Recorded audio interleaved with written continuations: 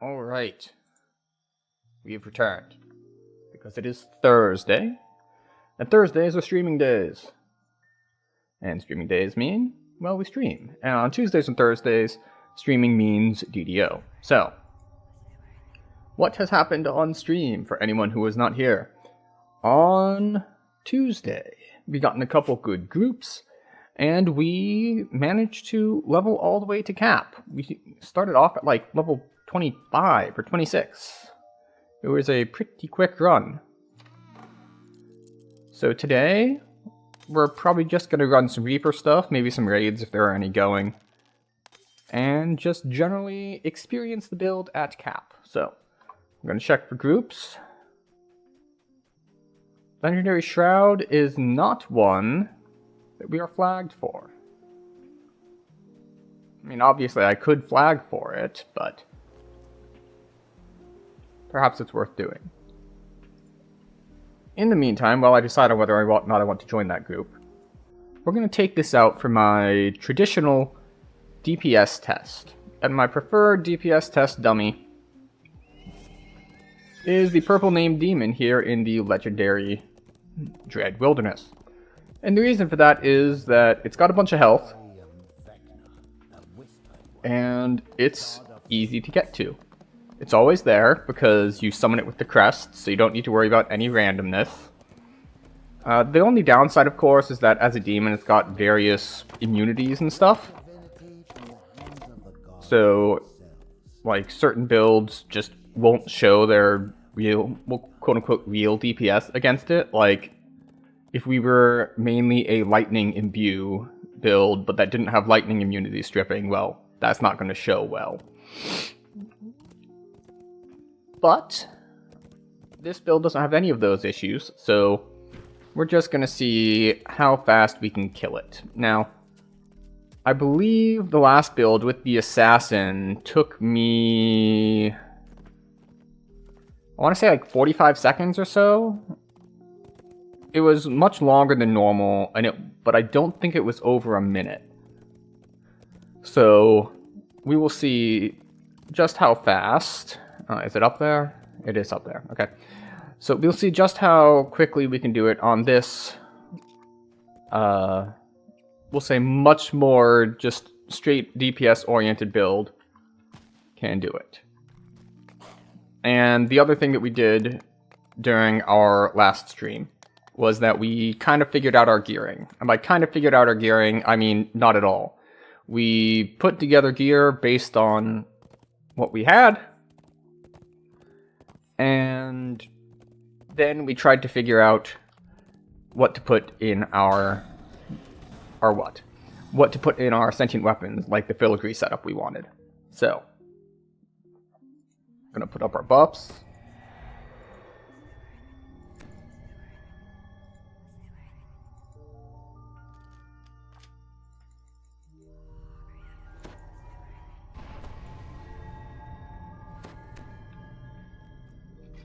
One,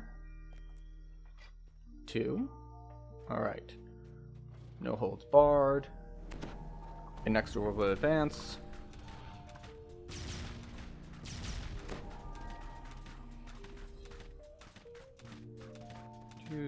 20. Alright, we had 20 seconds left on inexorable advance, so about 10 seconds. That's pretty quick. Turn this down a bit, and up a bit here. There we go. Alright. We'll go see if the other purple named are up, just because while we're out here we might as well. But, yeah, that's a lot of damage.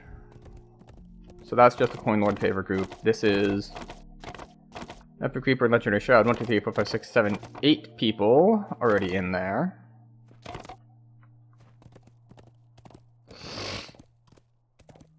And yes. See, the thing is, I don't really want to join late at this point. Like, if they only had 2 people, you know, fine. I'm okay with having them wait for me to run through the flaggers, but if they're already almost full, I don't want to have them have to wait for me to run through the flagging quests. So we're probably gonna just go somewhere else.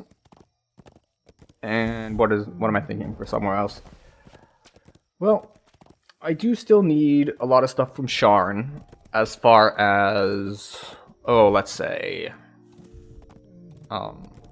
like the cards from Sharn are something I need, and by that I mean the cards that the saga gives. So that's an option. Also, there's the filigree that can come from there. There are also options for, oh, what was I going to say for options for? There are options for challenge runs, for things to do at Cap. There's obviously we can hit Myth Draenor just for item farming purposes, because there's a lot of stuff I don't have from there, and we can try that out. We can try, like, the same quests that we were doing before on the Rogue, and see how much easier they are. We can put out, you know, 5-ish times the amount of DPS. Now, I will note that the test that I did is both, we'll say, accurate and inaccurate. Like, obviously, its overall DPS is not going to be equal to what it can do during Inexorable Advance.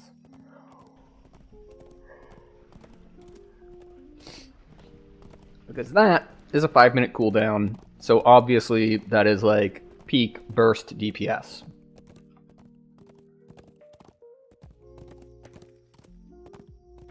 But,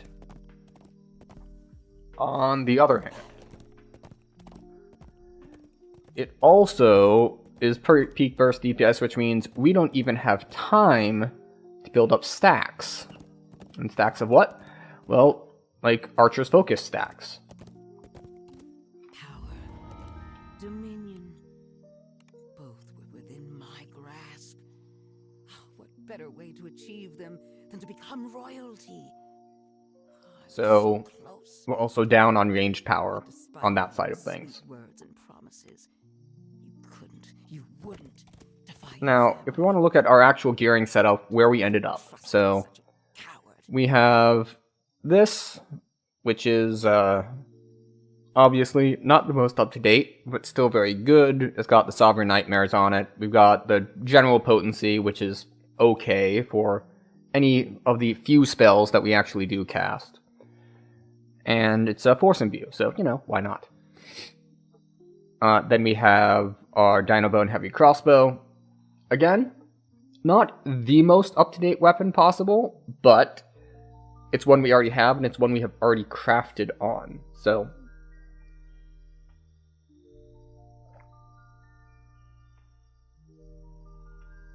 As you can see, we have crafted a bunch of stuff onto it, and if we want to look at the filigree, so what do we have? We have 1 Snow Peaks, we have 3 Crackshot Negotiator, we have the +2 Intelligence Raid filigree, plus an extra Voltaic Experiment for Double Shot. That's to get us the 3-piece bonus to Double Shot. And then we have the Raid Filigree that's just straight up ranged power. That's just there for ranged power. And then we've got 2-piece Dreadbringer, and that's just for more ranged power. And then in this one, we have a Gift of the Snow Peaks for an Imbue dice. We have 1 Crackshot Negotiator, ranged power. That's ranged power, and it gives us double shot from the set. We have the 2-piece, and then we have our 2 Raid Filigrees, which is, as we saw in the weapon, 1 for +2 int, and 1 for 10 ranged power. So, our just standing stats here, in town with our long-term buffs up, is, we're looking at 134 double shot, and 262 ranged power.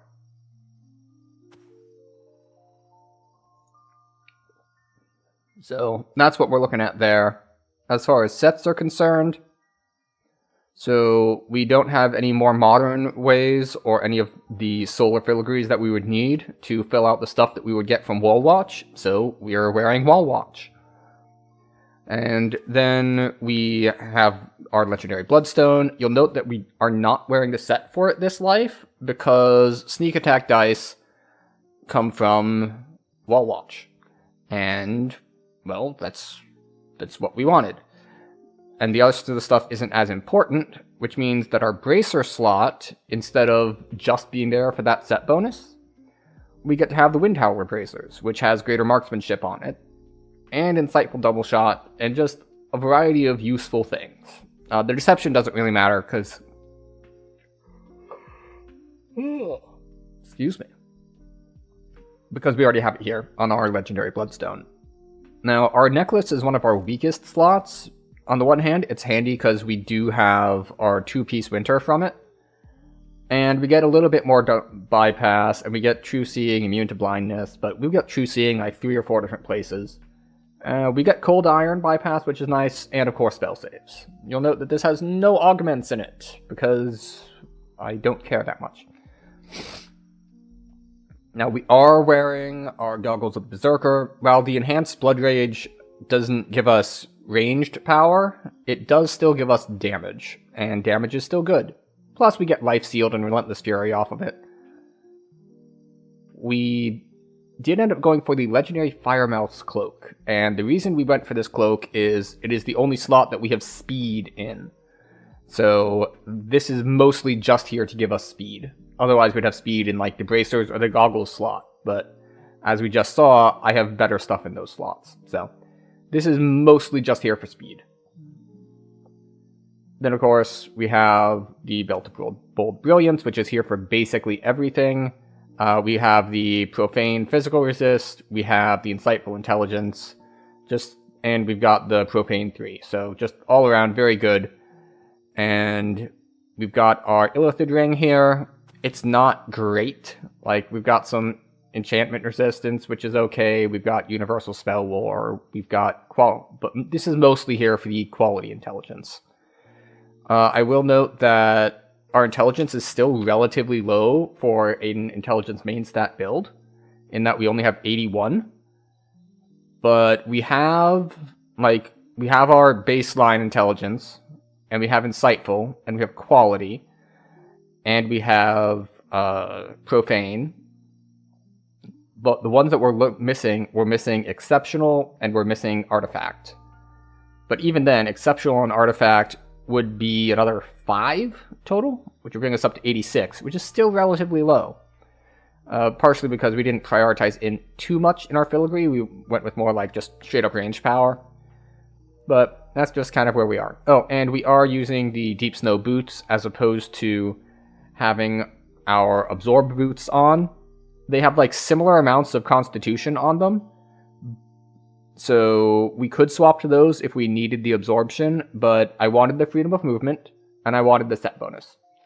Our fortune bonus to melee power, of course, here does not really help us, because it's melee power, and we are ranged. Actually, speaking of curses, let's curse our rune lodestone, shall we?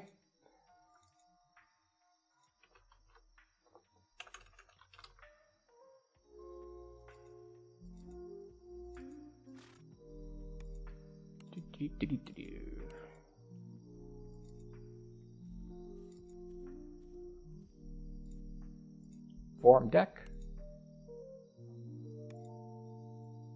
Bring this here, unlock it. What do we get?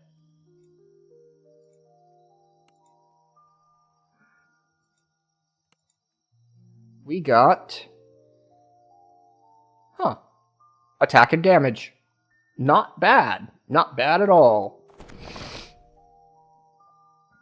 Oh, we don't have our Wall Watch set cursed either.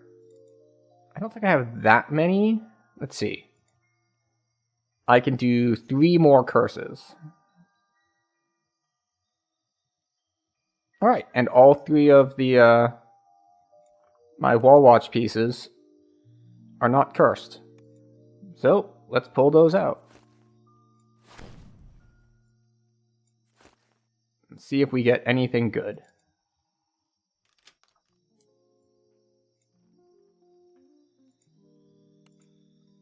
One. And a 2. And, wait, unlock. And a 3.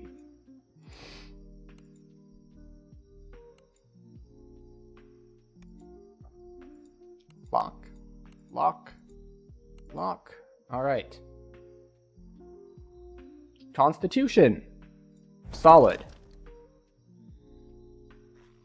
Wisdom. Alright. Not too important, but why not? And sneak attack dice. Very good. We got pretty lucky with our curses.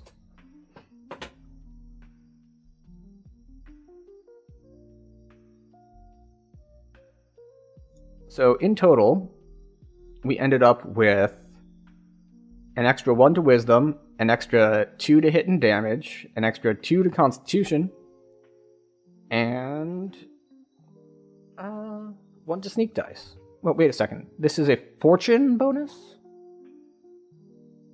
Alright, yeah, it's fortune bonuses. I was just, because they both start with F, I was thinking, I was mixing up fortune and festive.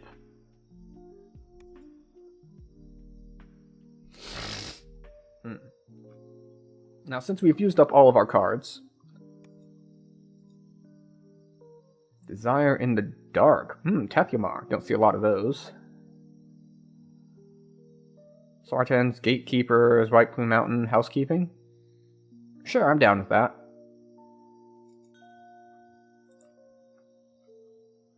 We'll head into R10s. We can handle that. Let's see. We should get more res scrolls, just in case. Is there anything else?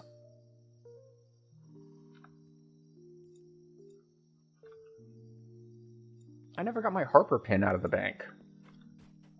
Well, let's fix that.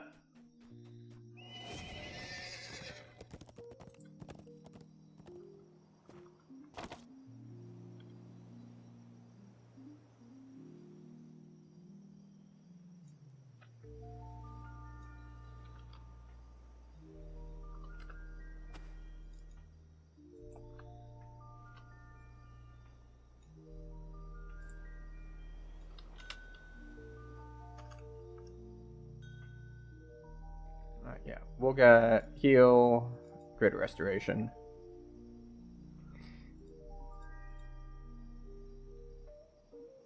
Greater restoration, heal.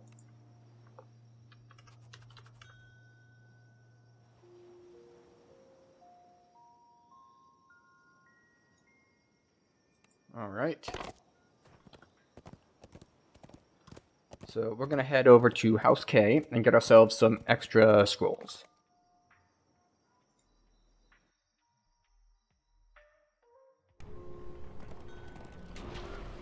Because it is R10 after all. And there's a decent chance that we are going to have to res people. And there's a decent chance that other people are going to have to res us.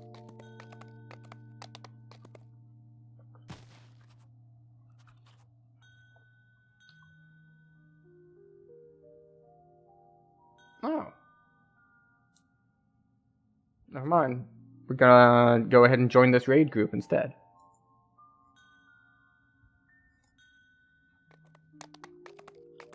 In which case, we will also grab extra res scrolls.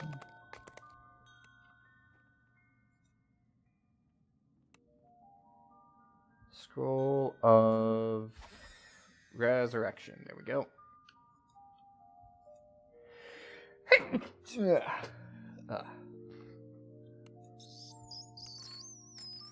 How many do I want?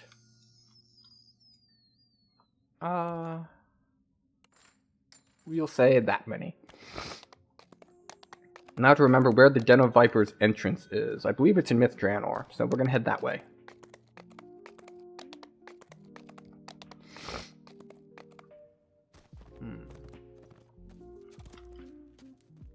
Gatekeeper's Grove, and then I'm going to need to blow my nose. I made the mistake, while we were preparing for stream, of going outside with the dogs, and apparently, something I'm allergic to is started releasing its pollen. Most of, like, the real visible pollen is gone, but apparently the allergen one is just kicking in.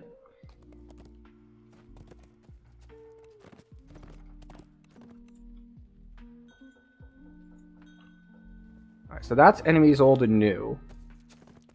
Where's Den of Vipers? I'll check the wiki.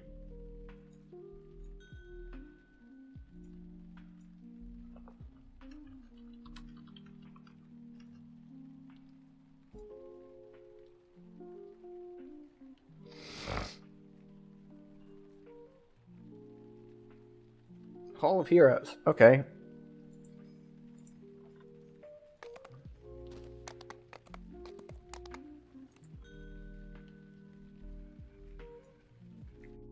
Off to the Hall of Heroes. And then I'm going to go AFK for just a moment to blow my nose and see if that helps things.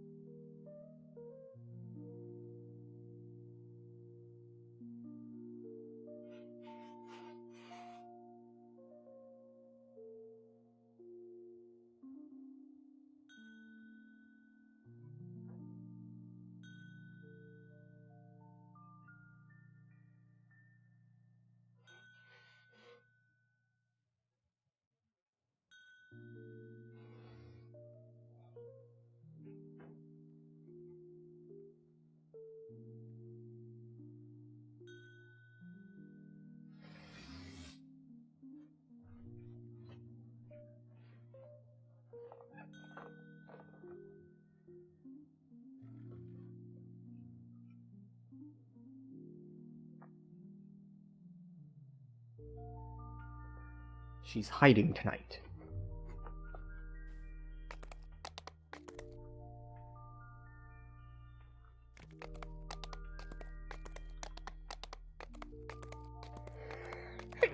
Yeah.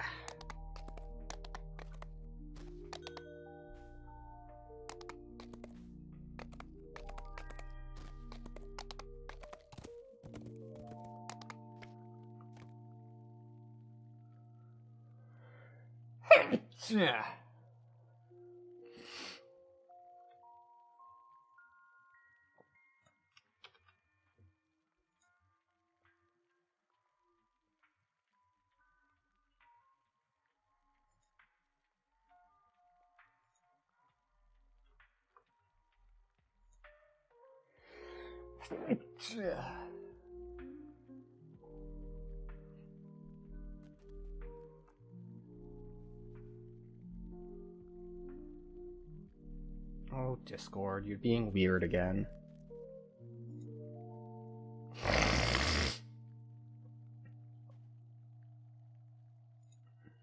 Why must you do this to me, Discord? Settings, settings.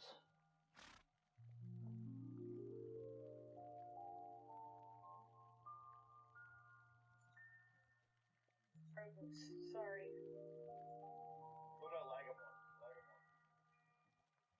What the hell's a lagomore? I don't eat rabbit.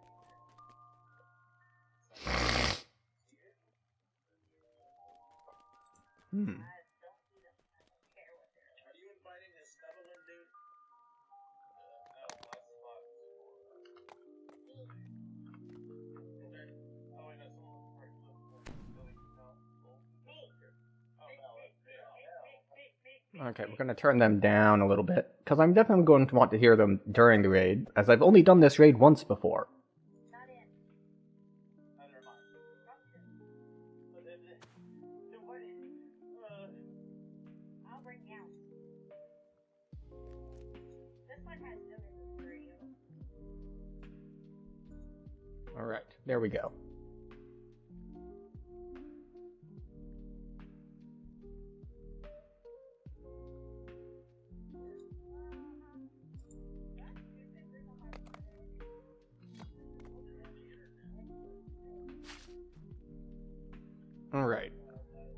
So we should be able to do our jobs here. The one potential downside is, of course, the Alright,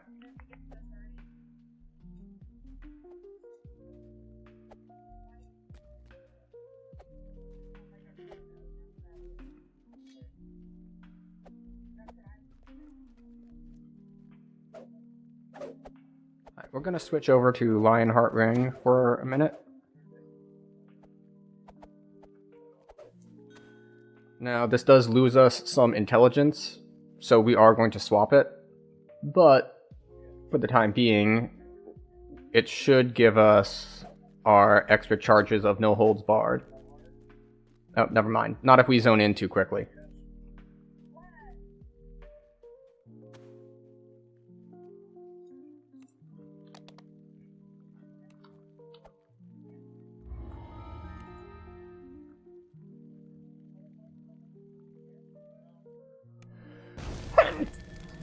Your travel through the mists to this temple was unusually easy.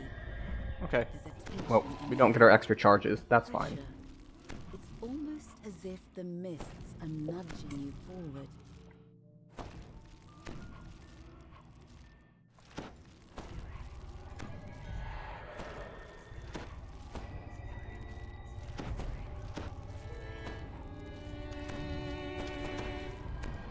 We're just going to conjure up extra bolts. We really just don't want to run out mid-raid. And we just cleared inventory before stream, so we have plenty of space for like an extra 2 or 3 stacks, if that's the problem.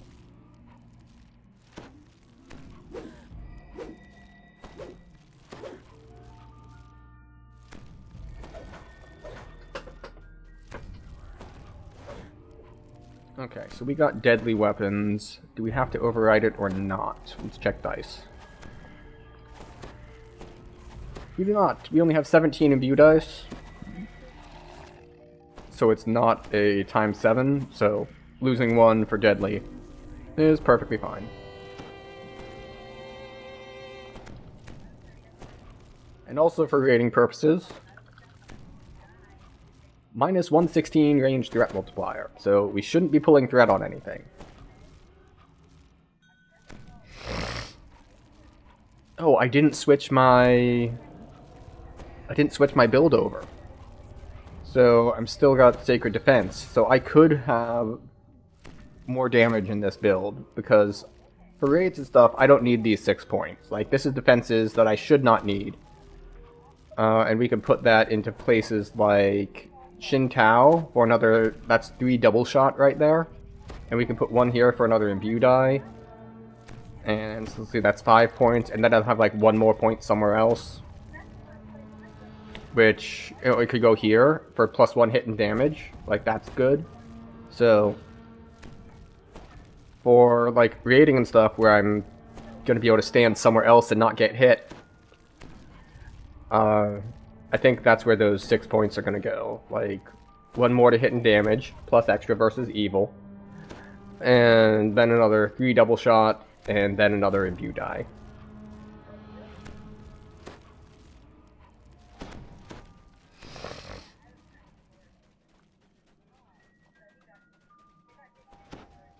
The Guardian's camp Alright, has off been we burned go. to ash.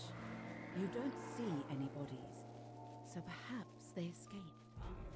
The likely author of all this destruction awaits you by the temple entrance. A terrifying Balor. Do not flee, mortals. I have an offer that may serve us both. Then we have a bargain, mortals. I await your success. Do not make me wait long. I'm just gonna kind of follow everyone because Wounded Guardian as I mentioned earlier, I've only done this quest once, so his eyes I don't know He motions for you to approach. what I'm doing. The Guardian orders everyone to take a lantern and head to the ritual room. Once there, use the lanterns within the 5 circles repeatedly until they are all fully charged. Only the ritual lanterns from these stockpiles will serve here. Other lanterns you may have obtained are not designed to function here. Should Miststalkers attempt to corrupt the circles, use your lanterns to mend the damage, or to expose the stalker and slay it before it can let's do see. harm. If your lanterns run out of power, return to the switch here for a fresh one. If the magic is involved, you can only carry one lantern at a time. When all the circles are empowered, you must This is awkward. protect them until the Dark Lord is summoned into a physical form. Destroying that form will bind its spirit back to this domain, ending the threat. A brief My, The Guardian adds dryly. Please speak with me if you have more. my speed and my featherfall swap are in the same slot. Ill purpose blows here, making it difficult to keep your balance. You'll need to account for the shifting wind as you navigate this room. The ritual circles are I didn't go through that room last time I was here, hum so I don't know fills the exactly what's air. happening. You will need to keep the circles clear until the magic is completed. Naturally, the enemy has other ideas. The battle is joined. Underlings of the Five Fangs charge in from the mists.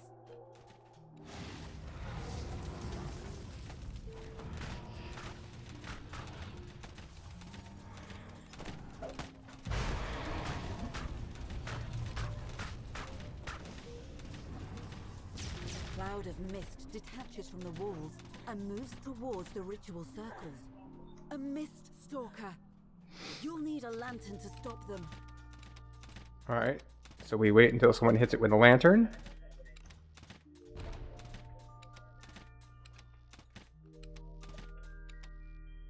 Alright, looks like a couple people died on the way in here. I don't know what killed them, because I don't really know how this quest works, besides that you need to kill the 5 things in the 5 ritual circles. But besides that, I'm not super on top of it.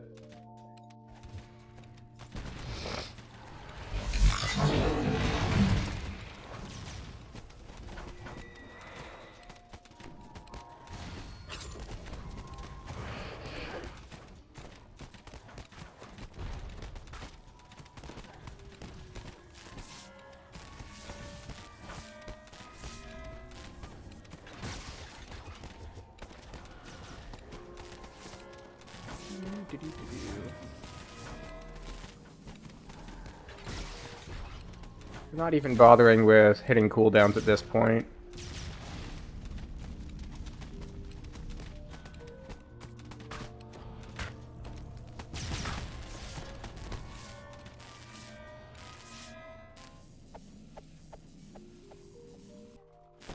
Just kind of serving as artillery.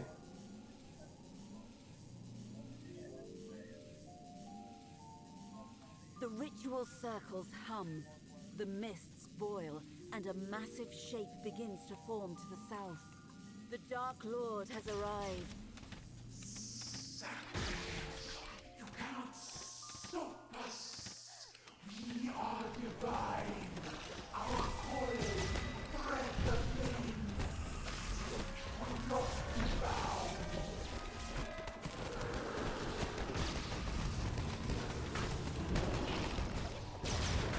Okay.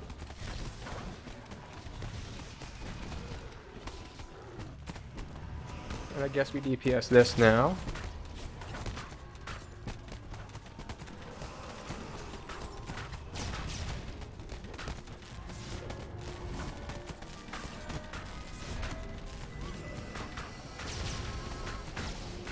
A wave of mist and clings to you.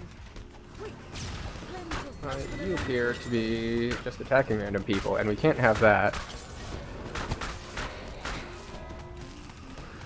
Alright, so we'll use this lantern to dispel the buff, I guess? Or debuff, or whatever that was happening to us. I believe that's how that works.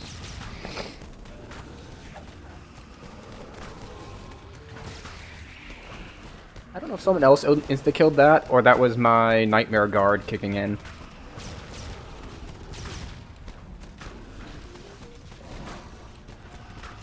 Alright, there's another Mist Stalker over there. The Hydra's blood flows like an endless river, yet the monster does not flow. To overcome this creature's divine Alright. vitality, Kill the Fang. more than a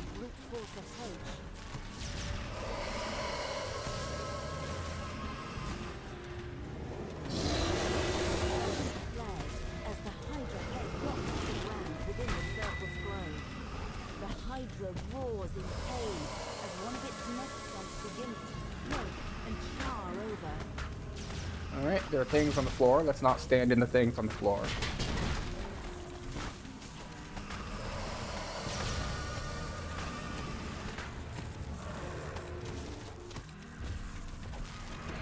Let's stand in this.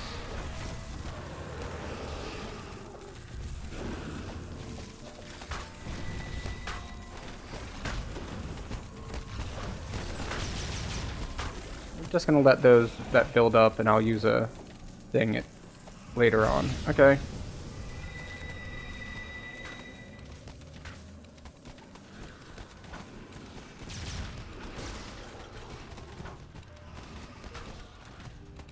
So this is pretty chill as ranged. As melee, I was all worried about having to like not get hit by the thing all the time. Yep, I see it. Once someone goes and hits it with a thing, then we'll be good to go. Yeah, there's no way I'm gonna have enough lantern charges here. How is this supposed to work?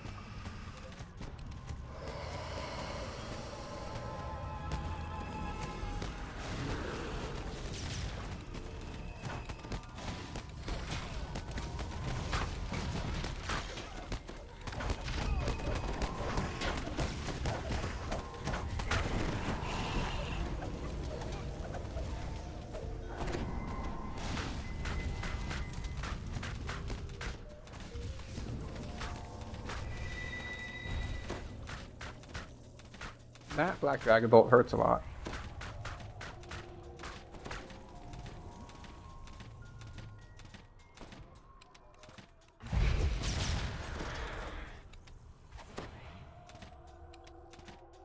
Alright, I suppose we should be rezzing people.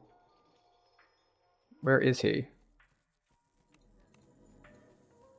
Yeah, neither can I.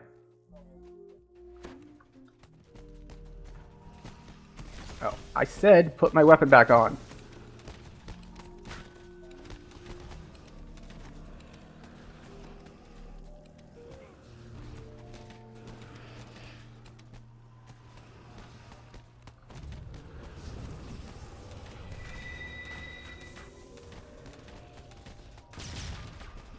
Alright, I don't see anyone else ready for res besides the one that I couldn't find. Right.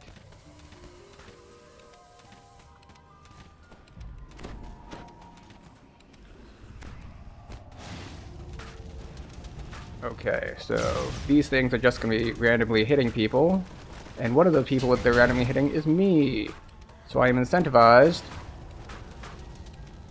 to take them out.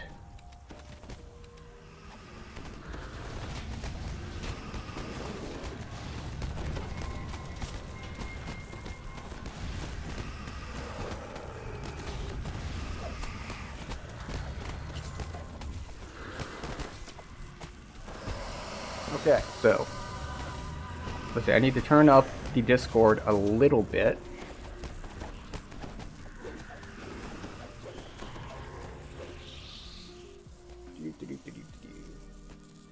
There we go. Because I could hear them pretty easily until we started combat, and then it was harder to hear them over, like, combat sounds. I got like a whole minute yet.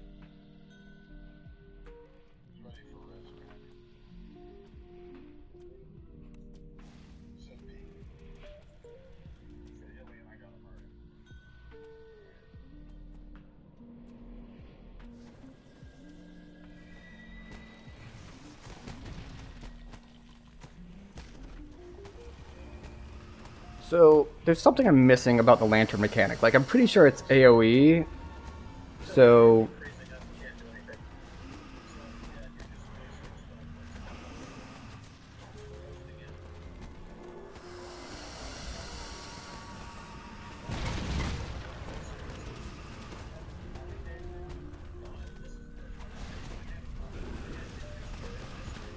Huh. Oh. Someone's computer is exploding.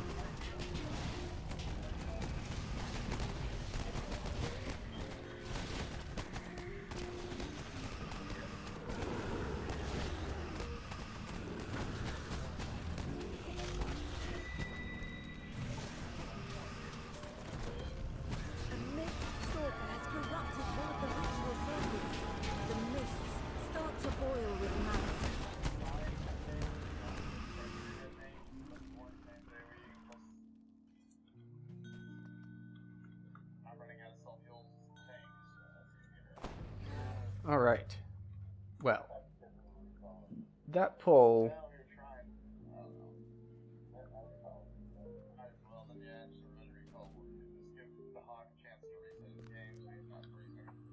Alright, so...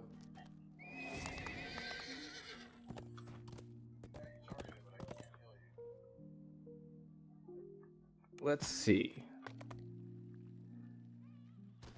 This time, we will have our extra charges ring on when we rest, so we'll have more no-holds-barred charges, which is going to be nice.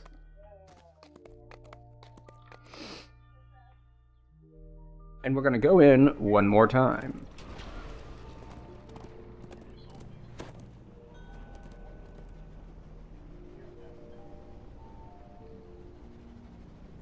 Gotta love the incapacitation from hitting the thing, because there's a window of time, like, between when it, like, because I already had the buff, so it, like, you lose them and regain them, so you lose constitution, and thus you lose health points and go negative, and then you gain them back, so you're up again.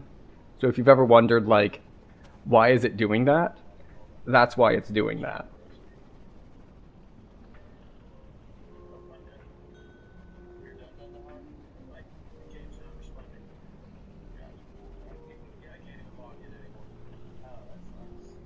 Huh.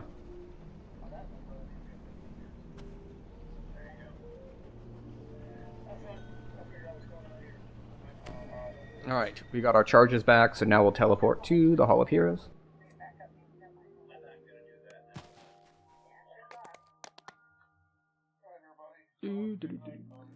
We were in on hard. So I don't actually know the mechanics of this raid very much, besides you need to use the lanterns to remove the debuff, and you need to use the lanterns to reveal the Mist Stalkers, and I don't know how the raid is supposed to collectively have enough charges for that, because, like, just only using my lantern to dispel debuffs on myself, I ran out of charges, and we were nowhere near done. Like, because I know you have to kill the various heads in the 5 circles, and we were only on the 2nd head. So that was a problem.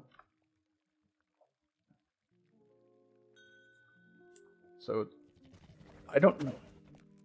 Oh, you can go back and get more? Ah, I see. So hopefully that's intended. That you can, that you leave and come back.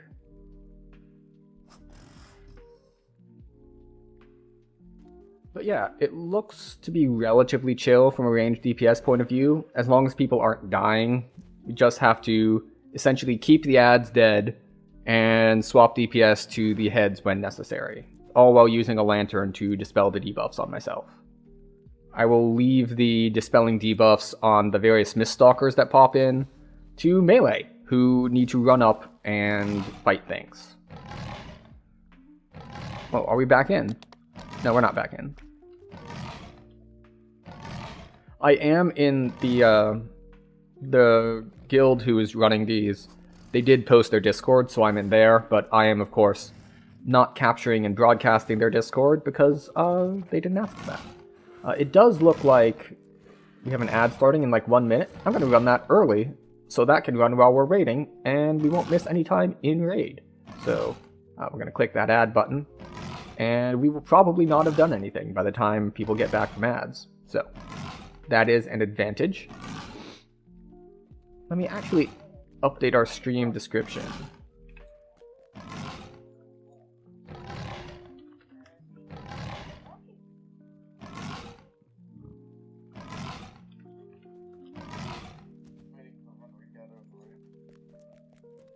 There we go. We're gonna update our stream titles.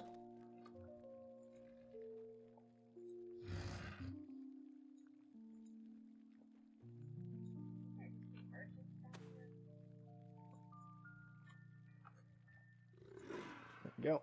Update those. Somebody just asking, like, wait, didn't it used to be merchants? It's like, yeah, maybe.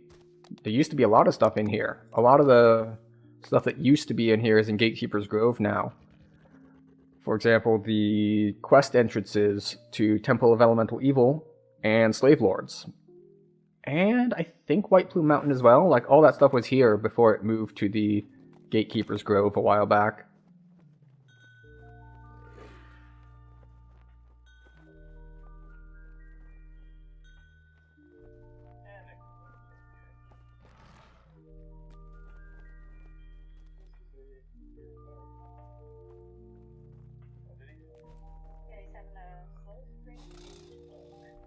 Ah, yes. I'm assuming by slow screen change bug, he means the, like recovering from failed teleport kind of bug.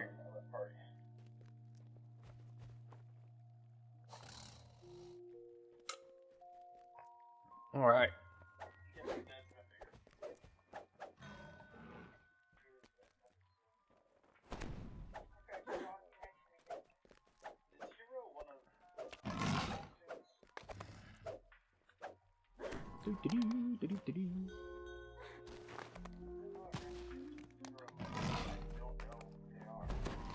Let's see, actually, speaking of knowing people, there's a lot of names in here that I don't recognize.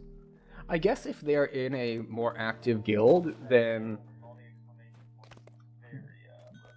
the only people that I would recognize, of course, would be people I've grouped with before, like in randoms.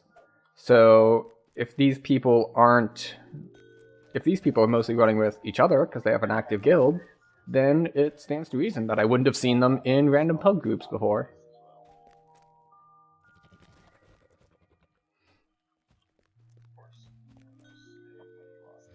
Oh, right, I can make that change now. One more point here. Double shot. Alright. We've respec'd into more damage, and we lost 25 magic resist and 25 physical resist. So, we just need to not get hit. Of course, the trick there is that I didn't die to getting hit, I died to casters. So, down to only 53 magic resist is not ideal. Wait, that seems exceptionally low. Oh, right, I don't have profane magic resist. I have profane physical resist.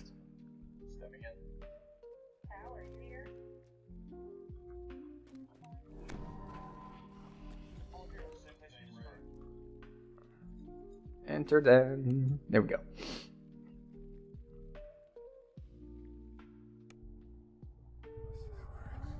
Your travel through the mists. Alright, This so travel was unusually easy. There's a tension in the air. now that we have our long-term buffs It's up, almost as if the mists are nudging you forward. and now we are at, just standing in raid, 143 double shot. Yay! 5% bypass deflection. Yeah, 5% deflection bypass, 28% dodge bypass, and 15 and 98 standing fort bypass, which means once our inquisitive buff gets going, that'll be up to 123. Oh, and we got a bard to replace the person who had to leave because their computer was exploding. So that's nice. I won't need to do any maintenance healing on myself. I just need to heal if I'm getting bursted down.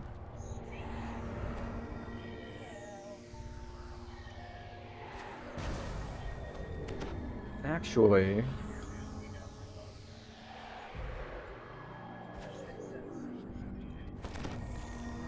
Oh, I didn't pull my warding boots out of the bank. I was thinking I could switch to the warding boots for all of the extra absorb to help with the casters. And I would lose a little bit of constitution, and I would lose physical resist, but nothing should be meleeing me in this raid anyway. So that's one possibility. But I didn't have those boots with me, so we can't swap to them, which is okay.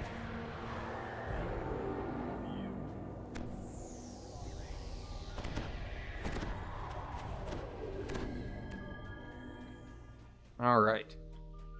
The Guardian's camp has been burnt to ash. You don't see any bodies.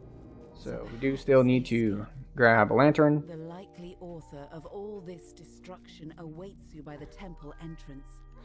And the very slow monoregen from the Bard song does mean that we're never going to end up, like, May serve us both. low on mana from just maintaining our buffs. Bargain mortals. I await your success. Do not make me wait long.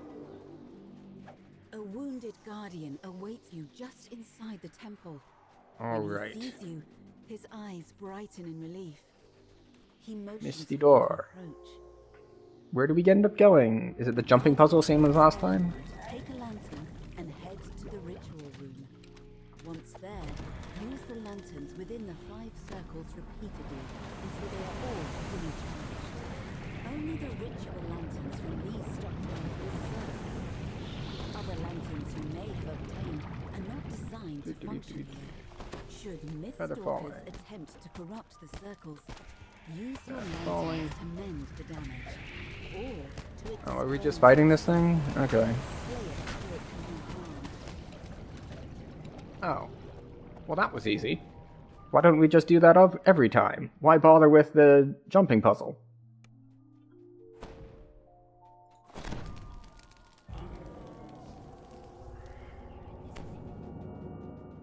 Alright.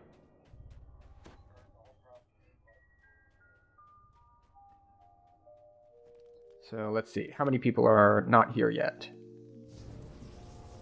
1, 2, 3.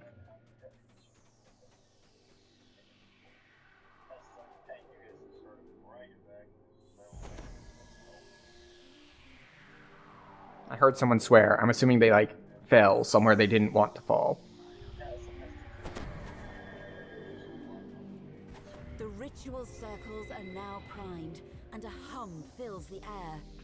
You will need to keep the circles clear until the magic is completed.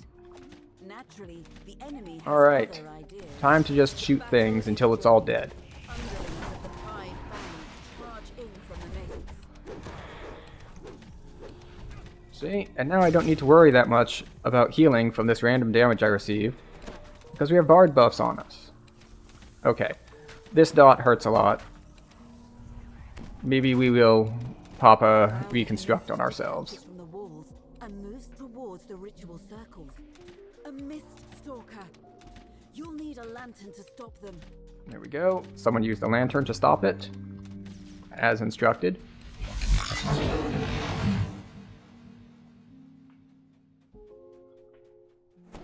And we're just chilling. Just gotta DPS stuff as it spawns. I think priority is the, like, humanoids first. Mostly because they cast spells and you can, like, one-shot them.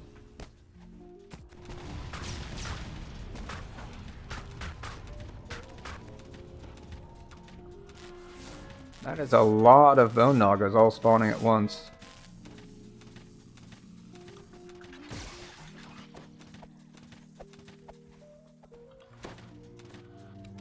Okay. Lots of bone nagas. Another Mist Stalker, but we do want to kill the mages and... Oh. Got frogged.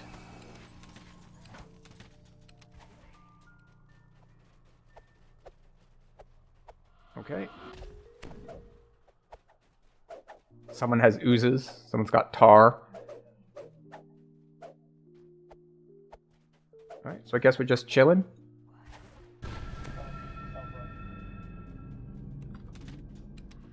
The ritual circles hum. The mist boil, and a massive shape begins. No, to you form don't. from the sound. The Dark Lord has arrived. Alright, something hit me with Black Dragon Bolt, which sucks. I want to move somewhere where that the giant Hydra thing is not. We don't want to be near the giant Hydra thing. That sounds like a good way to die. And as ranged DPS, our goal is to not die. Well, that's as any DPS really. Cleanse yourself with the lantern. But,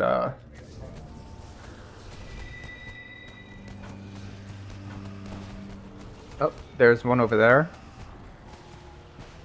But... Alright, there's a humanoid set there.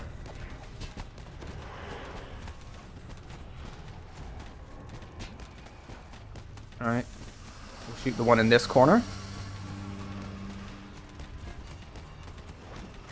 Another set of Hungry Mists? I just cleared Hungry Mists. I'm gonna wait until it builds up. We've got like 20 seconds left before I need to use my thing.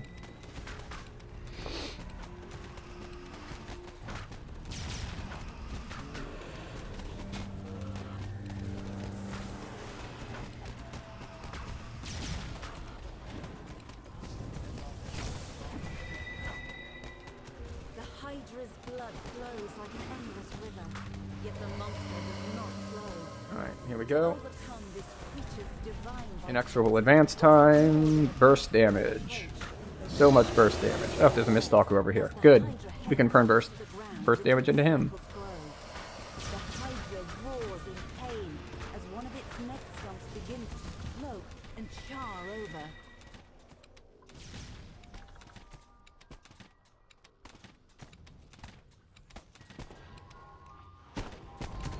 Go.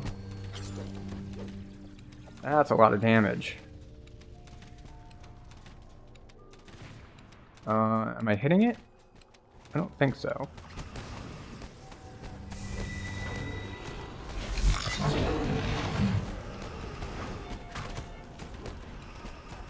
There's another Miststalker over there. Did someone lantern it? Someone did lantern it. Good. We can burn it down then.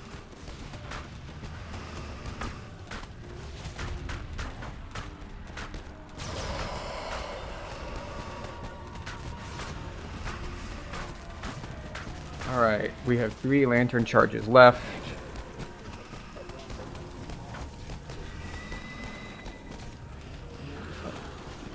There we go. The thing spawned. So we get to shoot the thing. It's kind of fun seeing the giant numbers that you get from actually being not in Reaper. Alright. Our main goal, I think, is to clear ads. I think that is going to be our role here as ranged DPS. It's easier for us to clear ads that are just spawning all over the place than non-ranged DPS.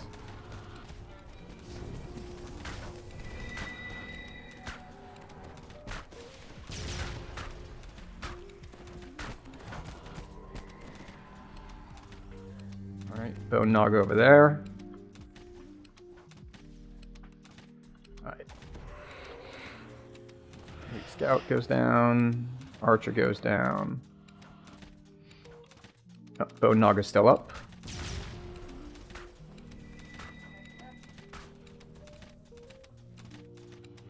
A mist stalker has corrupted one of the ritual circles. The mists start to boil with malice. Okay, gonna try to kill this thing. How many charges? Alright, we have 2 charges left on our lantern.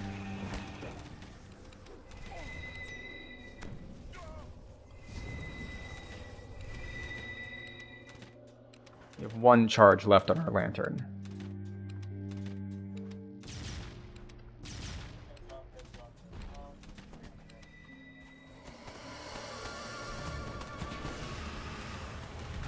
Alright. Lots of DPS on the Fang of 5.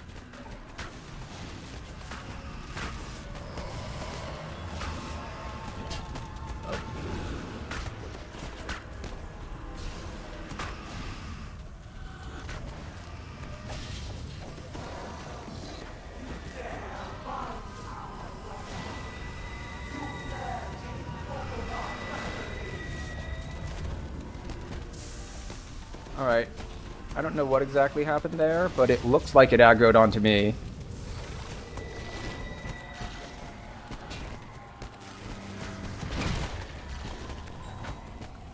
Well, I'm about to be consumed by mist because I was not keeping track of my stacks. What happens when it gets to 0? Is it just straight up death?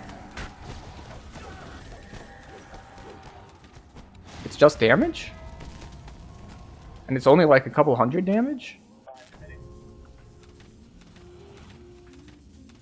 Alright, so there's a Mist Stalker over there. We can DPS that down.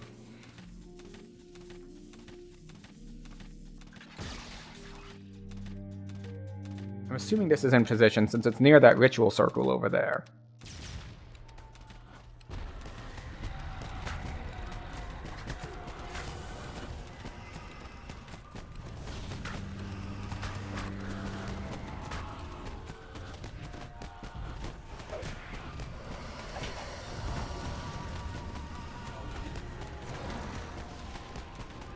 I don't have a lantern for it. Next level of advance is not back yet? Alright, let's take care of these guys. Go.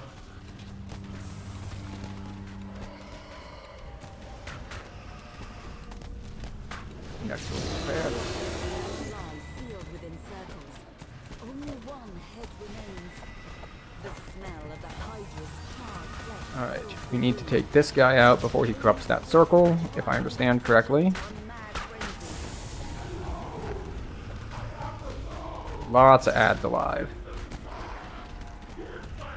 So we'll see if we can handle those.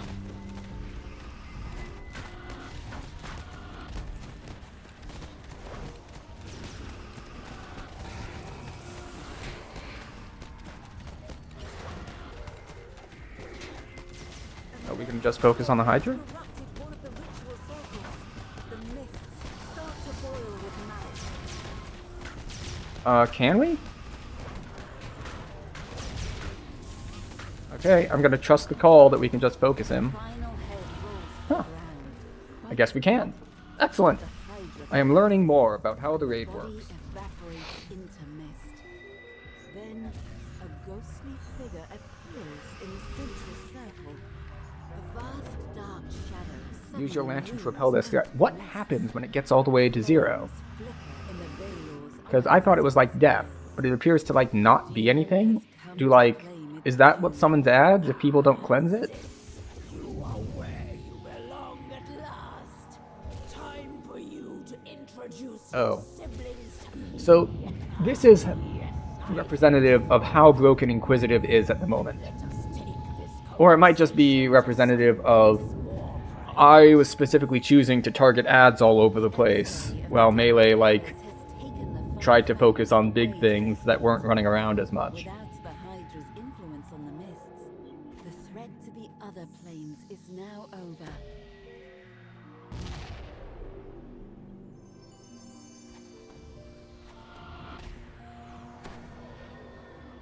What is this? A Warhammer. No. Yes. Do I have any reason to want this Warhammer? Sonic lore, quality mastery.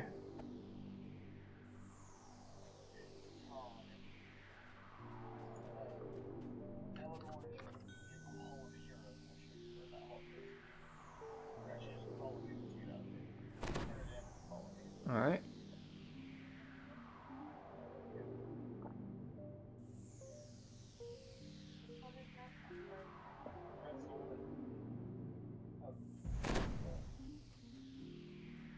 Alright, so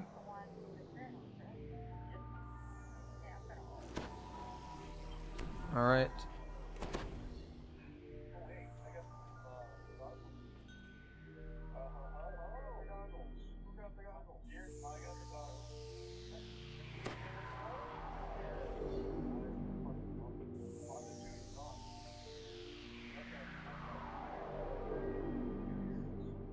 Beards is also the only one who rolled on this Warhammer.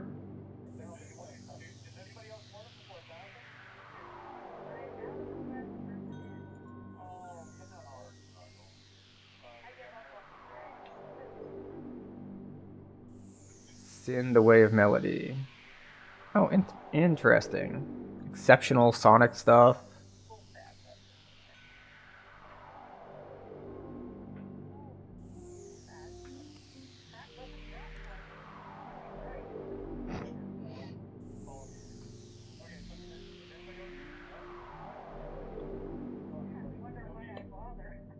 Alright.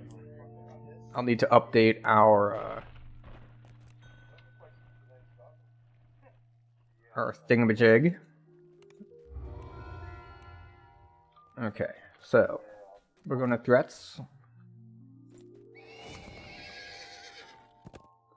which is we go to gatekeepers.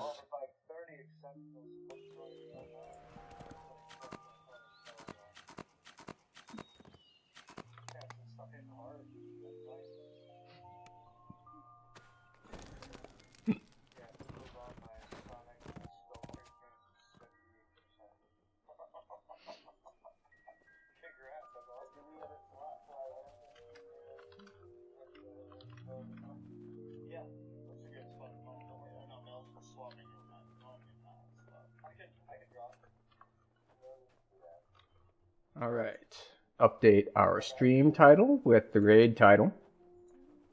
This is another one that I've only done once before, and the reason that I haven't done these raids, even though they've been out for a bit now, is that I was doing a lot of racial lives. So I was just going 1 to 20, and they released a raid, and I was still going 1 to 20, and they released another raid, and I was still going 1 to 20.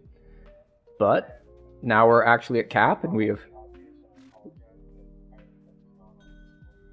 fallen our way into the into a raid group, so we're gonna check some stuff out.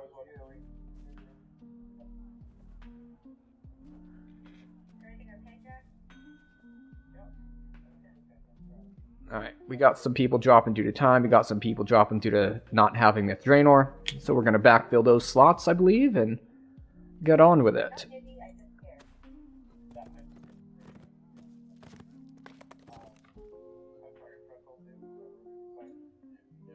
Let's see. We wanted to check for Legendary Greaves of Seasoned Warding.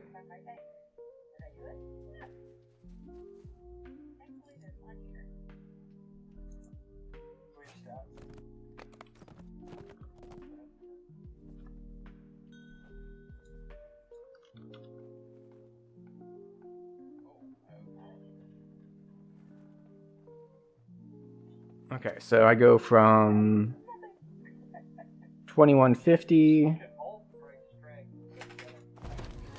Alright, so I lose 75 health in exchange for getting all of these absorbs. I think fire absorb is the important one. And, oh, of course, the other cost is we lose physical resist, so we drop down to 155.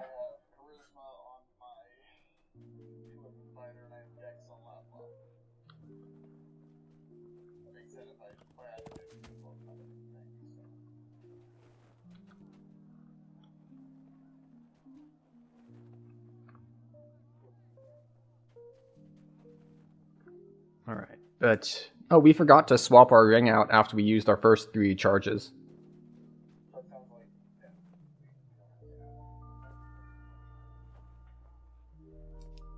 Because we do want to swap back to this for the quality int.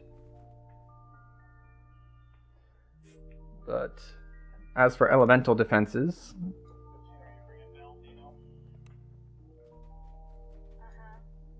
alright, so we are up to 54 fire absorb and 82 fire resist.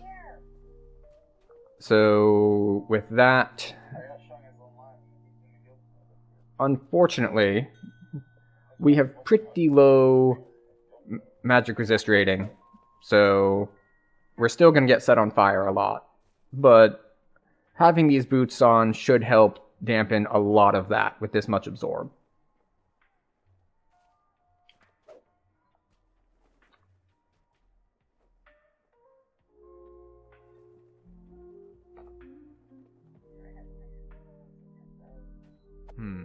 Do we have scrolls? We do have scrolls.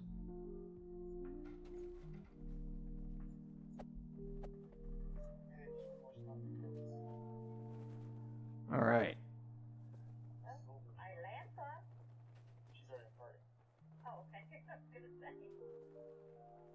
Oh, I haven't cursed these, but I used up Do you play as melee or range the first time you ran this raid? I was melee. It was rough. It's like the dragon continuously spins. And I couldn't figure out any way to really handle it. It's just like...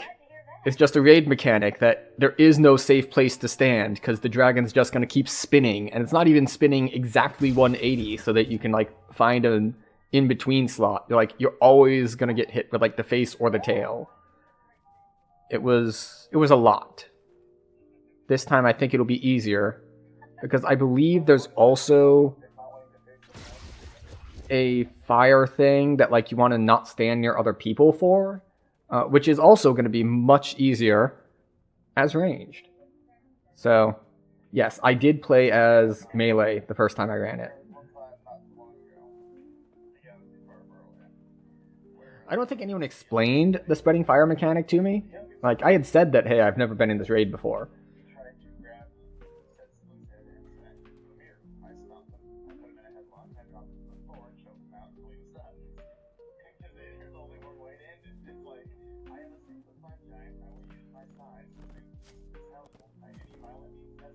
I did see that there's also like a stacking fire dot debuff, and I think there was some... And I guessed, it was not explained to me, because I saw anti-magic zones in corners, that I guessed that you could clear the stacking fire with standing in anti-magic zones. I don't know if that works or not, but it seems like it should. Because they seemed to want that sort of mechanic to be a thing with various quests in Myth Draenor that, like, you know, you can use the anti-magic zones to do things. Like, you can use it to break the connection between the Bone Warders and the things that they're protecting and other stuff of that nature. Now, generally speaking, I've seen that mechanic ignored. You just straight up DPS through the protections. But, you know, we'll see.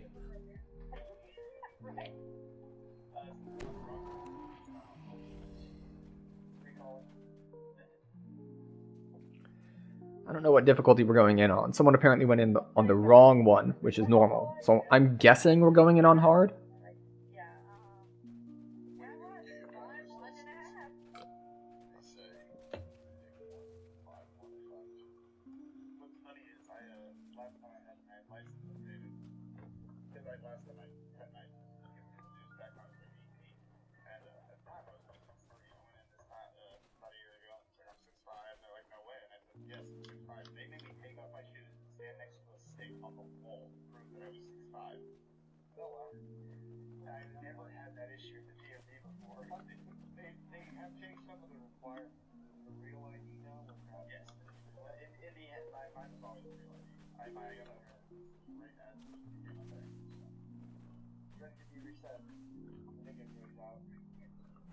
Just leaving bloody footprints all over the tents.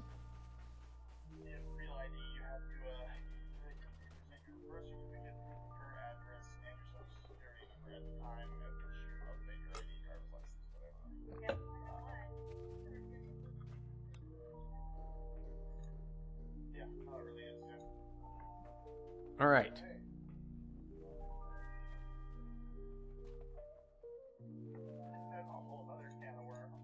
All right, it's locked. But I believe the different ads give some of the debuffs and dots, like the fire elementals drop circles. Good to know. I will look out for that. They have uncovered a dormant red dracolich in the ruins. Now the wizards are performing a ritual designed to control the creature that they have awakened. All right.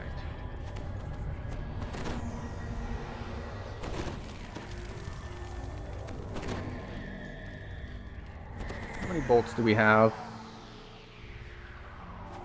Lots. We have lots of bolts. If I go through 4,000 bolts in this raid, something has gone wrong.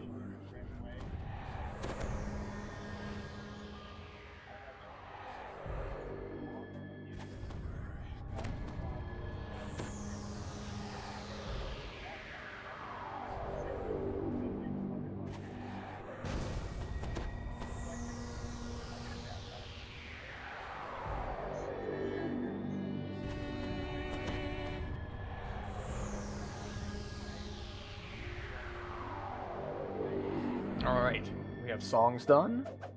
We've got buffs out.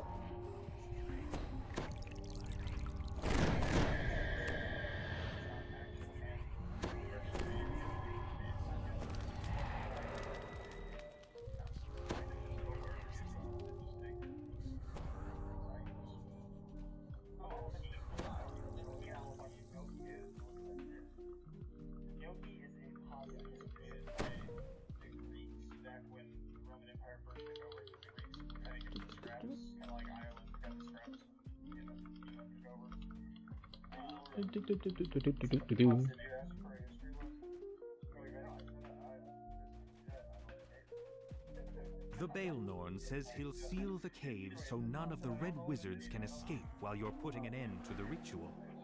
Speak with him again when you're ready. The Baelnorn has sealed the only entry to the area. Okay, Now so to end the ritual I know that we and ignore stop it this time and we go the past it Red over here. Wizards and the Dracolich.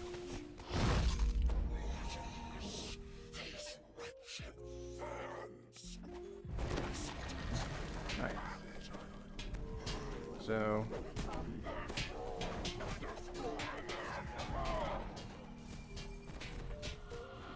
okay.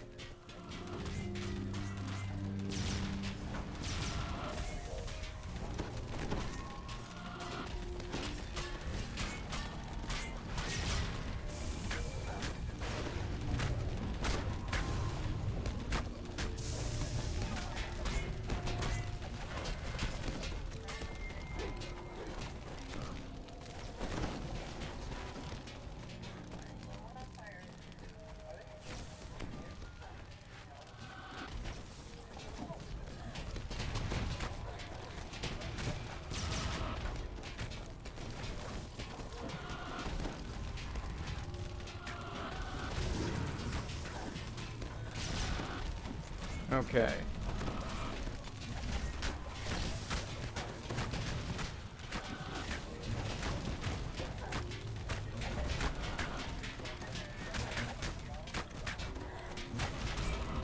Okay.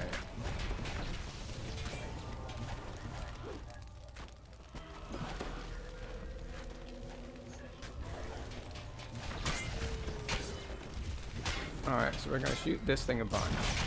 I'm pretty sure I was correct to try to bring the debuff somewhere else. Alright, I'm gonna stand all the way in this corner and hope I don't spread fire to everything.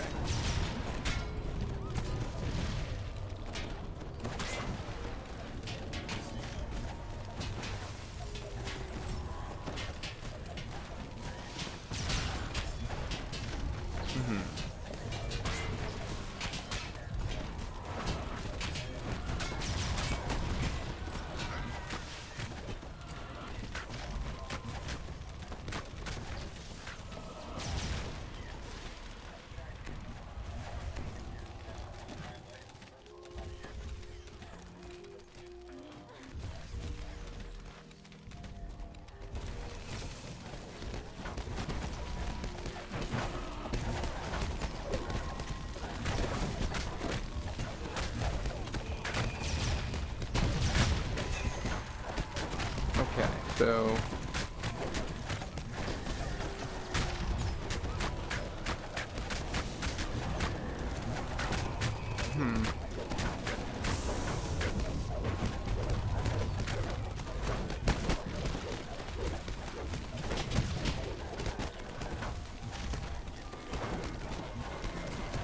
oh, I hit the wrong button. Or my spell didn't go off. Because I hit the wrong button. And I hit the, I accidentally hit lay on hands instead of my, reconstruct. But ideally nobody brings the fire in from the first room, and if they do, they keep away from the group to not spread it. Oh, so we just had, like, one thing just, like, bouncing all around through the group. Lovely.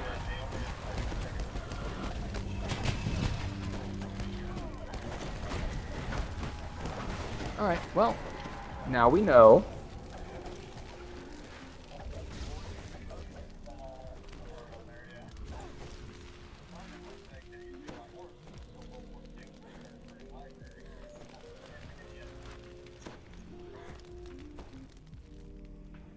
Well, here's my stone.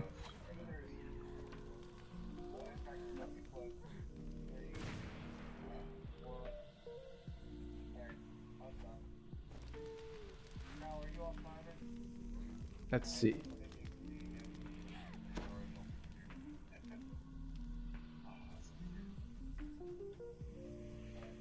you're not near anyone and it expires, then it goes away. Alright, I tried to do that. Alright, my timer is off.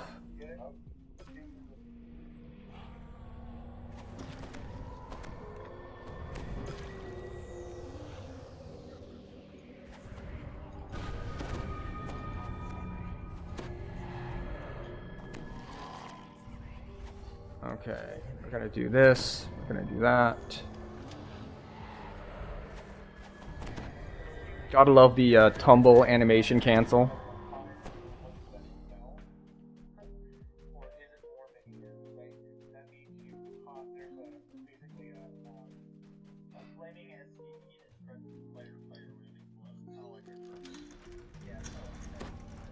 A Marilith blocks the path to the ritual room.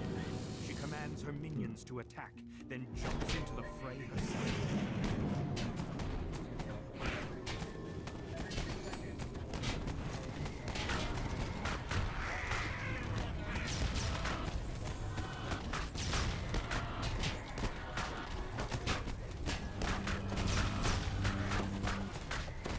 Can I just stand in this if my saves are high enough? It looks like the answer is yes.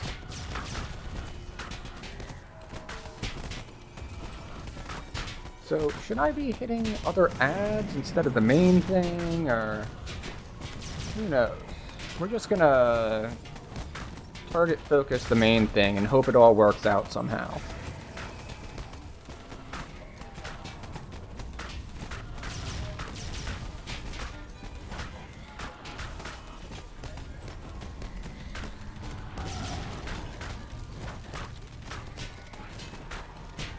Go. I didn't line up Inexorable Advance with most of my no-hold bard, so we've lost a lot of DPS. What does this say it does? Oh, that was the tank tried to move the boss, and she was like, "No one's in range of me." The commander gives a mocking laugh as she is defeated, returning to her home plane as outsiders do. Oddly, Where are we going? portals and barriers remain in place. Upon closer inspection, cracks have appeared in the barriers. Cracks large enough for someone to slip through to the other side. I don't know what I was supposed to do there.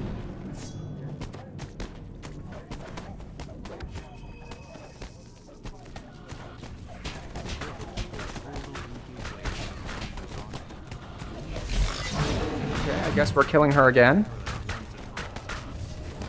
I think I remember this. Presumably, and this is just me trying to interpret things based on what people are doing, is that, like, you kill her, and then people go through the things, and then they do something so that when you kill her the second time, she actually stays down.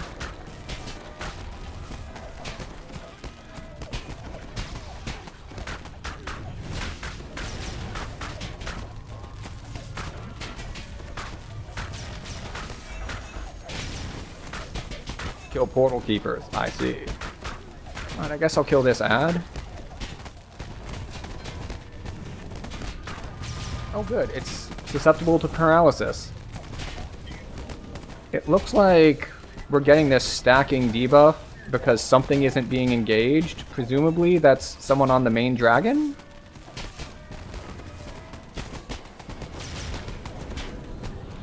They can take stones with them to get more interesting.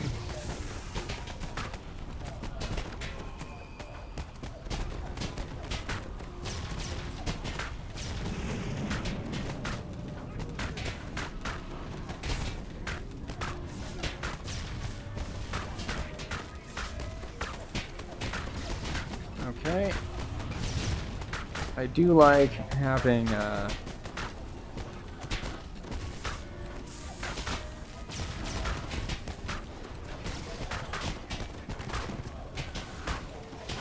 see.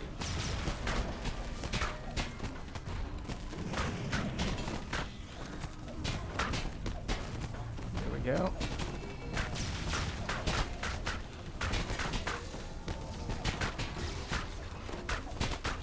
Okay.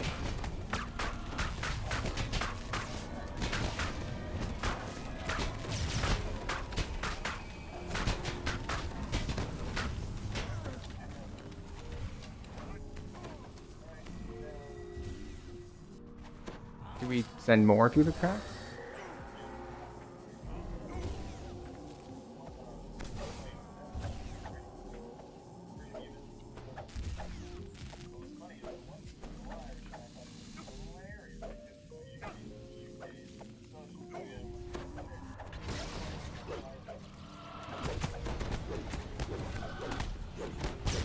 Alright, so...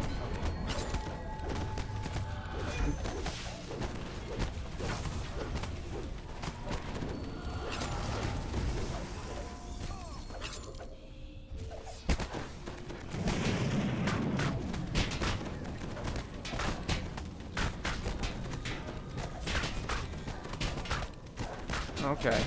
Maybe I should have gone through one of the cracks then. Well...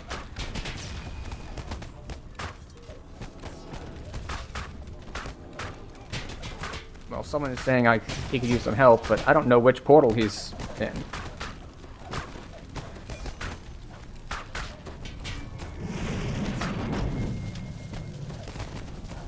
Excuse you.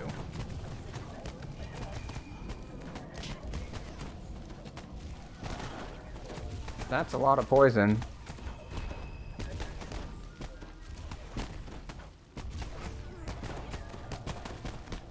Alright, so...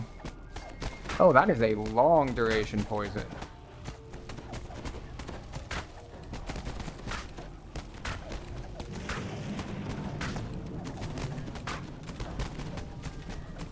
Alright, so we're not going to hit any cooldowns because apparently she doesn't stay dead until the portal keepers are dead. So there's no real point in trying to kill her quicker.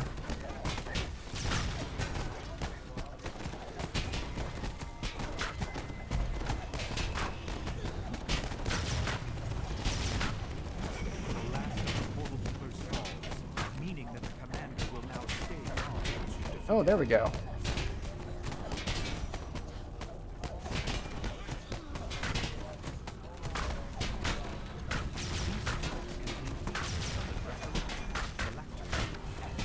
There we go. This time we hit them both at the same time, so we get to do just a ton of damage. Excuse you.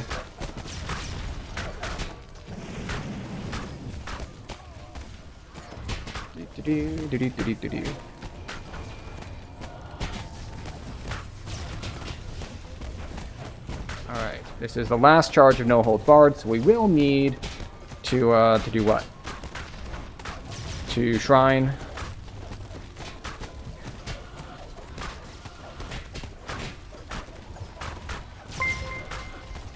Alex, welcome.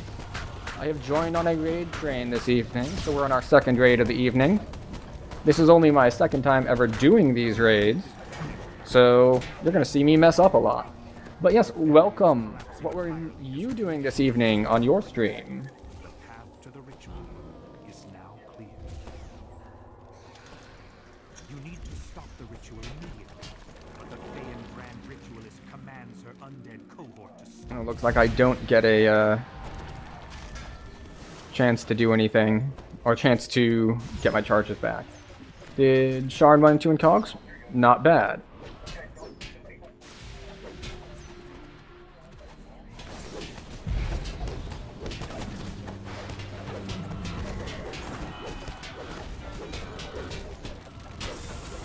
There we go. I also need to hit up Sharn and Cogs because I need the cards from those sagas. I have like hundreds of the other cards, but the cards from the Sharn sagas, don't have them.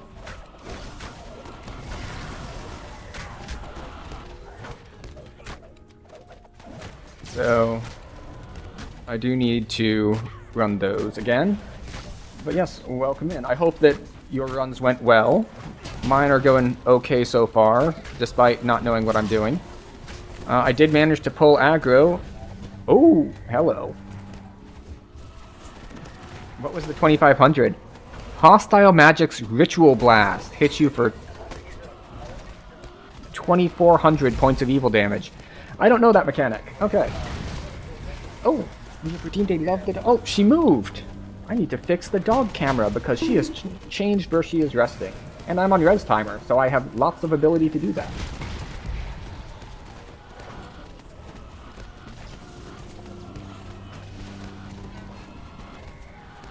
There we go. She has chosen her bed instead of the nest.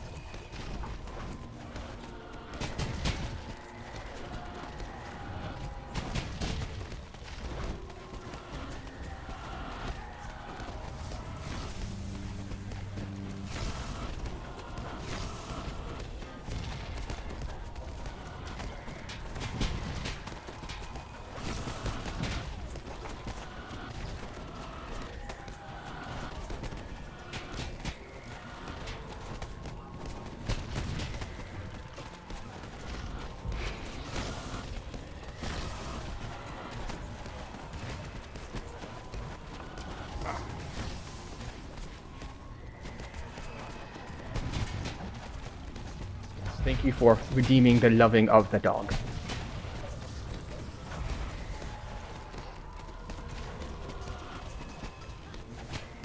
But okay, so I don't know what Ritual Blast is and why it hit me for that much, but it was enough to kill me.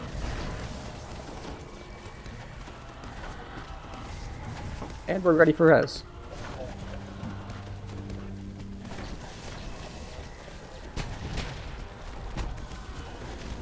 Presumably it's that, like, cyclonic blast thing.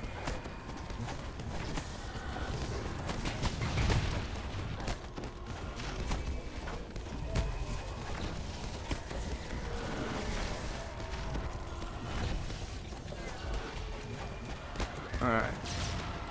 He's got 10 million health. That is a lot of health.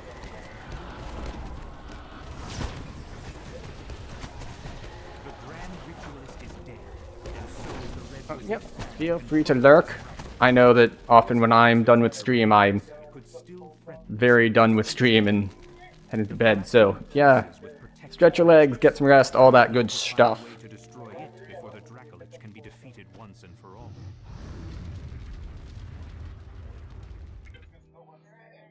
Alright, food and sleep. Take care, thanks for sending your people my way. Hopefully they will be entertained. Or educated. Either one works.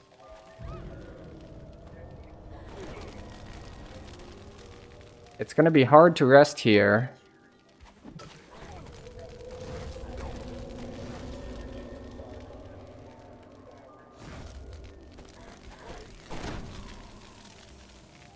Okay, so this is gonna go away, right?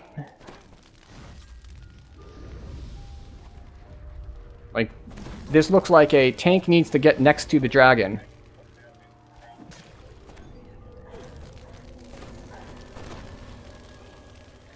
Alright, are we good? Okay. We'll try that again.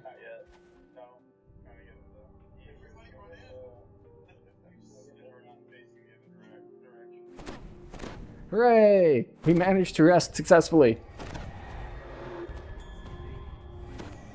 Sometimes it's the little things that count. Oh, it looks like there's an ad starting soon. Oh, it doesn't let me click the snooze button? Damn you, Twitch!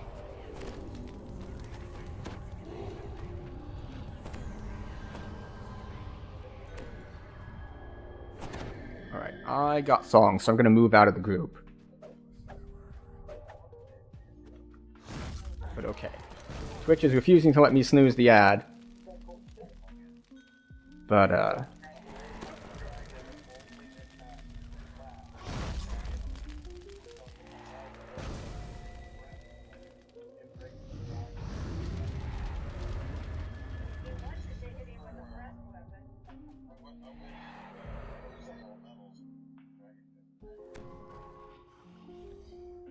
okay. Unfortunately, we got... Oh. Well,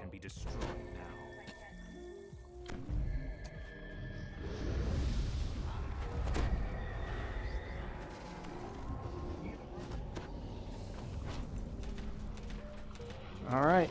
Let's just hit all the cooldowns and see if we can blow it up.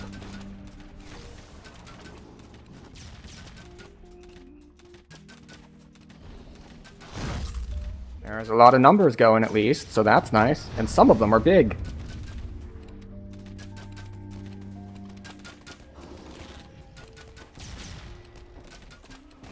Alright, I keep forgetting to use my, my rune arm.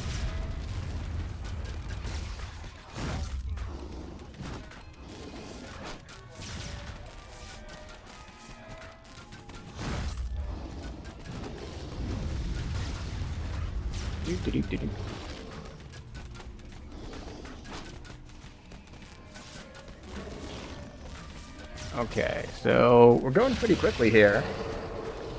Already got him down 9 mil.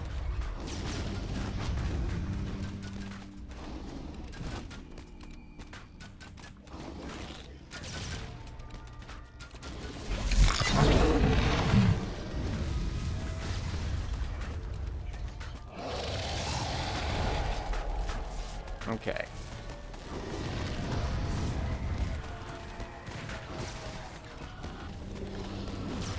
Alright, more no holds barred.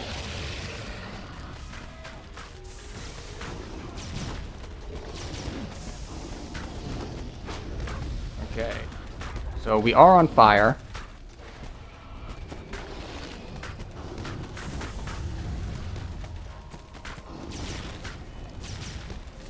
But we should be far away from people. I cast a heal on myself, but it looks like it was too late.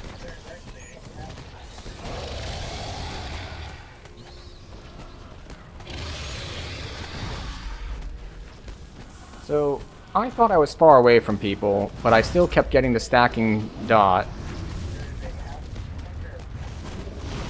It looks like I wasn't going to be able to heal through it anyway, because the last tick hit me for 900, and sure, my heal can heal for over 1,000, but it's got a cooldown on it. And I believe the dot is ticking more than once every 6 seconds.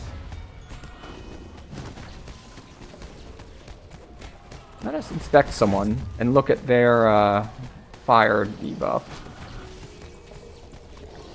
If anyone else is getting the fire debuff. There it is. Like, I see this person is on fire. Where's the fire debuff? Are they... Is it just not showing up here?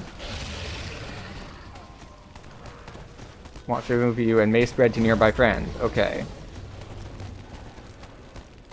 I thought that I was far enough away, but apparently I was wrong. And he's dying much slower, so...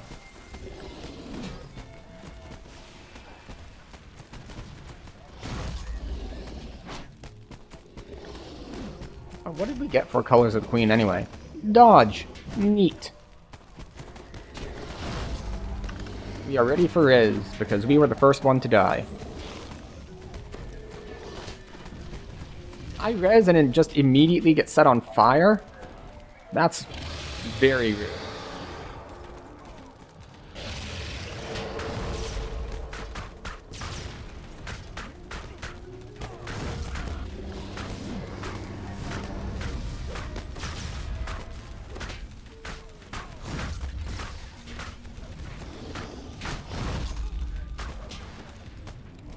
Alright, I don't want to be here, I want to be further away. The problem with being further away is that there's a good chance that I will end up with what? Like, being out of range of someone who can heal, who might actually heal me if I start taking a bunch of damage. So, that is the downside to trying to spread out as much as possible. I have a stacking debuff on me.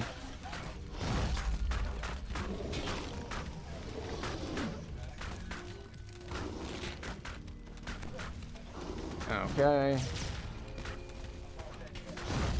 Put your fire shield cold on? I don't have that spell. This is mainly a paladin.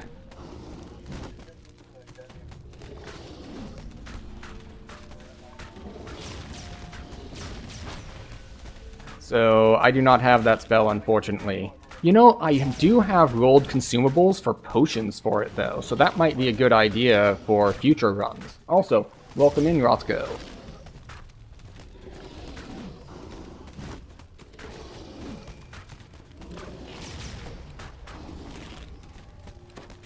Okay.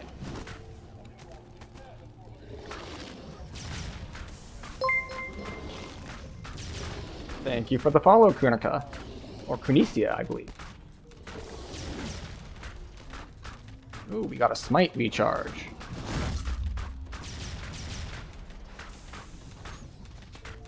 Unfortunately, we did forget to put on our ring of extra charges before we shrined, so we're going to have 2 fewer charges than we might otherwise have. But we will make do. And hopefully it'll die before then. But that depends on if people can stay alive. Oh, and it looks like that is being a problem. I'm just over here as far back in the corner as possible so that I don't set anyone on fire. And also, of course, so that I don't get set on fire by them. It's a mutual not setting on fire, hopefully, in the raid. Alright, last no holds barred.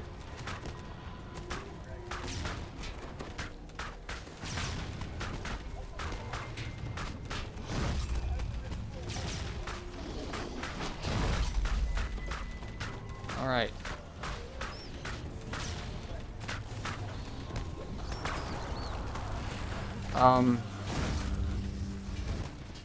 Did that get on me?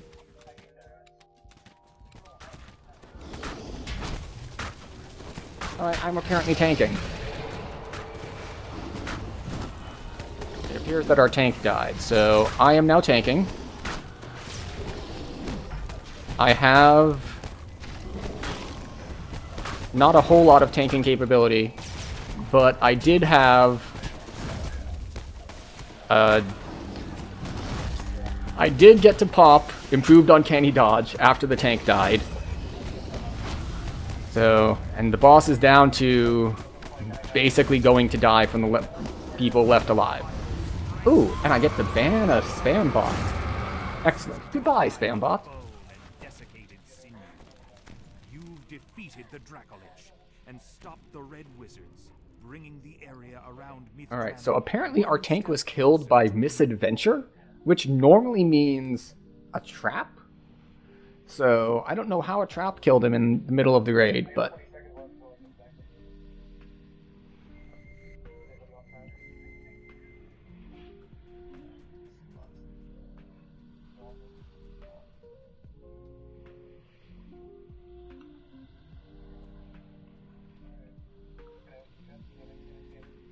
Let's see. Yeah, we've got like 20 seconds left, but okay. Yeah, I will say that is much nicer as ranged than melee. I don't need to, like, worry about the dragon spinning continuously, so that's good.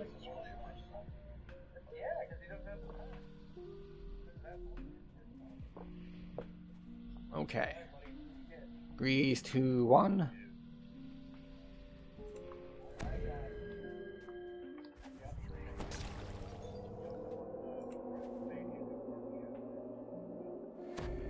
Alright.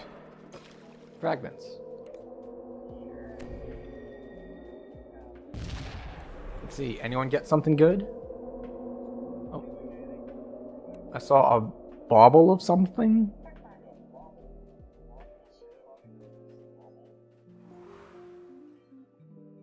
Dodge, natural armor, quality sheltering. Okay. I mean, I guess it's got a sun augment slot, so it's got that at least. But I think it was a trinket slot, so even on my first life or tank, it would be... I would be hard-pressed to... Wait, is it a... Yeah. So trinket slot is on my first life or tank, where I have the Heart of Sulmadis for curse immunity.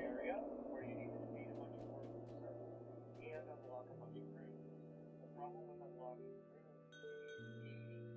each stat to unlock it. So, for example, you would need a character that has 80 in strength, and then normally it's different characters, 80 in dexterity, and 80 con, 80 intelligence, 80 charisma.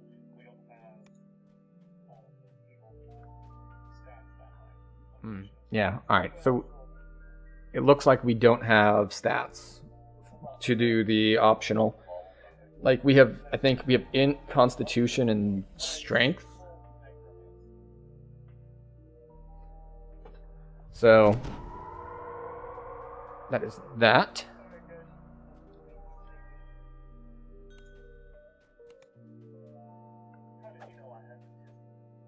Alright, and we're recalling out.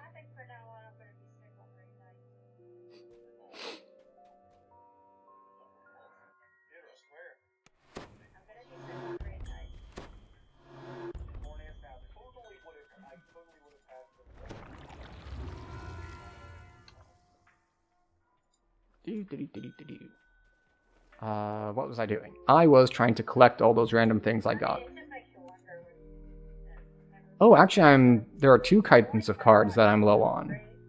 One of these is Sharn and Cogs, and I forget what the other one is. But I've got tons of forbidden cards. So many forbidden cards.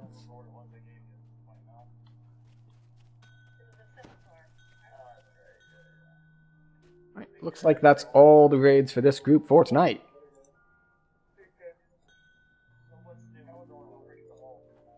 Oh. And we will leave this call.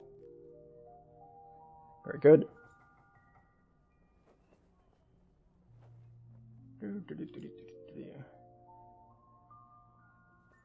Okay. So, now we can see that there are no other groups up. So, that means we can go wherever we want. And the first place that we want is probably just repair gear. We don't really need to clear bag space or anything because it's not like there are a ton of different chests giving us random crap in the raids. So I think that we're going to head to... Actually, let's go back to Mithranor, because I want to check something. Now, last life, we were on a dagger assassin, and I was trying to get the assassination bracers from this quest out here in where? Out here in Mithranor. And I was having a rough time, even on R1. However, Inquisitive is ridiculously strong. So it's time to see how that goes on a new build.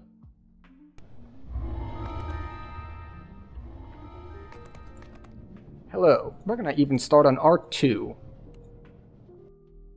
Just because I'm that confident that this build is that much stronger than last life. And one reason that I'm confident about that is that one of the first things I did this stream was I went into the wilderness in the Isle of Dread, and I summoned forth the purple named demon. And the reason I summoned him forth is he is my standard DPS benchmark.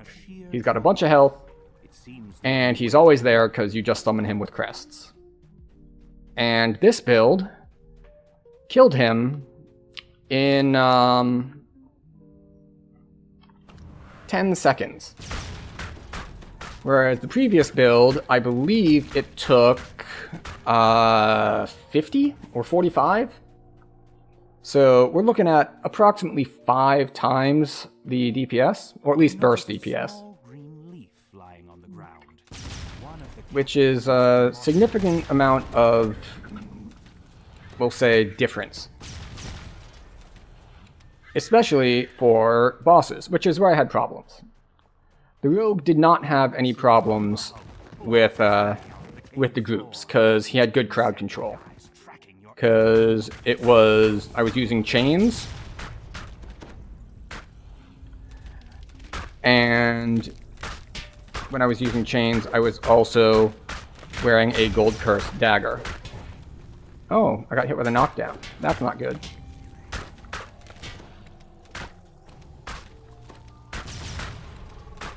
Perhaps I should have hit inexorable advance on him. The massive creature crashes to the ground, shaking the cavern. And not been dumb and just eaten the initial crowd control.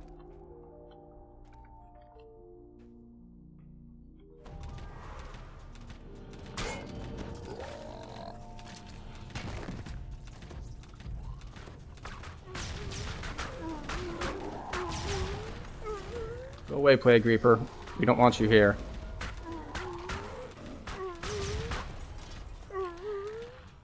And there we go. But yeah, it was very effective at distributing crowd control using chains with a gold curse dagger. It's just like, and you all get turned into statues. Massive mushrooms blanket this cavern, making it a veritable forest. This small clearing shows signs of having been recently used. But yeah, if things die fast enough, then you don't need your defenses as much. And that's important because I did actually, for the raid, change my build around and dropped a bunch of my defenses in exchange for more damage. So we have less magic resist, less physical resist, but we have more double shot, more imbue dice, and more damage. Like, just straight plus the hit and damage.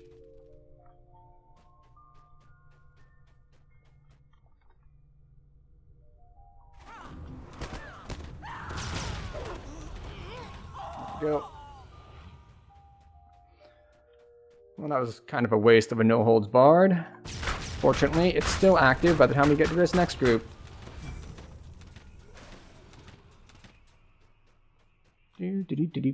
Hello. Goodbye. So much burst DPS. But part of that is that I'm also better geared, because I've run a decent number of Inquisitive Lives before, so I already had, like, a good weapon and all, which is not something I could say for... Well, I guess I already did have the legendary Gold Curse Dagger, but that was more of a utility weapon than a just straight-up high DPS weapon. I still enjoyed it a lot.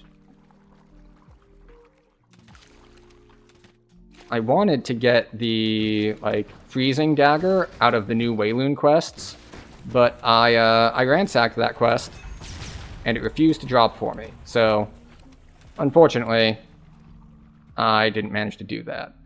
I eventually ended up using a stone steel, not stone? Let's see, Shard, Scroll, Seal. Those are the three. I used one of the crafting things out of Demon Sands because it gave me a set bonus.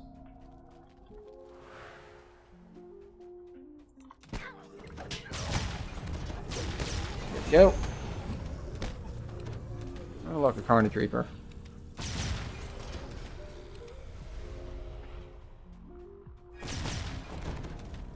Now, spiders are a little annoying because it's really hard to line up spiders for improved precise shot. Just because, well, they are low to the ground, and I am Blade Forged, which means I'm shooting down at them. Which is why it is technically an advantage if you're on a ranged character like this to be a short race, because it makes it easier to line up shots with what? With the thing and the stuff. With no hold, not with no hold bar. Improved precise shot. That's the one I meant. Surface rabble has caught up to us, just in time to feed my little pet.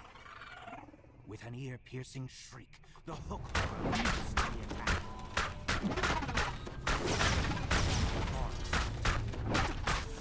Yeah. Having inexorable advance as just a ridiculous DPS steroid to wipe out a threat immediately makes a huge difference. Because in comparison, she goes down way easier. Yeah. So I was like, having to do a lot of extra work just to try to manage to scrape by in R1, and it wasn't really working. I would eventually die basically on the second boss, or potentially on the hook horror, because the hook horror hits ridiculously hard. Oh, what is this? Heading back to the surface. You've dealt with the raiders. Interesting. Time to leave the Underdark and return to the Very handy, we'll say utility item for a melee. Also, a rare Shadow Strike dexterity. So, we have learned that we can do this R2, no real problems.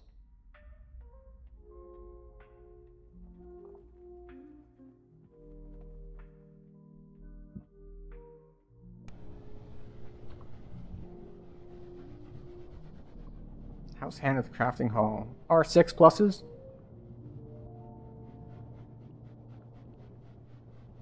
Sure, we'll join on this group. I don't know where we're going. I could do with some Reaper stuff.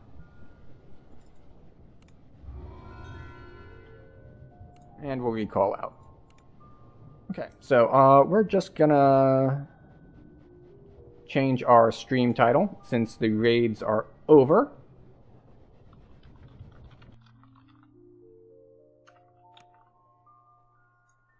There we go, update that.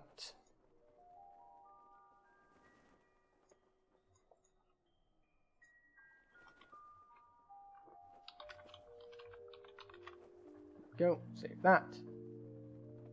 And we're good to go. So, what do we have? The question is, do we switch back to the more defensive setup for 5-mans? Well, they're not 5-mans, they're 6-mans, because that's the size of a group in DDO.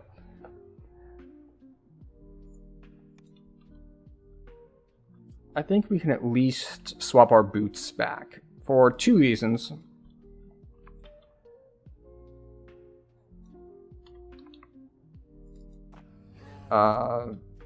One of which is freedom of movement.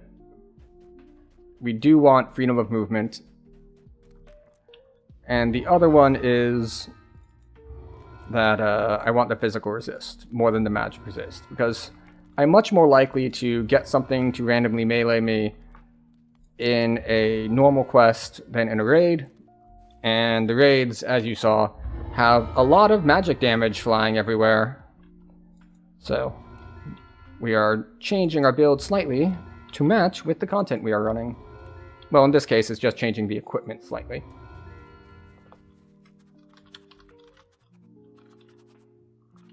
We're headed to...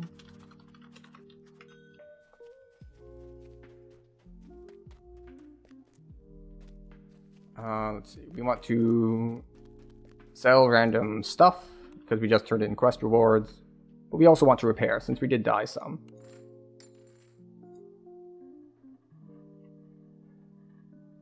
Bunch of random shields.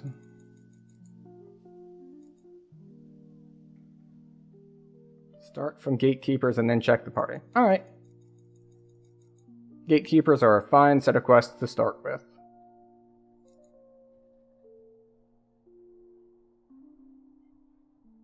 Sell gems. Sell those. And we're good to go.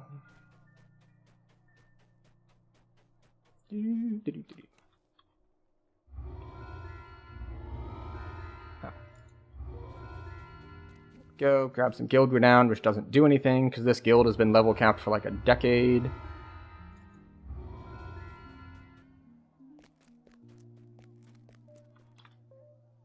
Gatekeeper's Grove. We're out of water. Unfortunate.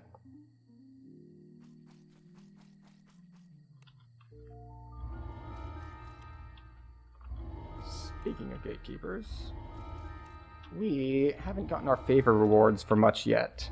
So, what do we have to turn in? Oh right, we need to get the favor rewards from Myth Draenor. And House K, keep it with Feather. Free agents, Harpers. Okay. Most of these don't have too big an impact, but you know, we might as well grab them. So let's see, where is...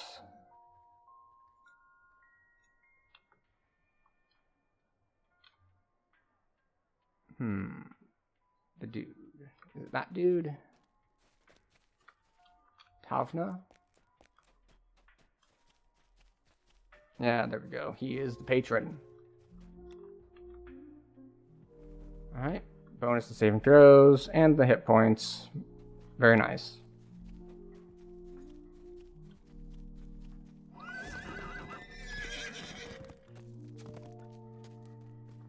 Alright, so hopefully we get at least one or two more, because if we're planning on doing R6 plus, it does help to have a slightly larger party.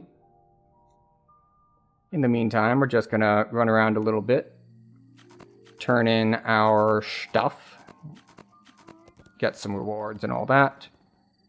Actually, because we're already here, let's go to Evening Star, because we have Purple Dragon Knight and Harper rewards to turn in.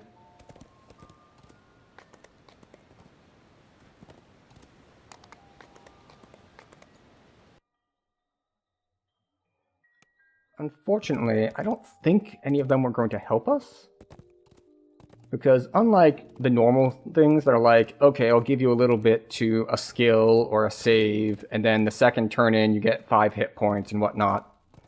These, you get like the Harper pin, and you get the pet certificate, and you get the key to the city and stuff, but the thing about those is, they're only really useful once, and I already have those.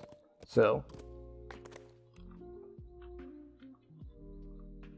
oh, never mind. That one does have a what?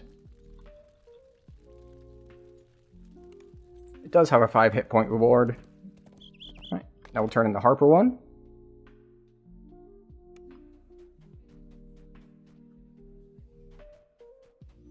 Hello, Harper Patron. Perform and Bluff, not necessarily skills I need.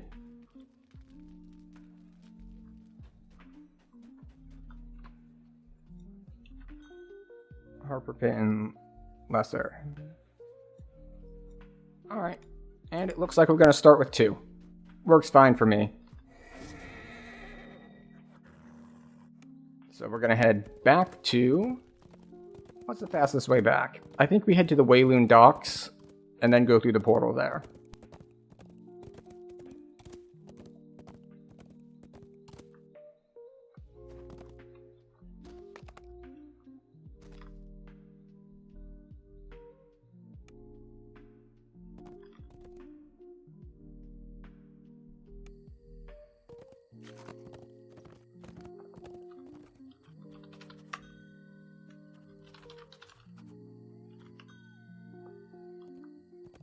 Let's just double check our points are spent correctly. Yes. Yes. You know what, we'll stay with the higher DPS setup and just try to burn things before they kill us first.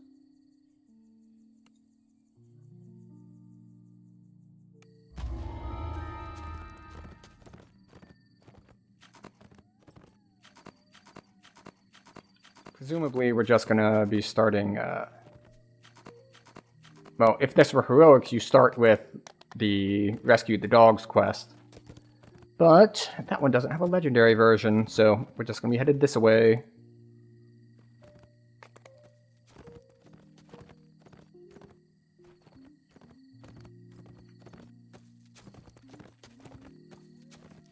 I asked which is first in the chat, but I have not gotten a response.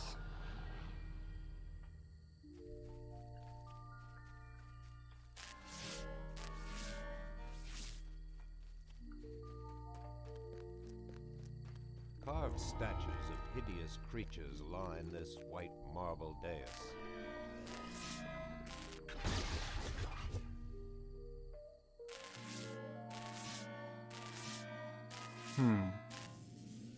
You're not a gargoyle, you're a grotesque. Gargoyles are spitting water. I learned that on the internet, and I haven't double-checked it.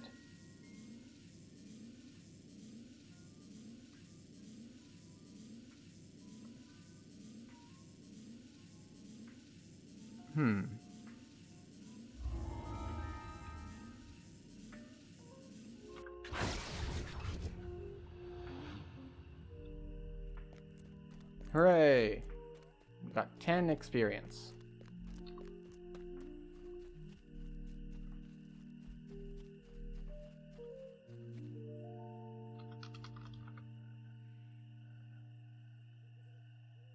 And he still has not responded, for which we're running first. This is why I should have made a decision. I'm just going to start this one. Just because. I don't even know if it's the one he meant, but if I'm wrong, then I can just recall out and go where the party is going. But for now, let's not just sit around. Let's do a thing.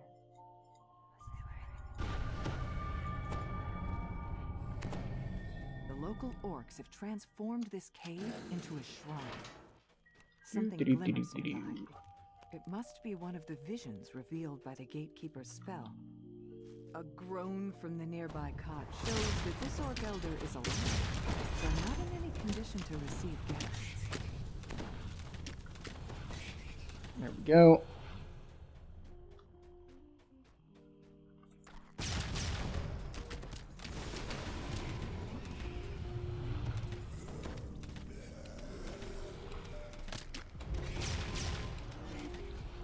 Now, I did see a rather strong Reaper up on that ledge. Oh, he is zoned in. Excellent. So while he didn't say which one we were going to, he did still go to one. So let's see. Is he on his way? Yeah, there we go.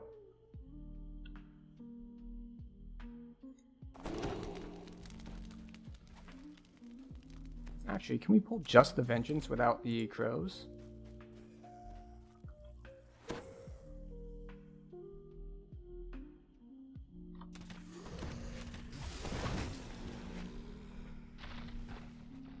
Looks like we can. Excellent. Great success.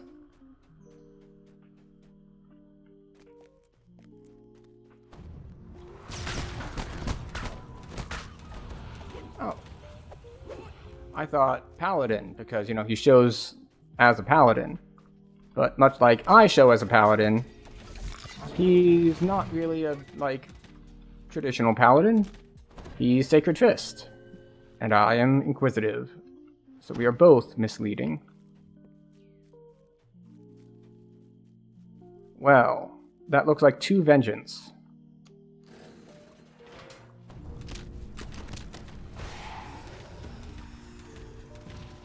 Okay. There we go. Double Vengeance, no problem. Well, it could be a problem if these guys that they buffed manage to touch us at all, because we are not set up to actually withstand that level of violence being visited upon us. That is just simply too many Vengeance Reapers. This is too many Scorpions, too.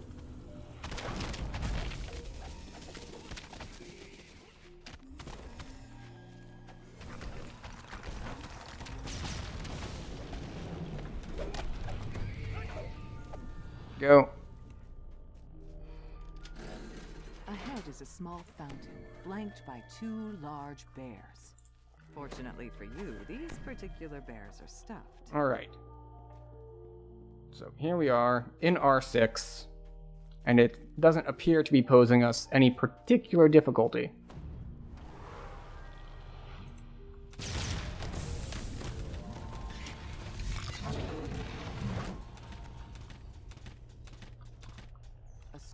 Like, that's a Despair Reaper in R6, and it just falls over as long as no holds barred is up. Strength and endurance to reach the home of the elders. There we go. Yes, we're ready. I'm pretty sure I clicked the things. I don't know if I can make that jump.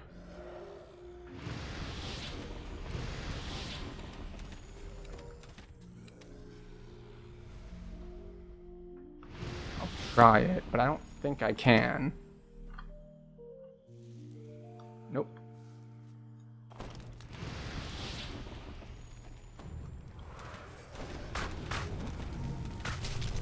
So we're going to solo this part since we cannot follow where our party member went.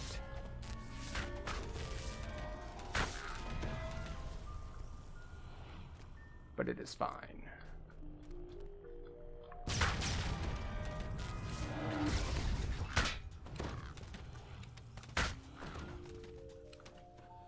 Yep, that is a soul cruelty. Which is very hazardous.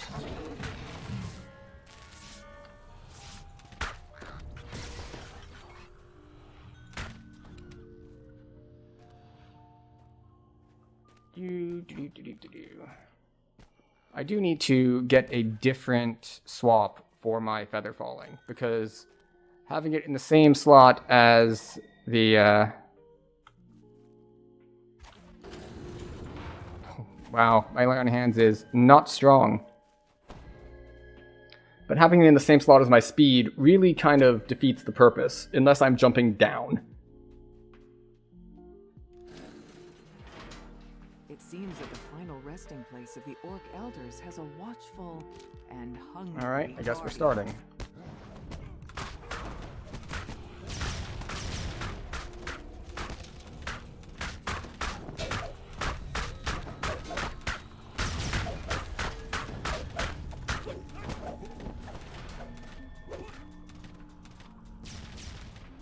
So once again, no holds barred saves a day.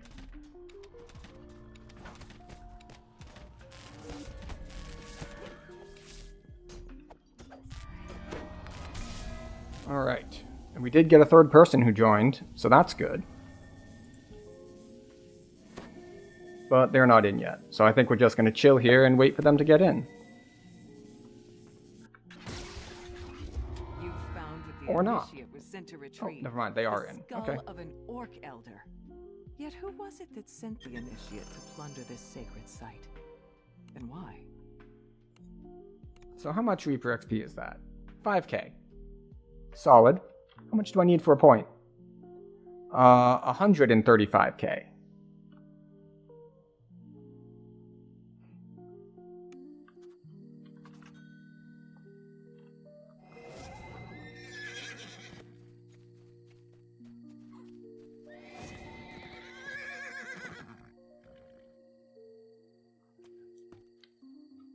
What is this ring anyway? Quality int, spell resistance, quality resistance. Not bad. After all, I'm wearing a +3 quality int ring that doesn't give me much else.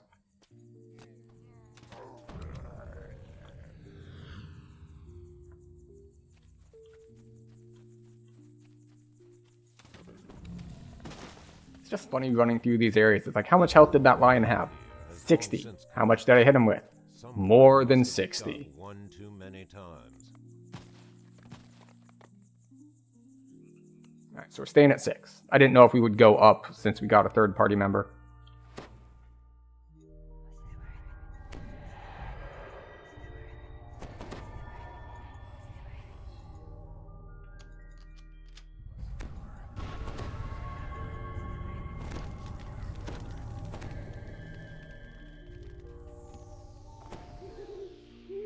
Alright, off we go.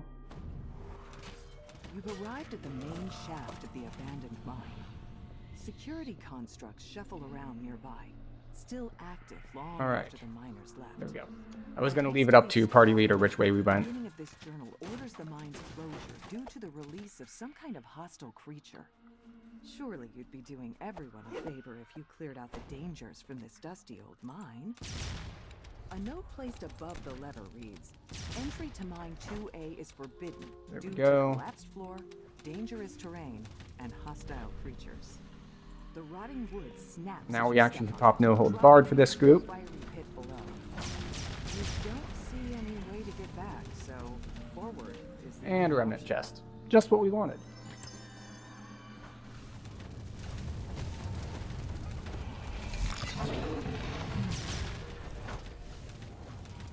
Yeah, it's a ridiculous amount of damage.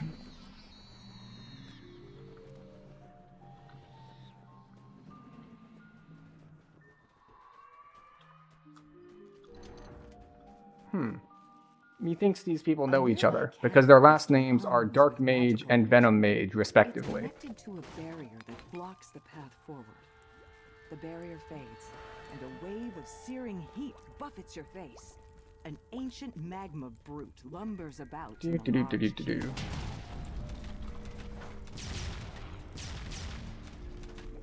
The rumble of the brute Yep. ends, Yeah. leaving only the sound of its magma flowing into the Do-do-do. pools below.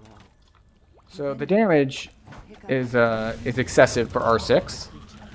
The survivability, Ancient magma brute. not necessarily excessive, but ooh, Crackshot Negotiator ranged power. I could really use more of those. Ah, and Party Leader says R8 next, because he has come to the same conclusion that I have, which is that we have enough strength in the party to handle the a little bit higher difficulty. Of course, I'm a little squishy, given my low magic resist rating. But, you know, we'll make do.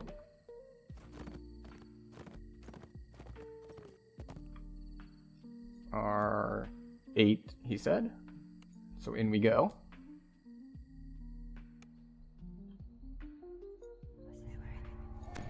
So put our single target buffs and see where we end up. Actually, let's double check our ammunition. We are down to our last stack of bolts.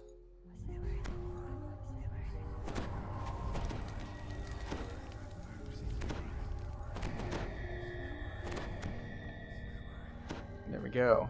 Before she disappeared, Lily Hargrove returned home in search of something bright and loud.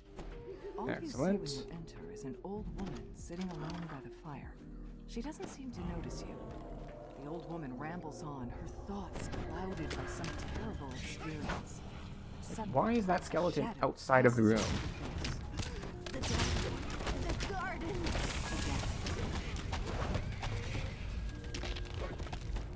That's a lot of misses in a row. I should have pretty good to hit.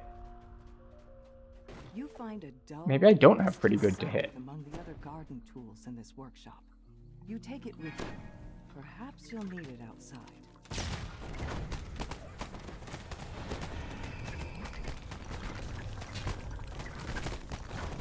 Leave me alone.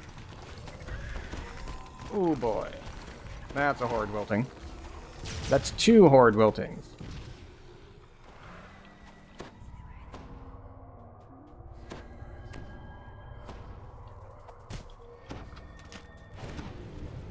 Oh, that was the wind through the trees proc on I have an item that gives me wind through the trees feat. It's the bracers that I have. I was just like, hey, it got knocked down for hitting me. That is convenient. Alright, did we get the soul stone? We did get the soul stone. Alright, so we should be okay to move forward. Because we have cooldowns. Oh, he's ready for res. Well, it's better to have cooldowns and the whole party alive than just have cooldowns, so we'll definitely go with that.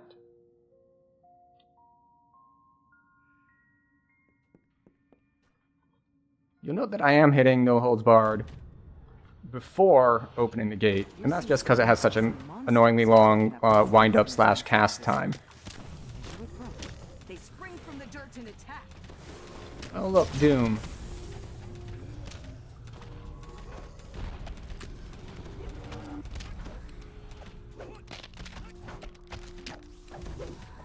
Yay. And Fungus. Fungus is more interesting than Doom, really. Oh, it's locked? Oh. He had crawled up next to the stairs, apparently. There we go.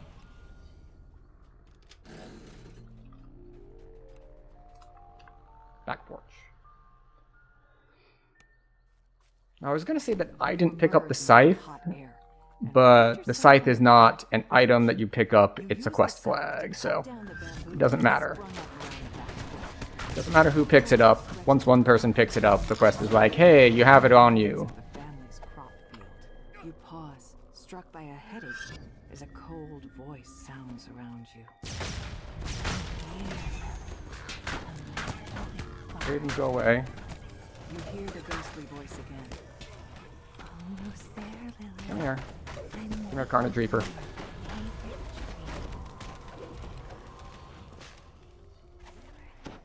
There we go.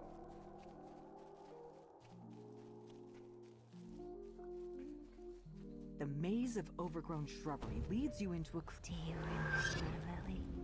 The voice rapped. Lily's family turns in surprise to see their estranged... For some reason, I thought that the scarecrows aggroed immediately, so now we don't have no holds barred up, which is pretty bad, actually. Or maybe if they talk long enough, it'll wrap back around to being fine again. Songs are mine now, Rose! Lily said. Excellent. You'll all see. My voice will shake the world! Excellent. So we'll have at least 2 cooldowns ready. When the vision fades, an incorporeal figure appears before you. You were so jealous, Lily. And now look what you've done. You want my song. Come and get them. Blinded in his rage, the phantom lunges towards you. The phantom shrieks, her voice echoing through the clearing and sending a sharp pain to your skull.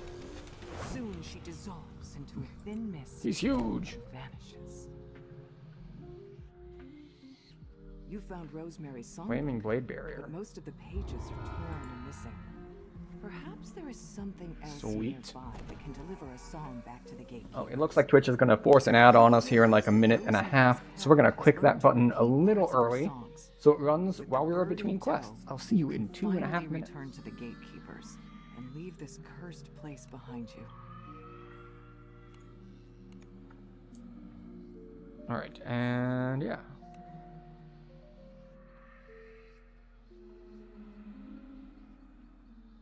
Now, with the increased size, I'm pretty sure that's the epic moment of... Well, I know that the epic moment for the tank tree does that.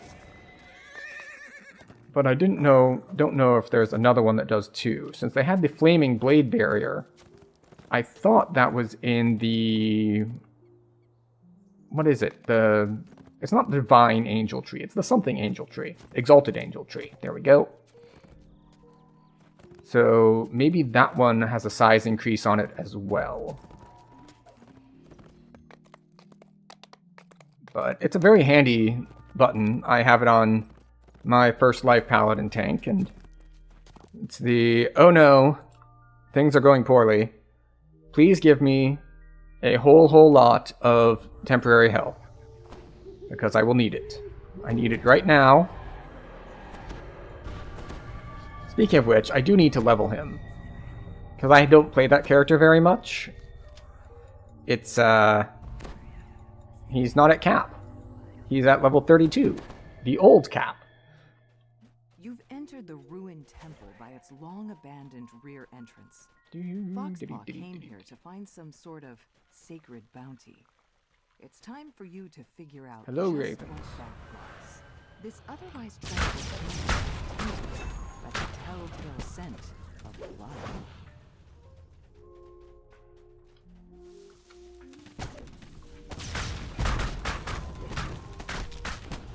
Excuse you, I have threat reduction. I have so much threat reduction. I have over 100% threat reduction.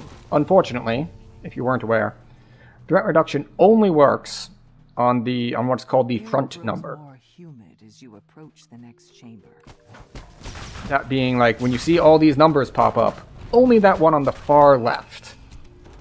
All of the imbue damage the proc damage, the sonic damage from the Fate Singer strike, all that stuff, no threat reduction. So that is a downside to being something that gets so much of its damage from those kinds of procs.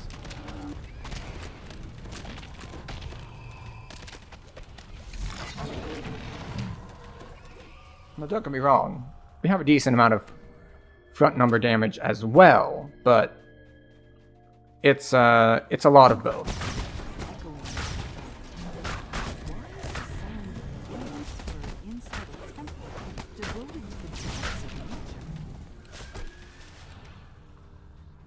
Oh, more remnants.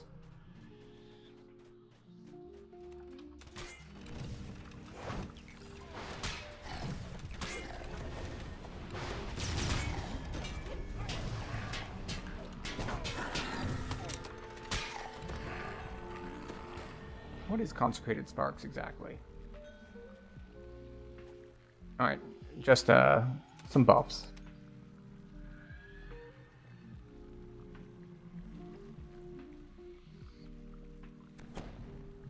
Alright, so what are we at now as far as hit and damage? 158 to hit. That seems low. I mean, it's obviously not holding us back too much, since we're still doing pretty well, but still seems a little low. No, prayer gives us another 5 at least.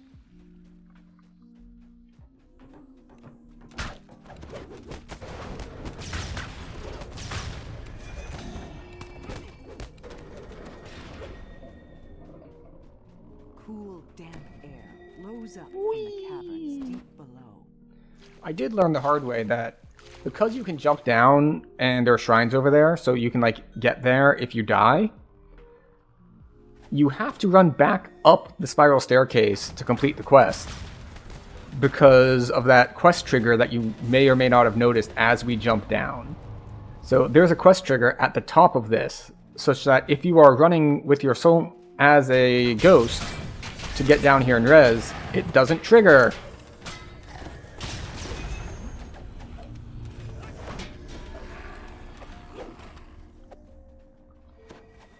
You hear the scrape of metal claws on stone coming from the area ahead.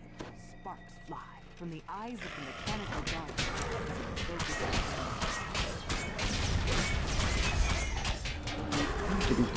it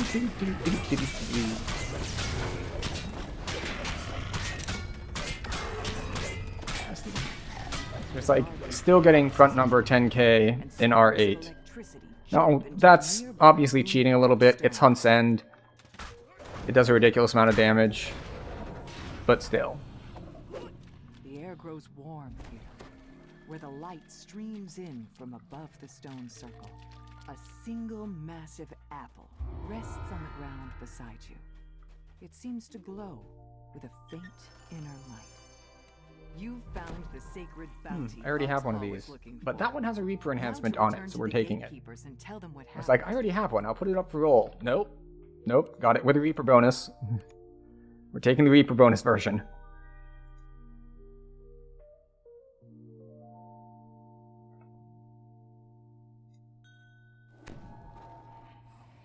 I'm actually wearing that dagger on my tank because the proc is handy. So the question is, are we doing the one in the harbor for the memory?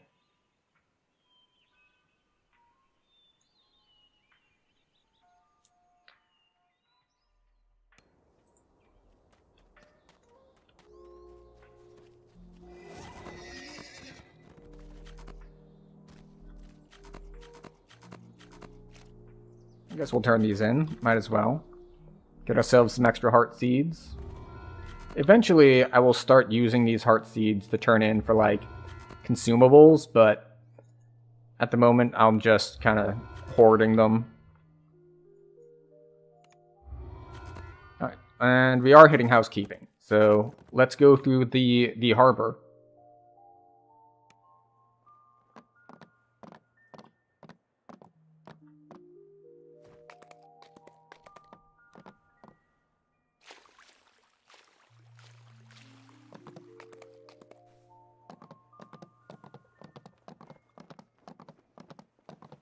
Alright, but we are up to 4 people. So maybe we'll start up in skulls at some point. It's probably also going to depend on the exact quests we're running. Says Beatrice. Tell me we get to eat them this time.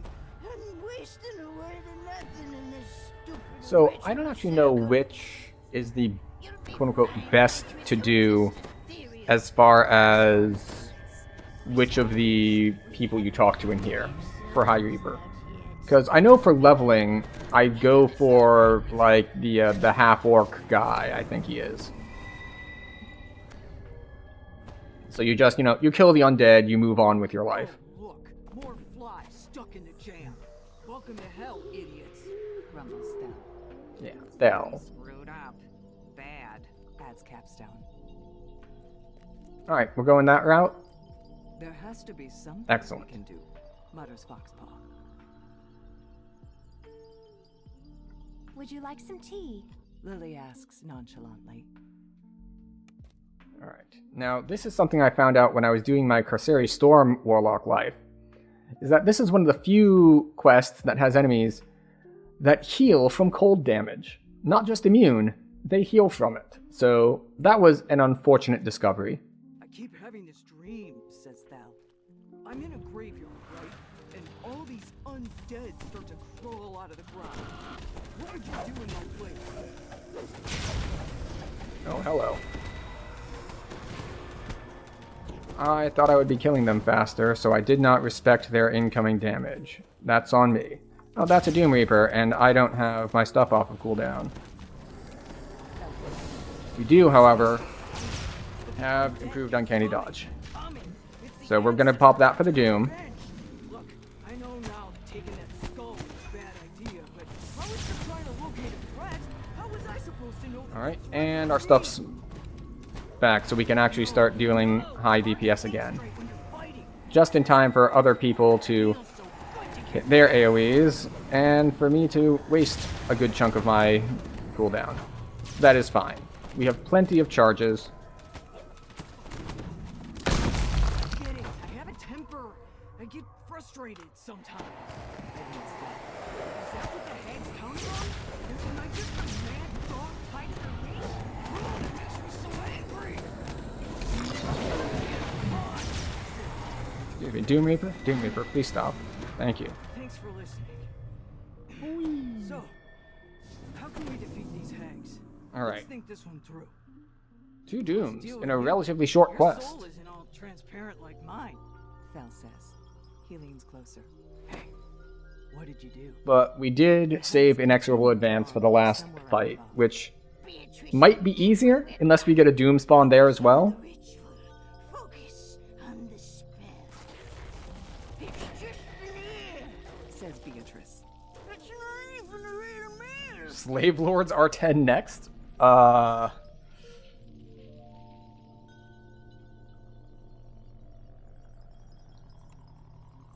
mean, I'll do it. It's not good for gear. It's not good for Reaper XP.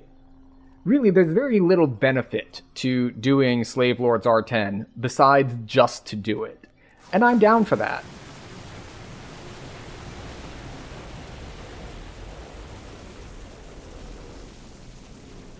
All right, go back. Beatrice, eat them. Cadence says. Eat them all. Come in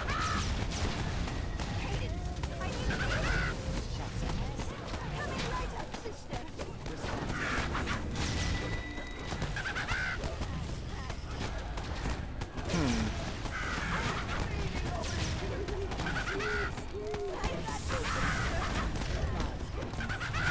This one is the healer, and we should have killed it first. Unfortunately, the reason I didn't target it is because it was behind the thing, and I didn't want to have to move because I didn't have line of sight. Agnes collapses groaning. You got me. Then she poops into a cloud of dust. Will you hurry up? We're on a schedule. skills real quick. What is our search and spot? It disappears just as suddenly. We might need to swap an item. I'm dead! Beatrice announces with a distinct lack of enthusiasm as she falls over and scatters into dust. The hags didn't seem to be very worried about their deaths. Because I do want to be able to automatically spot traps in Slave Lords. Just because they can be pretty nasty. Not for me. I have evasion and decent saves. But, you know, for the rest of the party. But let's change our stream title, because Legendary Reapers is not quite evocative. Not as much as R10 Slave Lords. There we go. Update our stream title.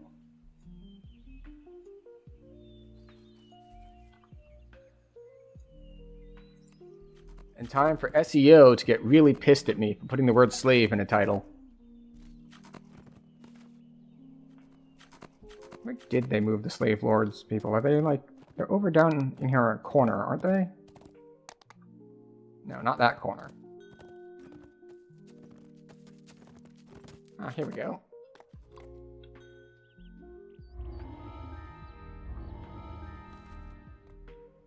Alright, and we have someone swapping over to a higher DPS character.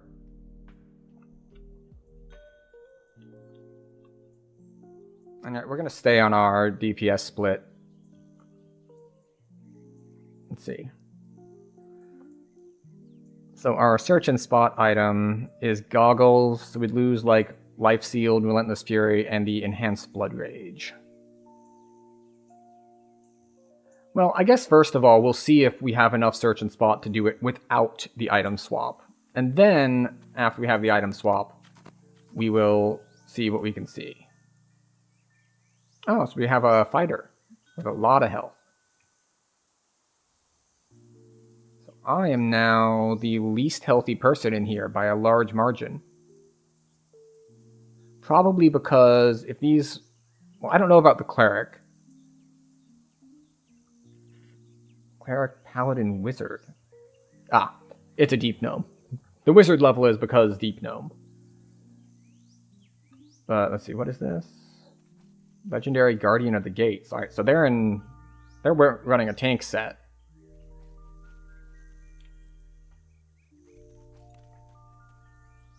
Lamos is running Holy Mantle.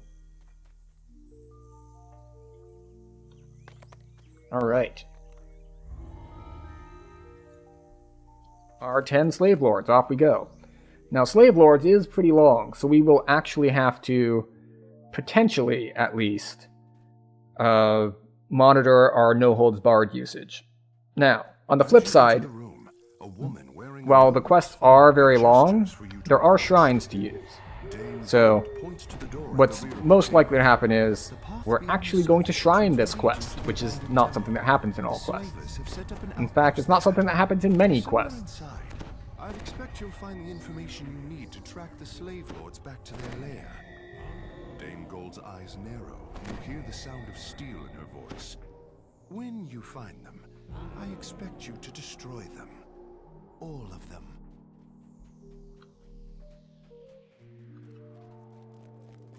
Alright, so this first thing, I'm pretty sure just gets auto-discovered.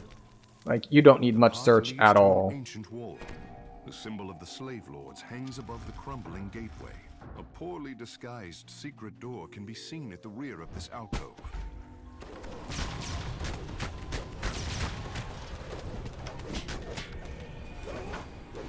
I was about to say, it's just like...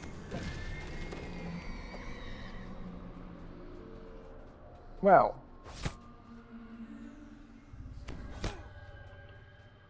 Okay. Yeah, we're gonna swap then.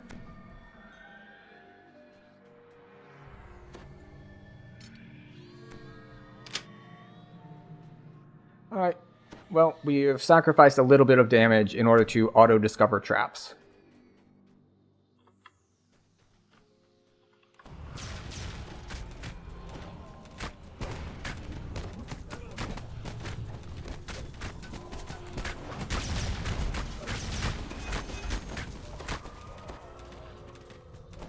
Ooh, boy.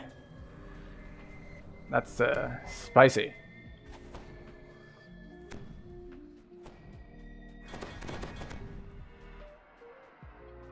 But I am gonna have to go first for traps. The door here appears to have been destroyed, then hastily repaired. Alright, we got the res off.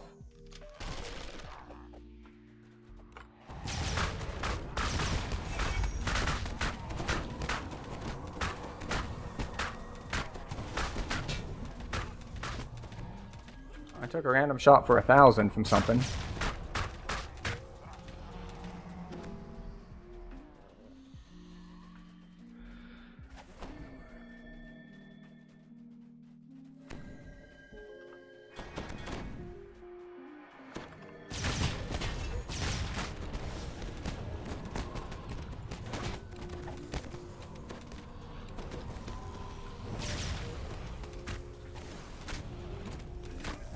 Okay.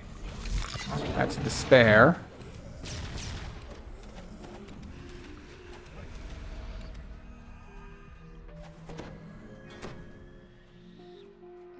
I believe this person is dying to traps.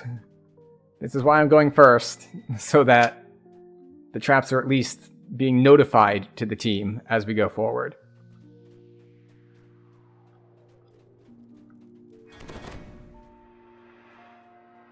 Yeah. So I have just switched to having my trapping item on at all times, so that the party can get advance warning about the traps.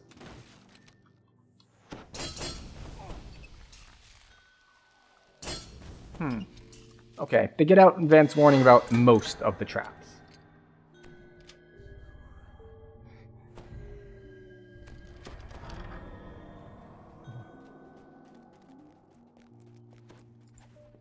Alright, there's no enemies in here, I don't think.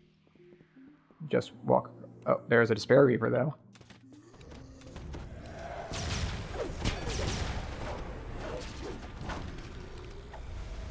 It's going to melee me once for like 1,200 damage.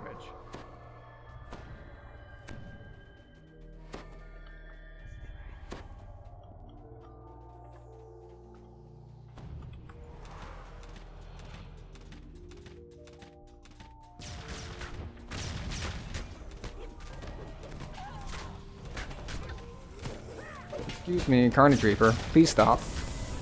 Nope, he did not stop. Got 2-shot. And annoyingly, the paralysis hits him and takes effect after I die. I need to be more respectful that it is R10 and I don't have good defenses. I need to kite.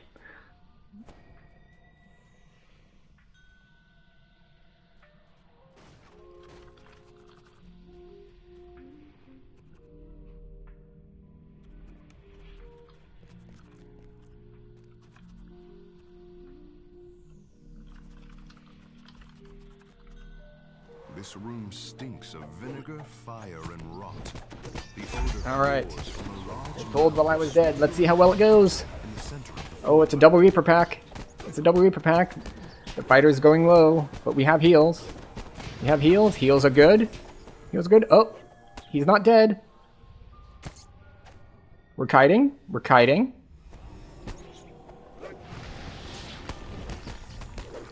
Kiting. More kiting. Kiting outside of the line of sight of the healer.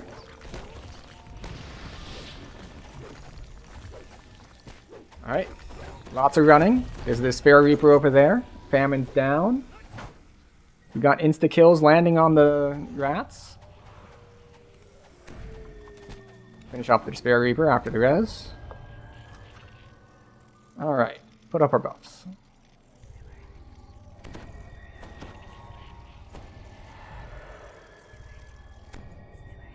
Excellent. This is going to be an interesting run.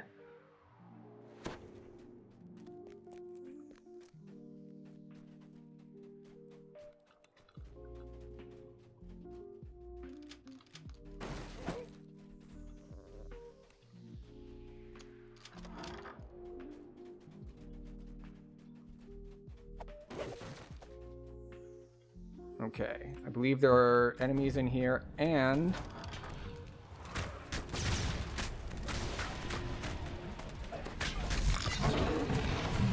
oh, that's a Vengeance Reaper.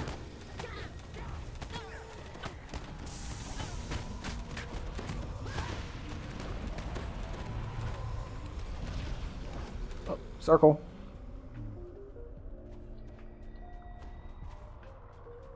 Yeah. Yeah, you kind of need to go in here. There's a lever to pull.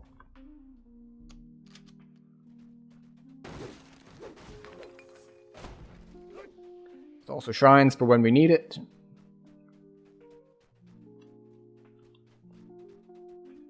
I don't think there's any traps in this room, but we'll find out in a second. Gently, even though there is no wind.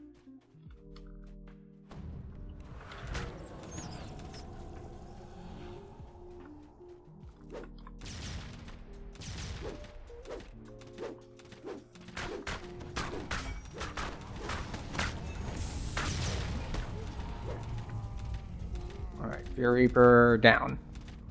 Oh, that's a bat. The sound of a door opening can be heard in the distance. Bat goes down. More bats go down. Excellent. We're good to go. We survived the double pull. I believe that there should be traps on the floor in this next section.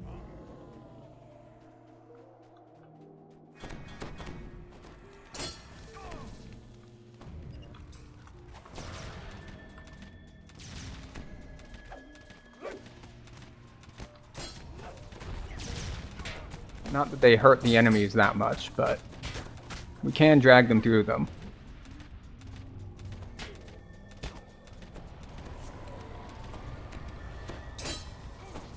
Oh. Meanwhile, I'm sitting here damaging my party members by stepping on pressure plates because I have evasion and they don't.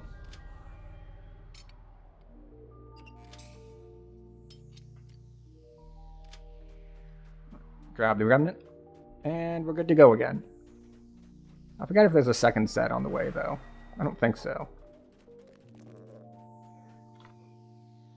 Alright, so this is going about as you would expect, I suppose. It is a harder than usual quest.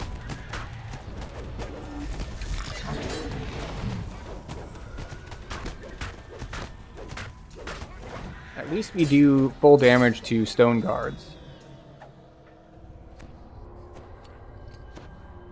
Everyone's meanwhile like just kind of stepping on pressure plates, taking like 1,000 damage here, 1,000 damage there.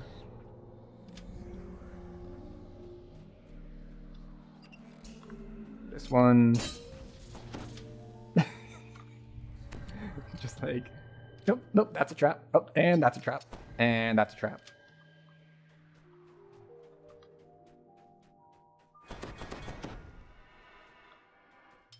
I do like the icons over the head. It makes this much easier than me having to like type T in chat.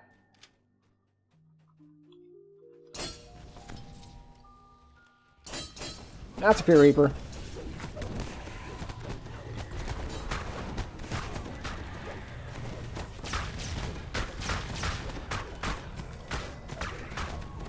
That's the Spare Reaper.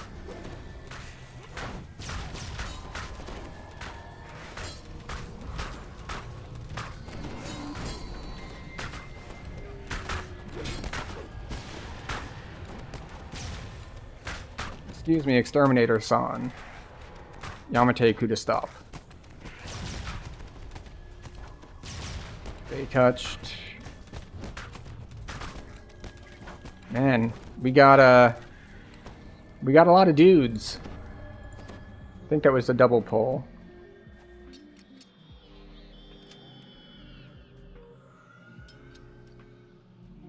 And I am out of charges of no holds barred, so I'm going to need a shrine.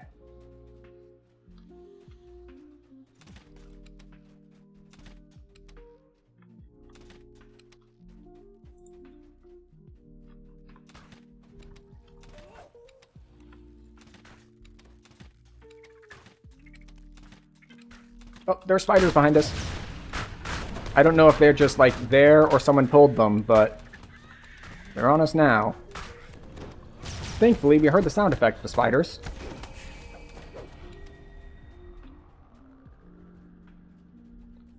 That is a big group.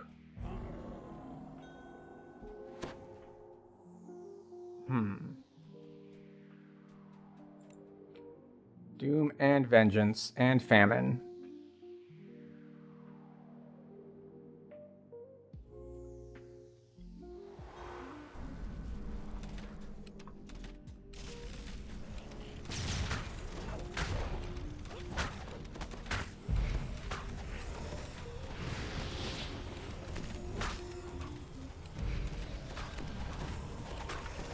Doom down.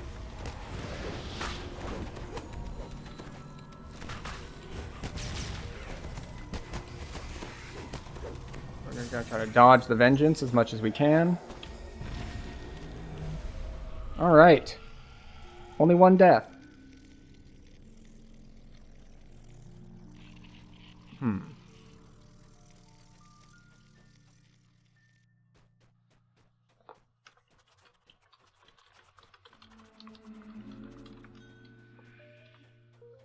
Alright, so we're gonna run back to this shrine.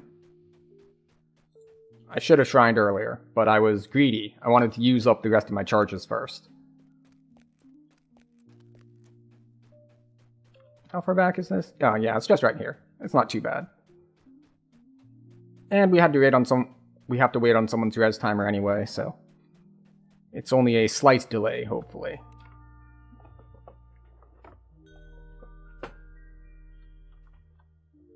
We'll do this for the time being.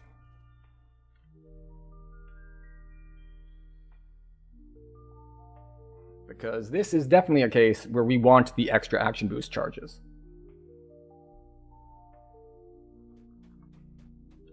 Alright. We are back with a full complement of 12 action boost charges.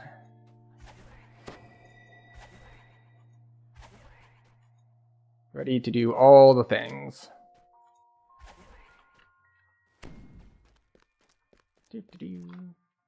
And we're off.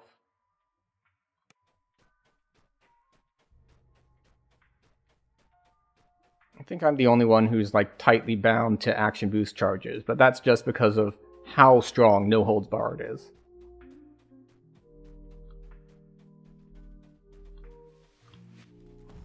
And that's a Despair Reaper.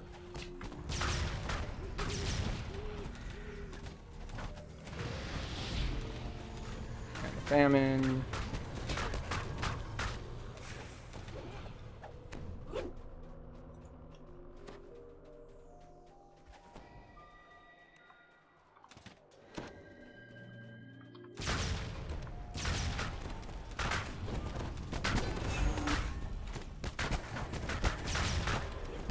Vengeance. Alright, which crossbow and rune arm I have? I am wearing a Dino Bone crossbow, and I am wearing the raid rune arm out of the Dryad raid. I will show you in a moment, but I accidentally popped the Vengeance, and now people are dying for my sins.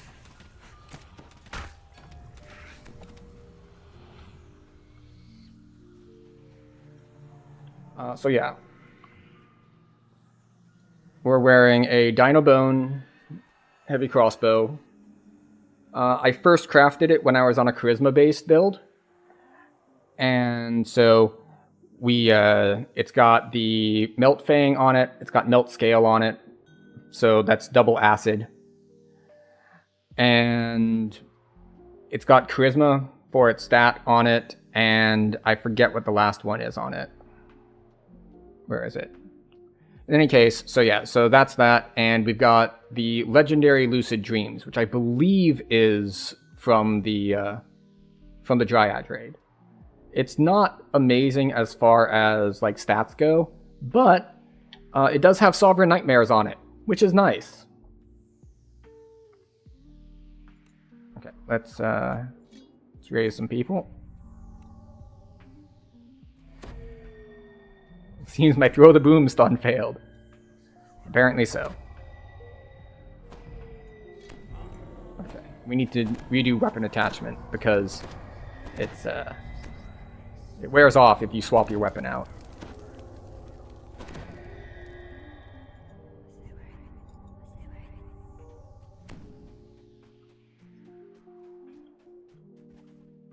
Alright, there should be a group around this corner.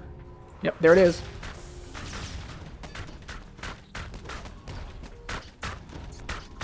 Just run away from the rats, because it is R10. I'm too tall. I'm too tall. I keep shooting over the heads of the rats.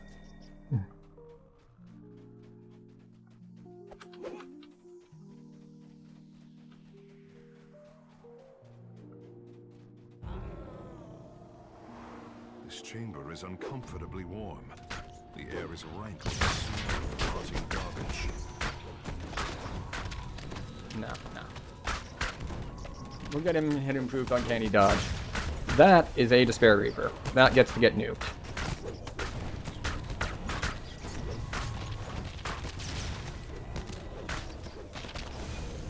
And I do need, and because we are actually running with a tank, I also need to priority target things like Arborean, because Arborean has a lot of defense bypass. Like, it ignores, I think it ignores all if dodge, I think? Maybe it's dodge and armor class. But it's like, there are a couple major categories of defenses that it ignores. And I found this out when I was trying to solo some high-level Reaper stuff on a relatively tanky build, and it's just like, oh boy, I learned that this champion in particular is rough. I don't know why we're going this way, but like, this is not the way forward. This is the let's fight some Umber Hulks way.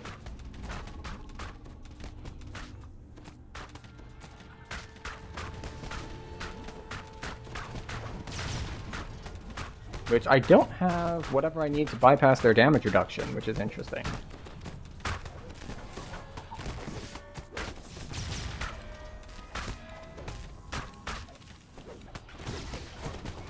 There we go. Like, there's a materials chest over here.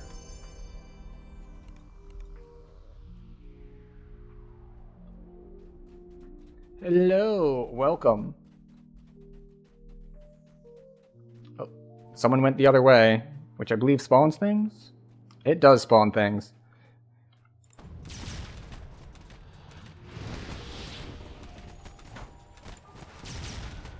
Slave Lords, it's going about as well as can be expected. That is a Vengeance Reaper. We want to not target that one. How about the Famine Reaper? Famine Reaper can die. All right, now Vengeance can die.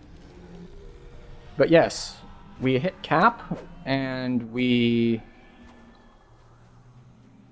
had a bit of a time trying to figure out some gear and filigree, but we're working on it. But yeah, we went with 4-piece Crackshot Negotiator, a pair of Snow Peaks Gifts, a pair of 2-int raid filigrees, a pair of 10 ranged power raid filigrees, and like one more voltaic experiment for the double shot.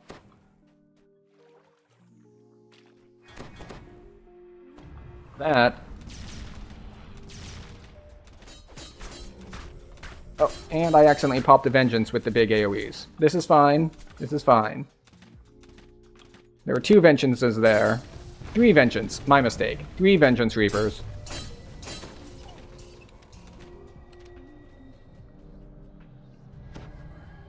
Alright. This is why Inexorable Advance is ridiculously good. Because it's just like 4 Crackshot, 4 Spines with 2 Raid Rares, 4 Wild Hunter, 3 Long Shadow. Let's see, that is 15 slots. I believe I have 12.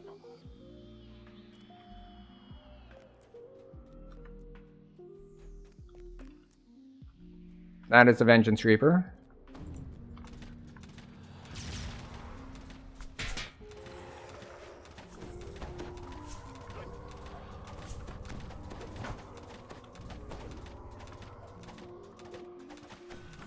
Also, I ran into a slight problem in that I think I was going to do Long Shadow, but I looked at the Long Shadows I had, and I didn't have ranged power Long Shadows. I had, like, melee power Long Shadows.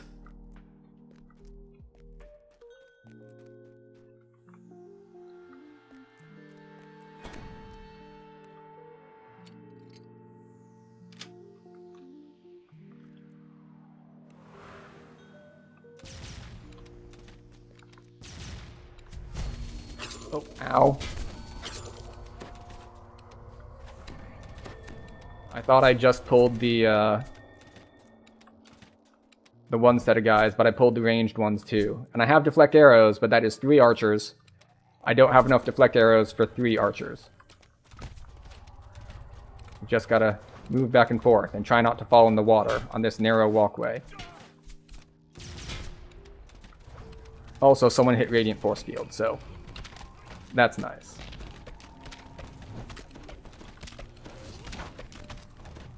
There we go. But yeah, wait, 4 spines? What's the 4th on spines?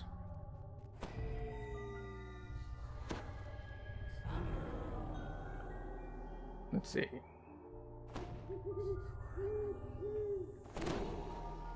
But the thing is, I did already have the intelligence, so I went with like, alright, double intelligence, and then a 3rd one, because the set bonus on it gives double shot, but let's see. Alright, 4 crack shot, obviously, because 15 range power and 5 double shot is a ridiculous amount. And then Wreath of Flame. Oh, 4 spines. Why is it not showing spines? Oh well.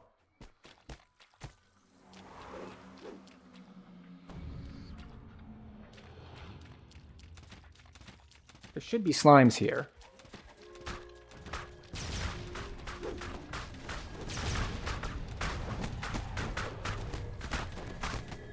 Well, I mean, I do have the spines raid runes for like all of the ranged power they give innately. Like, I'm running the, yeah. Ah, it is 10 range power. Interesting. Okay. Neat.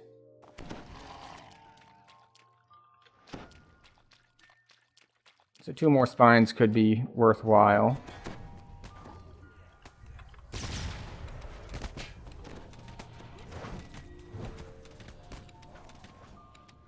That is a doom down there. Are we pulling this set next? Well, no one else is acting, so I will act.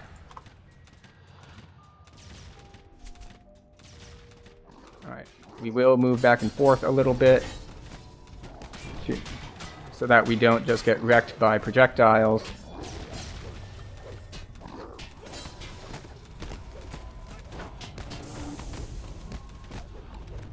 There we go. I forget if you need to head down that way or not.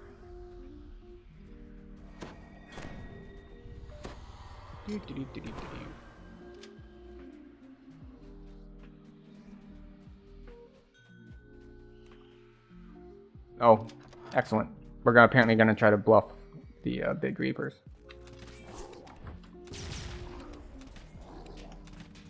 Oh, that is a Vengeance and a Despair.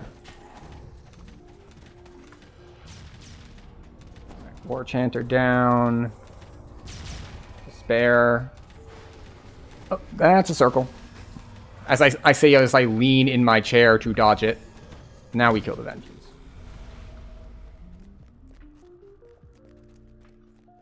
I don't think we need to go down there. I think we just need to pull the lever. Or is the, we do just need to pull the lever there.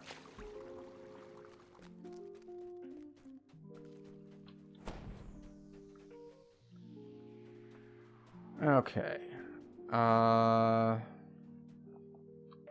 think this is just... Yeah.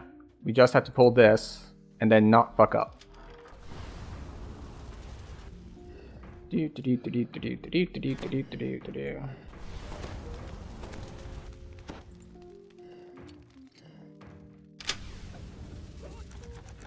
Doesn't unlock the door, though, so.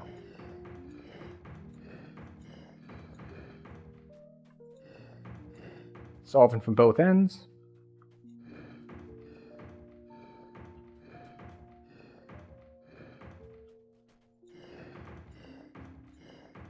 There we go. Yay. Oh, we locked people out.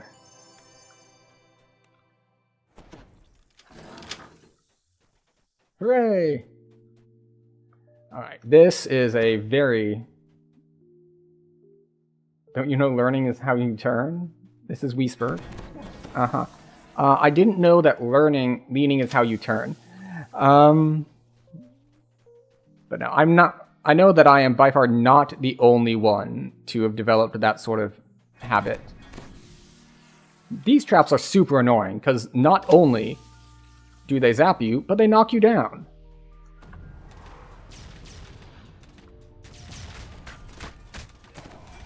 Oh look, another Doom Reaper. How convenient.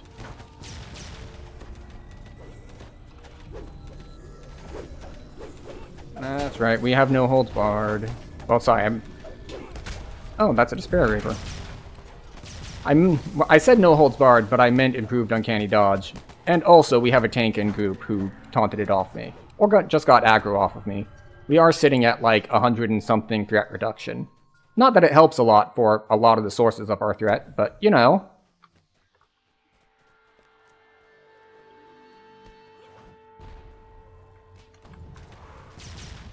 Gotta love the big AoE. I'm not sure what absolutely ate him, but...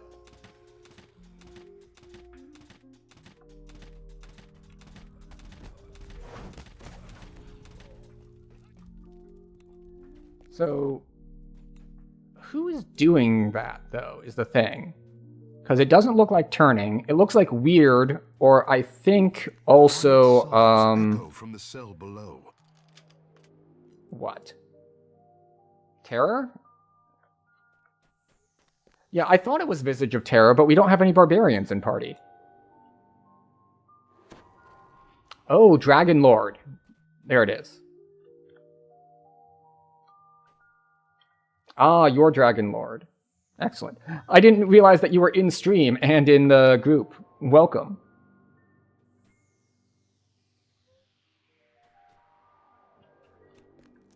So I don't think we need to go down there.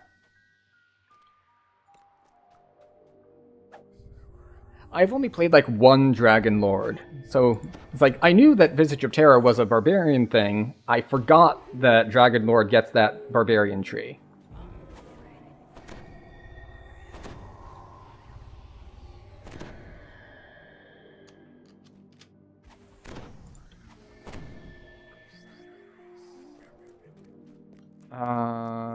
Is this one we need to go in? I think it is.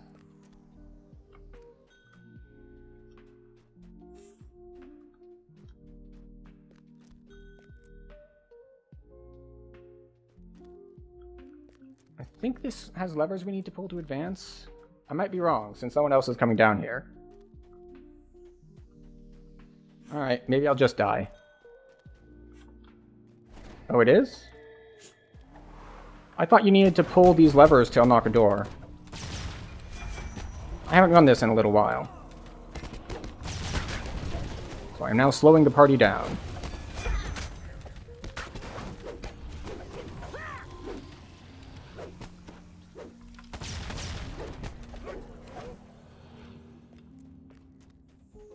Oh, right. Do we need info from the slaves for the seek information? I thought the seek information was on a, like, desk somewhere.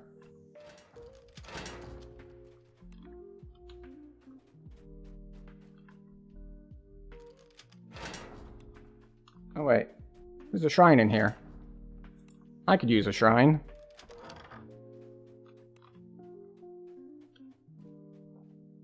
More no holds barred. Cranium sphere from the new pack as well.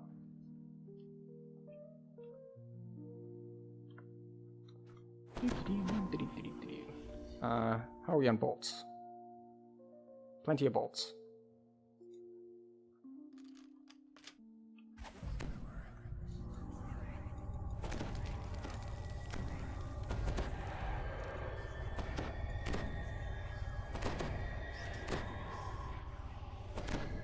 But yeah, so with my current setup, just sitting here, self-buffed in Reaper, we're at 137 double shot and 285 range power. If I drop the... let's see. So if I drop the Snow Peaks for Wreath of Flame, I'll drop 2 Imbue dice in exchange for 15 range power? The Slave Lord looks you over. Oh good, we have an exorable advance ready. You'll fetch a fine price, once you're properly broken. Guards, take them alive if you can. If not, well, it won't be a complete loss. Alright, let's take out all these archers. Really don't want these just sniping everyone down from the edges. And now we just melt the boss. He's gonna summon dogs at some point, the Slave Lord grunts. Very well. I have other ways of dealing with the there we likes go. of you. The Slave Lord crumples into a lifeless heap. Search for clues to the location of the other How dare you? I have improved Uncanny Dodge up. It's not fair that you would hit me. You are unlikely to hit me, therefore it's not fair for you to hit me at all, because it's unlikely. That's how this works.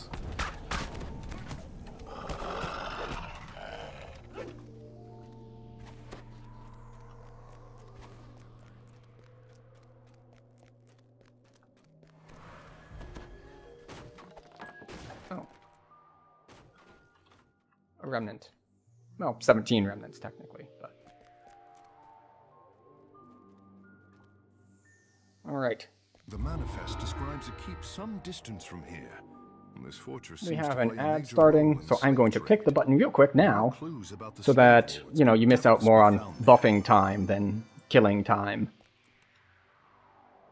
Legendary chains, legendary spinneret. Anyone want a legendary spinneret? Like, the gear from here is kind of outdated. You can't feed the chains and whatnot. I would say it's kind of broken, like, but there are way easier things to farm for sentient food than running slave lords of all things.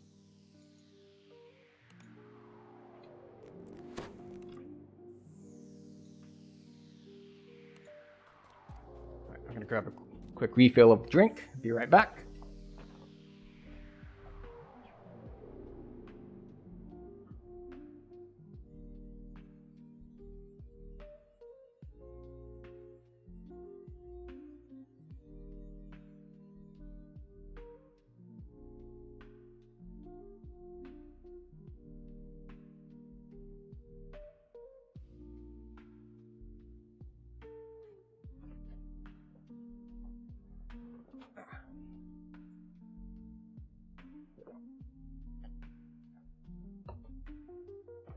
And I'm behind again, because I refilled my drink.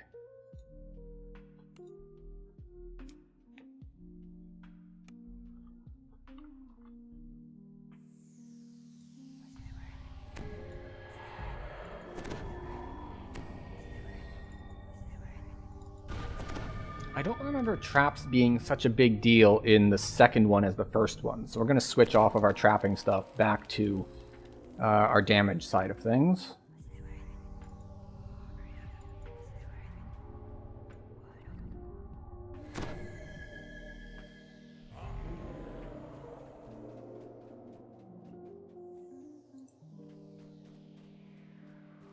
The clatter and clang of armor can be heard from down the hallway. We have enough damage in the group. Clamor of creatures preparing for battle can be heard from the next room.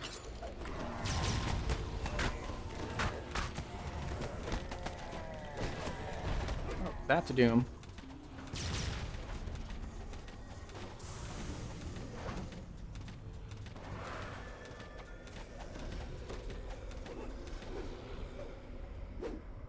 This is fine. This is fine. Nothing is going wrong.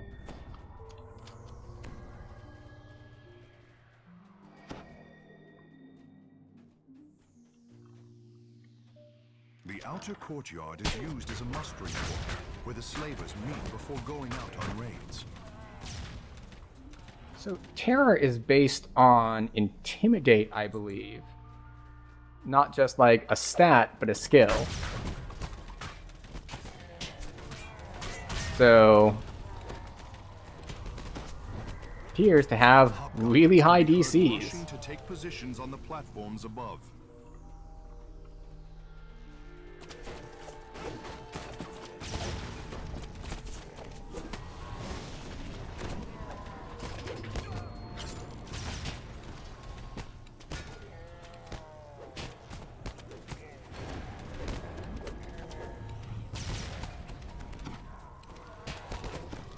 Go.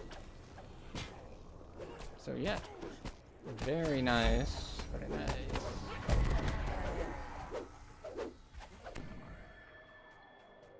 I think as soon as we open this, there are guys to the side.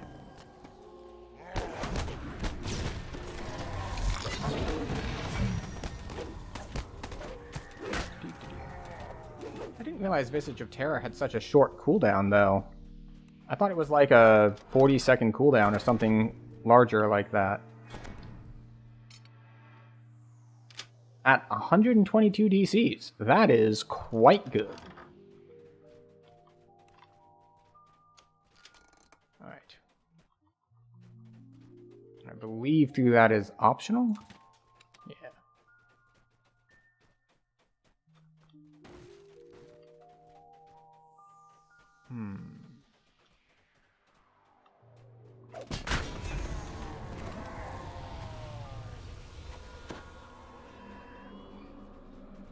Just walk in, everything falls over. Last I checked, because I looked at the tooltip because there was someone using it in a party I was in, I think, last week. 30-second cooldown, max target 6, if I recall correctly. It is very nice having deflect arrows when you're the first one to enter a room and like 3 things throw range stuff at you. Well, it's very nice to have deflect arrows almost any time, really. The parade grounds give way to a small inner courtyard with a working fountain in good repair.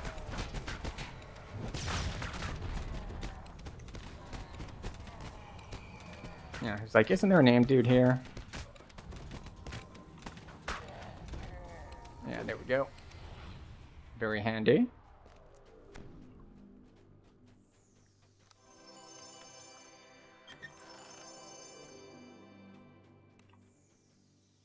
The inner keep houses the remainder of the troops and serves to protect the entrance to the dungeon below.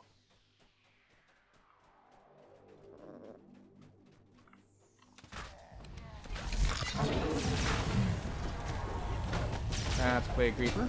Want to get rid of that, especially when you're running with a tank. This is where the floor falls out and we get roared at? No, it is not. We're not there yet. Let's see.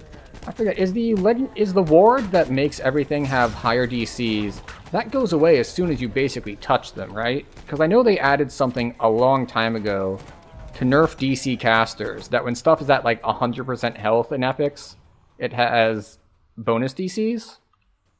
So I think at least opening up with an AoE makes them even more likely to fail your already very high difficulty checks.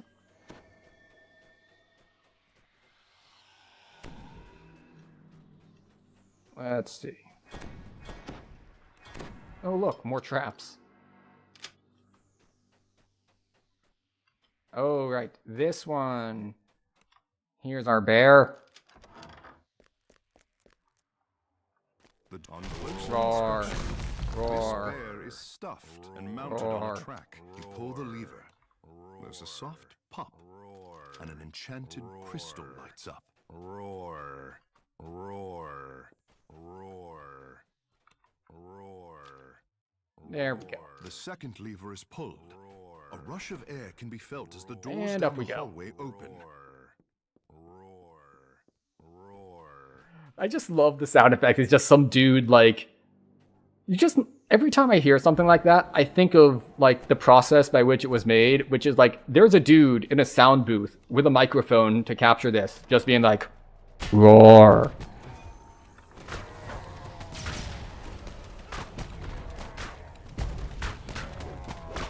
It's like, I don't know. I don't know if we, is that a good take? Can we do it again? Roar.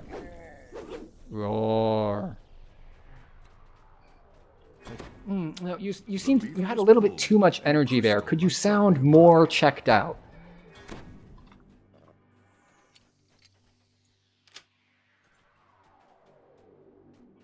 Okay. Let's see. This room is not optional, but it is a shrine room.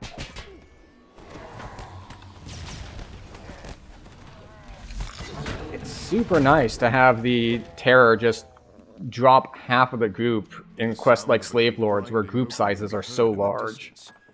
Then come frenzied shouts that grow closer with every second. Slave cages line the walls of this large complex. A control cage can be seen on the far end of the room. The moment you enter, Plague Reaper goes away. We like our healer. We want to make our healer's job easier, not harder, so we kill our Plague Reapers. Yes, that's right. We play with party synergy in mind, not just blindly killing everything because we can. Neutral Agent, welcome. Welcome to Slave Lords. There is, as I mentioned when we started this run, there is no good reason to run Slave Lords. The loot is outdated, the quest is harder than usual, but someone was like, hey, let's run it, and I am down for it.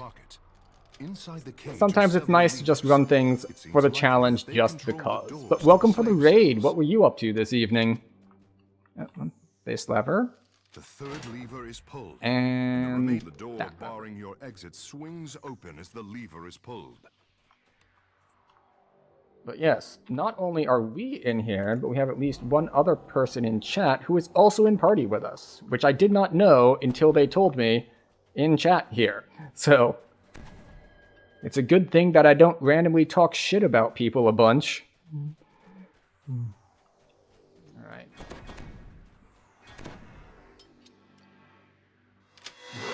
We did have a bit of learning going on in the first Slave Lords, which was that we had a couple deaths to traps before people remembered, ah yes, this is Slave Lords.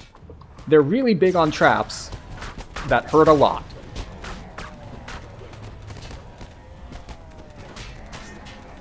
But then again, while I am helping with disabling traps, I have also killed Vengeance Reapers, which is, generally speaking, a detriment to the party as a whole.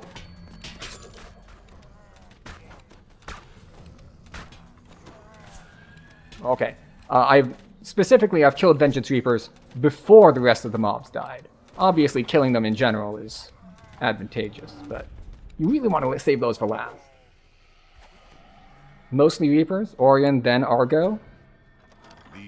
Why switching servers, may I ask? Because I mostly just play on my main server, which is Cannith. Unless, of course, there's like a hardcore season up, or something like that. But that said, I haven't played that much on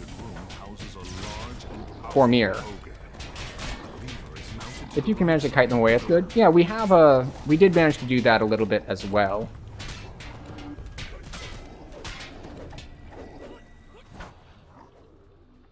Ooh, remnants. There's a loud click, and two doors swing open.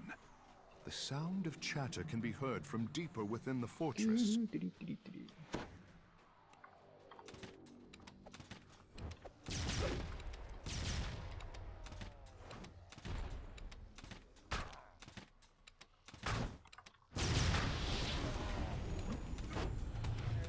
All right. Yep. We've learned better that people without evasion should not just randomly walk forward in Slave Lords. It's just a bad idea. I think there's a shrine in here. And I'm down to 5 charges. Might as well use it.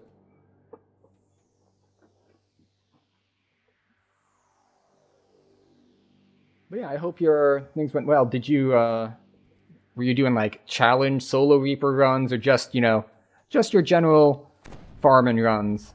Triple completionist on Kenneth. Ah. Okay. First time favorite to run with others, but mostly on Argo? Okay, cool. This large dining hall serves as a gathering place for the fort's troops. Ikar, the commander of the fort, stands ready to make a final stand.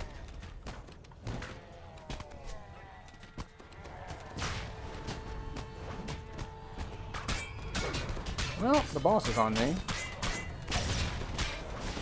So that's not great.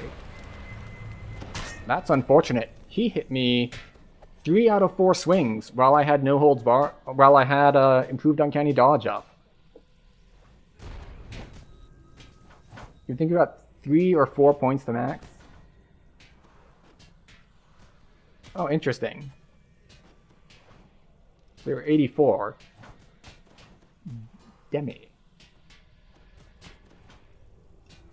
That is very unlucky that I hit improved uncanny dodge and then he like hits me twice more. Oh well. There's a shrine right here for me to resurrect in 20 seconds. Meanwhile, I am, I believe, the strongest single target damage here. Unable to help the one place that I'm really supposed to help, which is on like red name DPS. This is supposed to be my job, and I am failing at it. Oh, there we go. I can come back to steal the kill.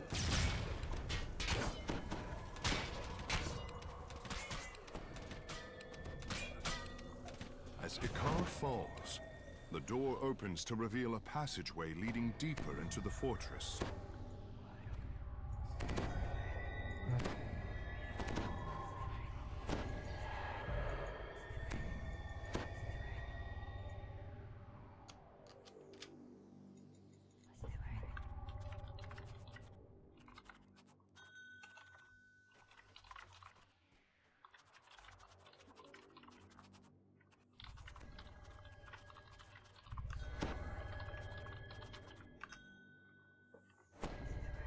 There we go.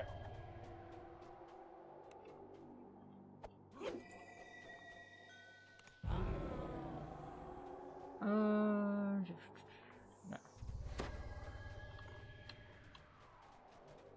Where are we going? Kobolds? A glance at the room reveals a passageway leading down to the dungeon below. See, this is weird because like most other quest packs serves as the entrance to the fortress's dungeon. Marquesa must be somewhere. That would be like the end of the quest, and this would be like the start of a new quest. It always like throws me off here if I'm not used to it because I get to this. So like, you just fought the red named. It's like, okay, we're going forward, and like.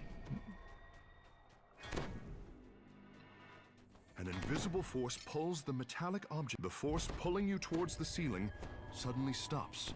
Hooray! I'm surprised they didn't start pulling me upward. I am Warforged. I'm basically made of metallic object. I don't think we need to go in there. Oh, that's crap.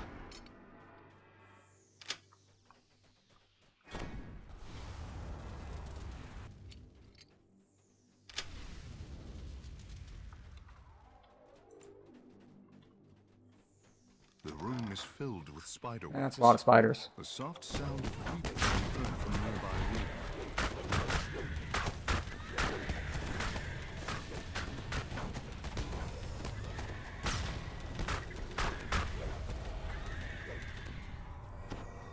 room. Stuff dies a lot slower when it's immune to fear.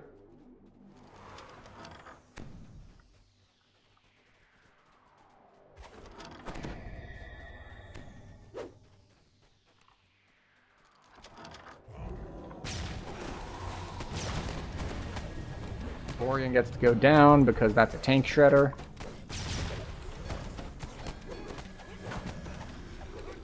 Or just general defense bypasser.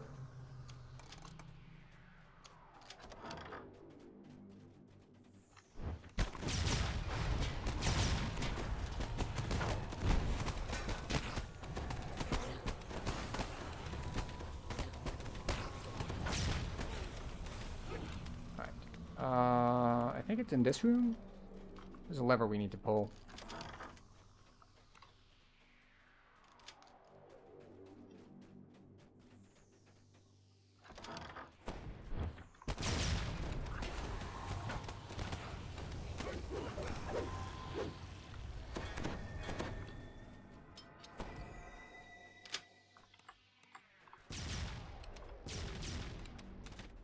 Chaos. The The kobolds are harder to do improved precise shot on because they're so short. And once again, I have forgotten that I do in fact need to respect even random non-champions, because it is R10, and I don't have good defenses. They can still just melee me for 1,000 a shot. Deeper into the subterranean complex.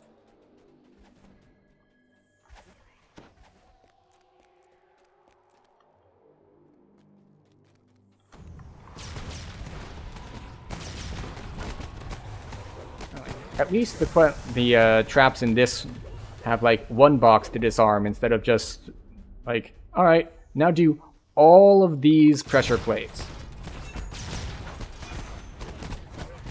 Soul Cruelty gets to die. We don't like the damage over time effects.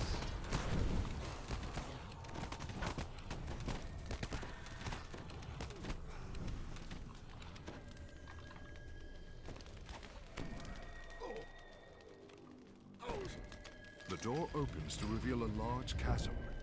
The glint of 2 different gems can be seen down on the cavern floor.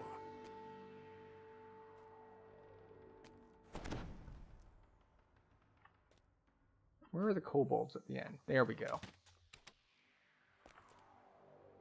Oh, I missed my jump. That's not good.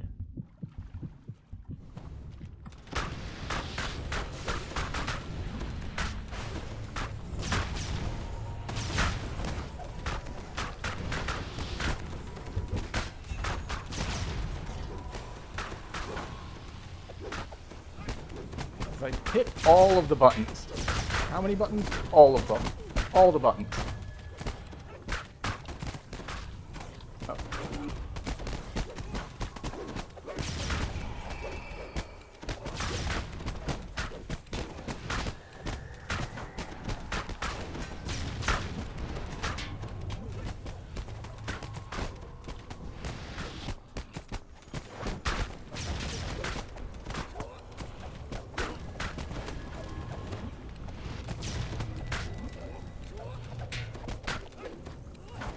Okay, we lived through me falling and pulling red dungeon alert.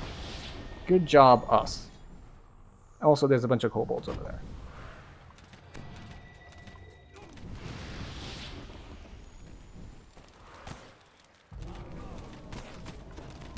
Well, we had to come down here anyway to pull the levers, but still. Oh, look. These are the guys I wanted to get in range to shoot before I, you know, fell down here like an idiot. With the door unsealed, you may continue into the caverns below. I hear a Famine Reaper, and I don't see it, and that is cause for concern, because that's just it continuously powering up to one-shot us. Oh, there it is.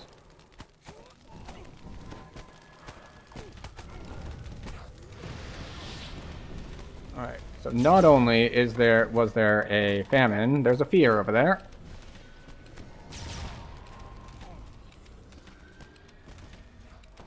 A classic Fear Reaper on a ledge.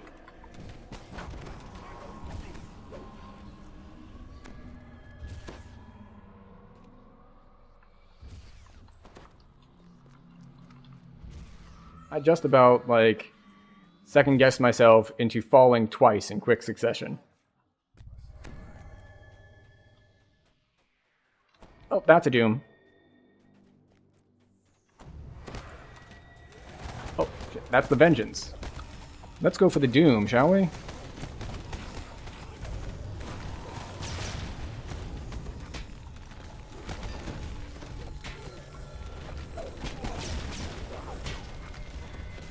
Alright. The doom doesn't think improved uncanny dodge should work either.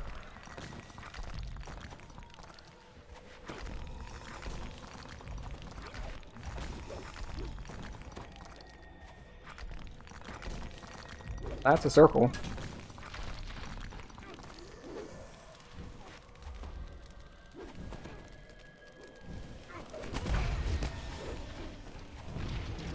Ooh, vengeance popped. Which is partially my fault because I accidentally targeted it instead of the Doom and landed like some big shots on it.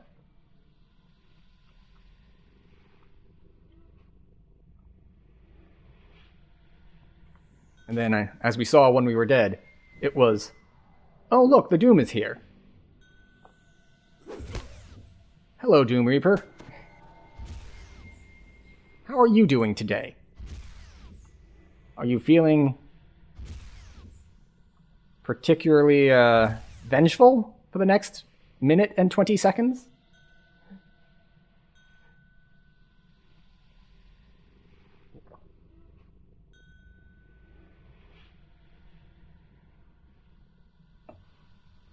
That's alright. We were going to have to wait about that time for res timers anyway, so it's nice that the vengeance and res timers line up. See, you got like 20 seconds here and 13 there, and the Doom's at like 50. So it's only going to cost us 30 seconds or so.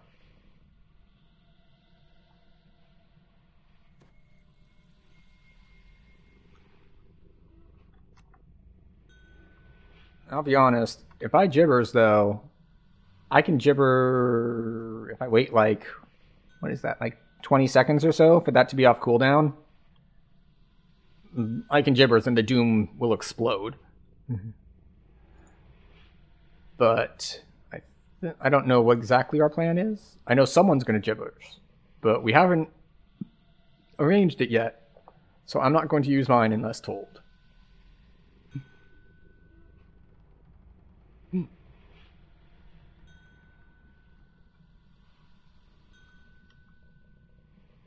Alright, so we got one up top. There we go. Now we can all see each other. We're all here. Everything is fine. Everything is dandy.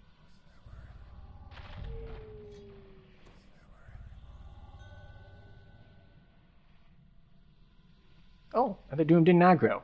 Very nice.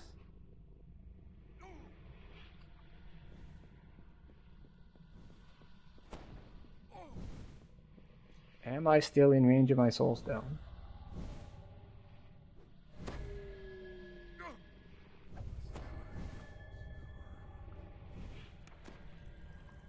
Okay, we're gonna run over here before we accept that.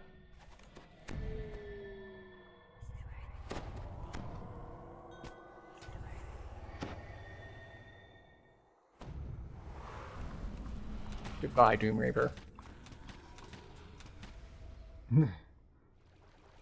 Was that overkill? Yes, absolutely.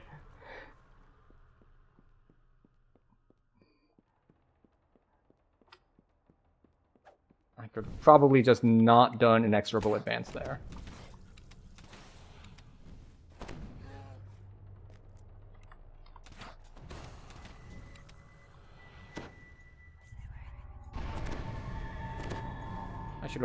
I should have put up my soap buffs. Oh, I did put up my soap. Oh, hello. Goodbye.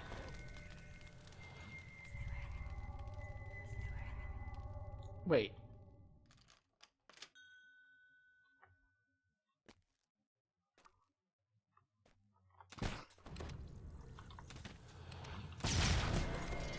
Ooh. Wait a second.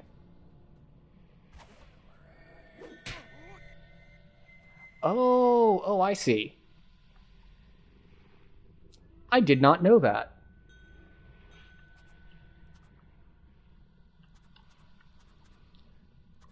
Or maybe I knew it but forgot it. So, I forgot...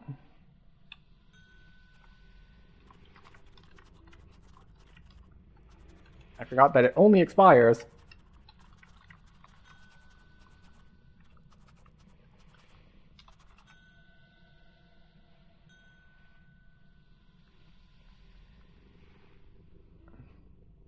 Okay.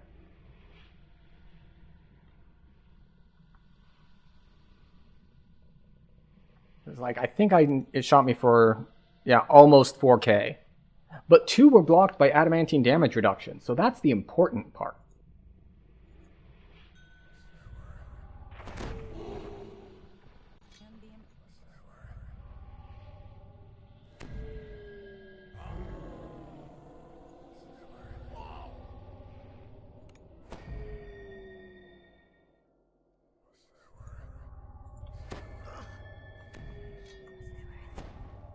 Okay.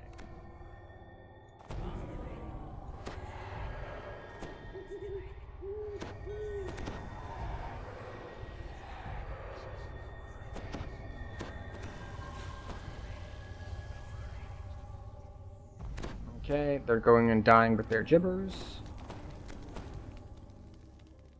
A rumbling sound can be heard from the corridor above. Okay, good. So, Soft buzzing sound can be heard as you approach. The bees swarm near their hives. not the Surely bees! this room is for making honey. You should be safe, unless...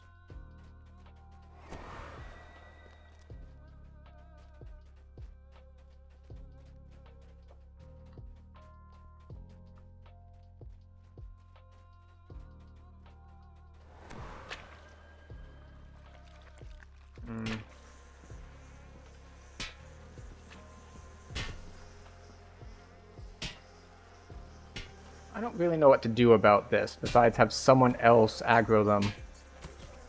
Because I can't really do anything until I get the honey off of me.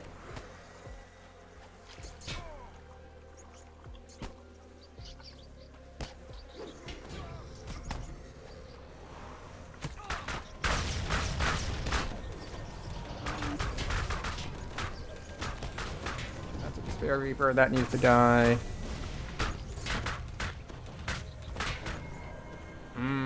I did not hit my my improved uncanny dodge in time. What was that? Double despair plus plague, and we were silenced to start with? That is a rough pull to put there. Alright. Well, I haven't used my gibbers yet, so we've got that going for us.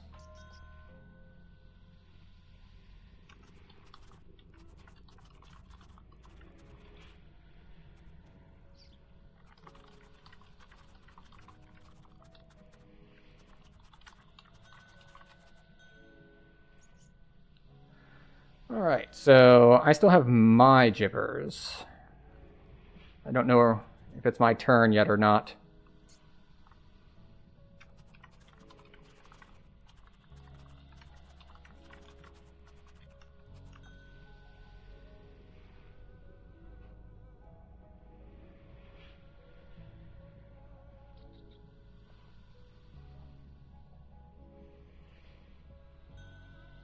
Alright.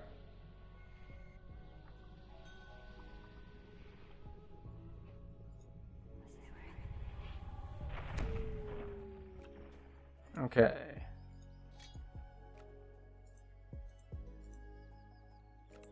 Right. Res for you. Res for you. If I can get off before your rubber band. I did not. That's fine. Res for this one. And this one should go off in time. Alright. Time for me to die.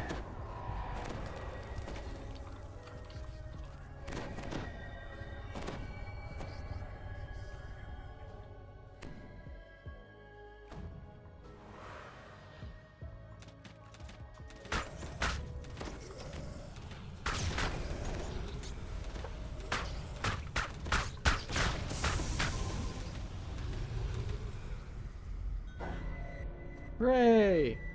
We have successfully died.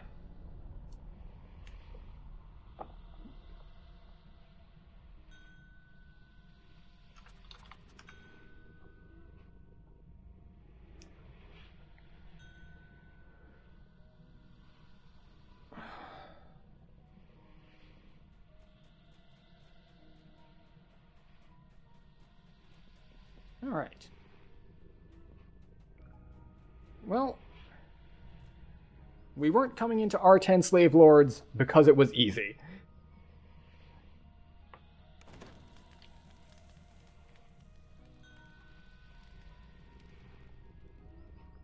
Oh no.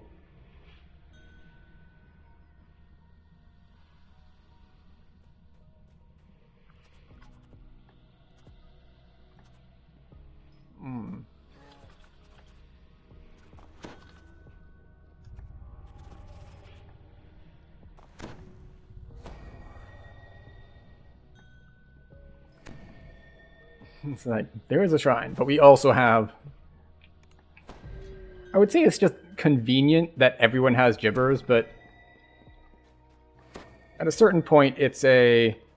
Once you have a group who've been around long enough that they're going to do something kind of dumb, like run an unusually hard quest that doesn't even have good rewards in it on the highest difficulty, there's a good likelihood that some of them have farmed up the Gibber's Blade. But with 5 deaths, the door rolls open, revealing a we're at built into the very we're approaching pretty low health levels because we had, I think, almost 4,000 health, and now we're at 1,800 until we get some of these negative levels off of us. The hobgoblins have built 3 defensive positions inside this massive cavern. You need to destroy these strong points before you can continue further. Let's see, target Famine Reaper.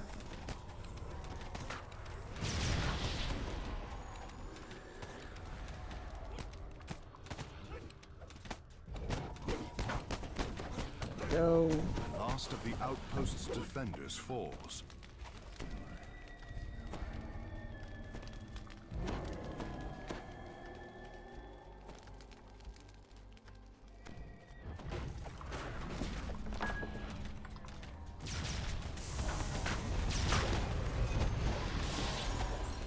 Not the Vengeance Reaper, the other ones that are not Vengeance Reapers.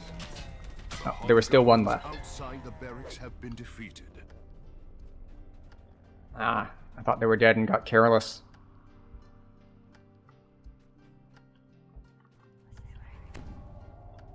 Just like, they're all dead, right? No, they were not all dead. There was one left alive to receive the Vengeance buff.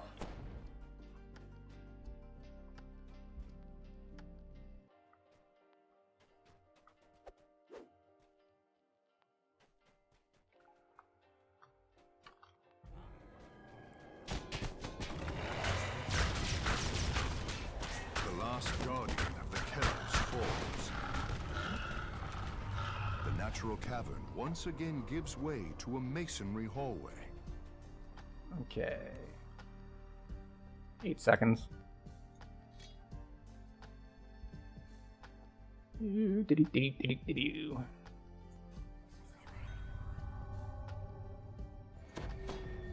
reattach our weapon.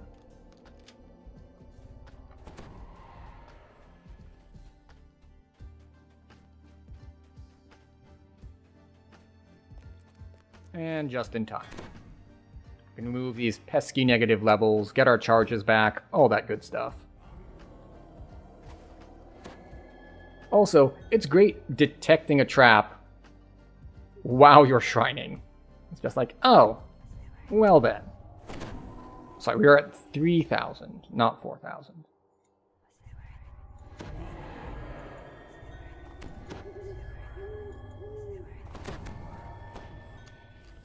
Well, technically we have more gibbers, but even if you shrine to restore the charge, it still has the half-hour cooldown on it.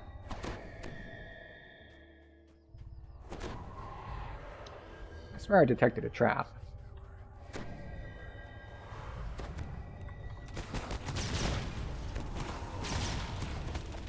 Oh, there it is.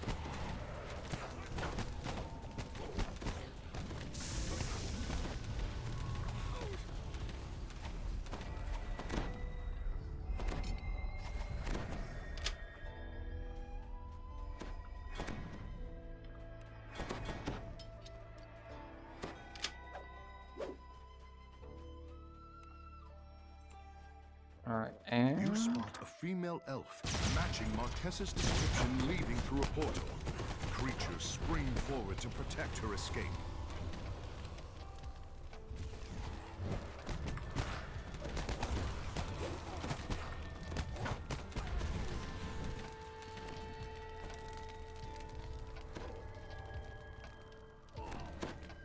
Okay.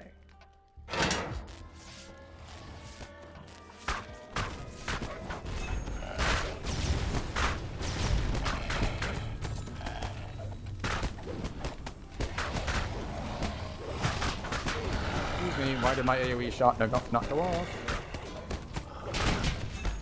Not ideal.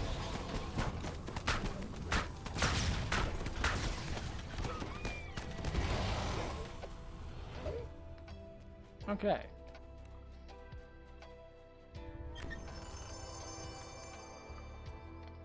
And we're plat capped.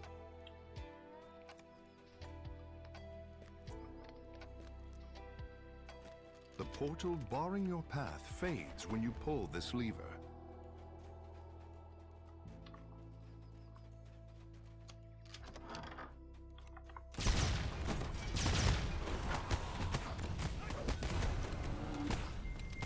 Oh. Well, that was sudden.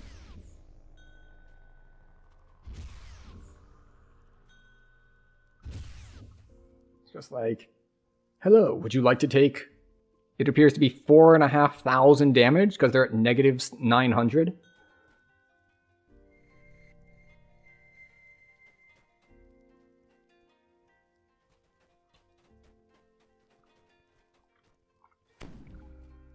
I forget, do we need to talk to that guy, or is he optional entirely? Oh, that's a Vengeance Reaper. I'm gonna let this run out. We're gonna wait for a res. We're just gonna use that no holds barred charge, and we're gonna waste that completely. I don't want to pull the Vengeance Reaper pack while we're down a man.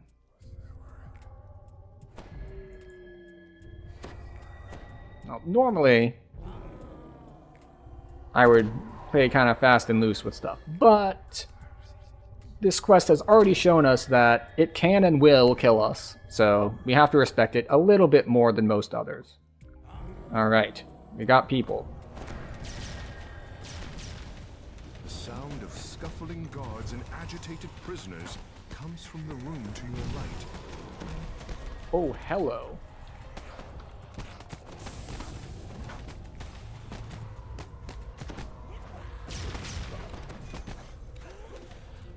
I believe that was a polar ray for about 2,900 damage. Now this one we do need to do because we need to pull the levers.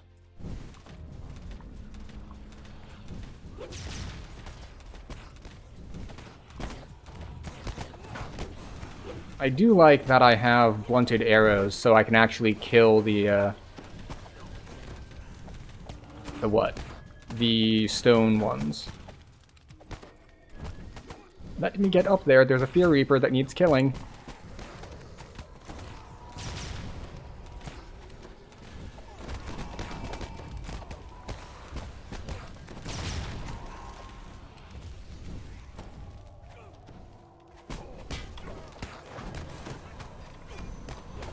Are there more still out here? There is one out here. Okay, good. Alright, we're down to just picking off the ranged guys, which is easy enough. Don't need to walk up there, expose myself to line of sight on all of them. We'll just ping them down here.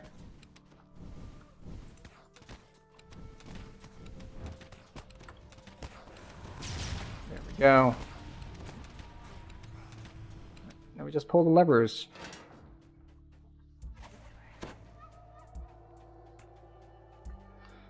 There's another shrine here that we do not need. You open the last door.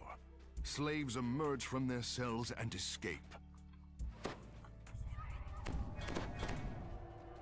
Alright, trap right ahead.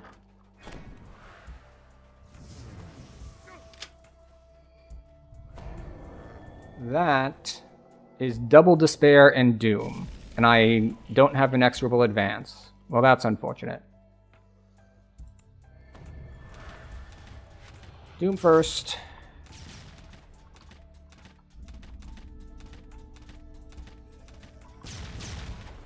Improved Uncanny Dodge. Hopefully it works this time.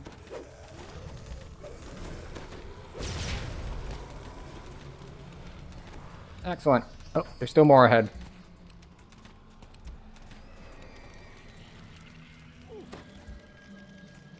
Isn't there supposed to be a trap here? I forget if she's optional or not. Is, what's-her-face in here optional? Before you Well, stands she's not Juliet, optional anymore because she's Marquez's attacking us. assistant.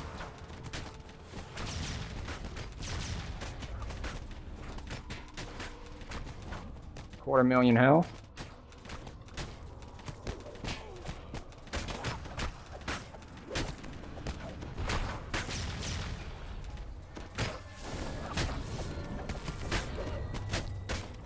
Move over here so we can at least see if she aggroes us.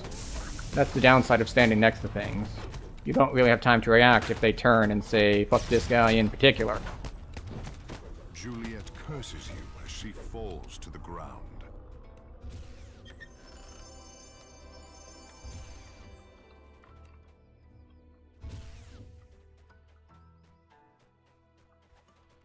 Okay, I guess the trap is here then. No? I could have sworn there was a trap there.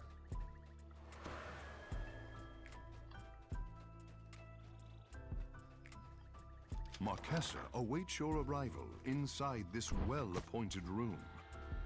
Oh, right. It's the wrong one.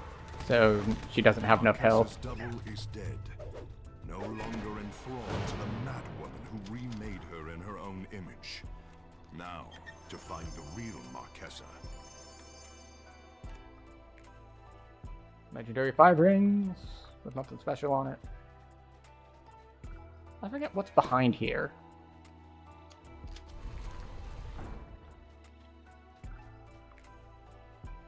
Oh, right. Before you stands It just a lets us do powerful things like Minotaur, skip the Minotaur. ready to defend But the Marquesa Minotaur to its dying breath. is not that hard to kill.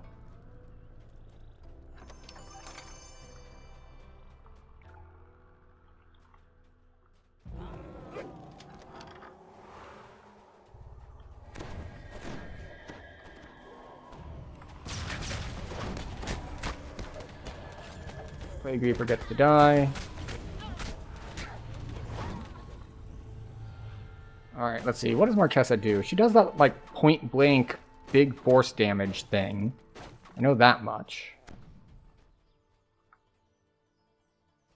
But I don't remember other stuff.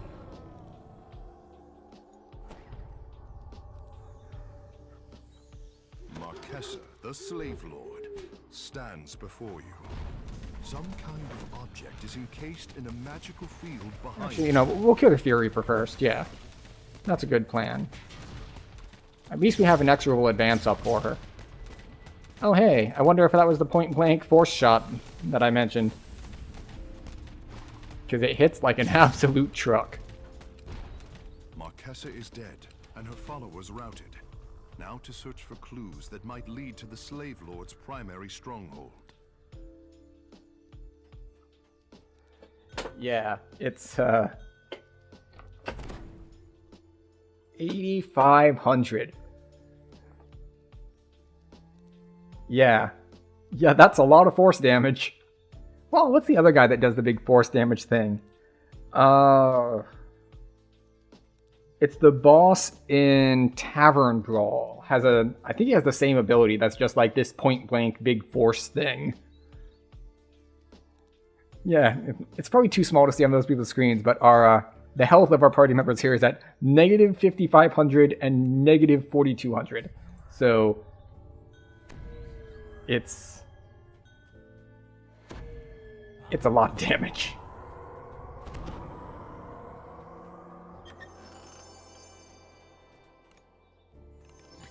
Legendary slave rags. Sure, why not? It's food.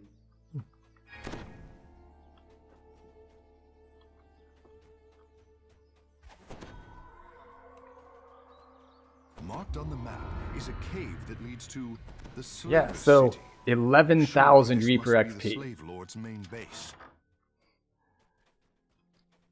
Oh, an ad is starting right now. We're going to start that, or it says it's going to start in 3 minutes. We're going to start it immediately, so you get more like the buffing time.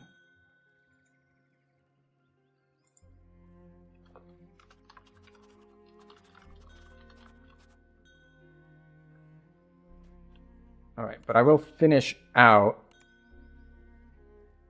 because I also need to repair. Like, my stuff's not broken, but I've also died a decent number of times, so I don't want it to break midway through.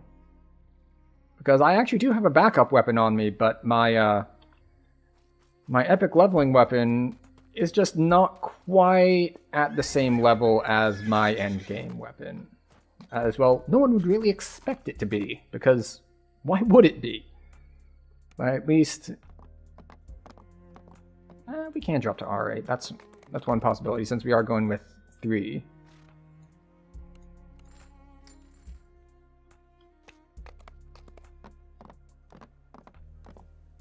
Alright. So it looks like we're dropping to R8 since we're down to 3 people, which is fine. We will, of course, leave the stream title as is, because this is the internet. No one will suspect that I'm lying to them on the internet. Or, what's the other way to put that? It's clickbait. We say R10 because it was R10, even if it isn't anymore. But it was, and that's the important part.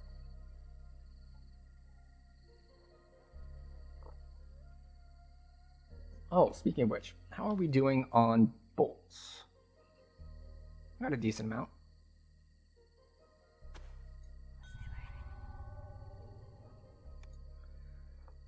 Alright, we got someone swapping characters for part 3.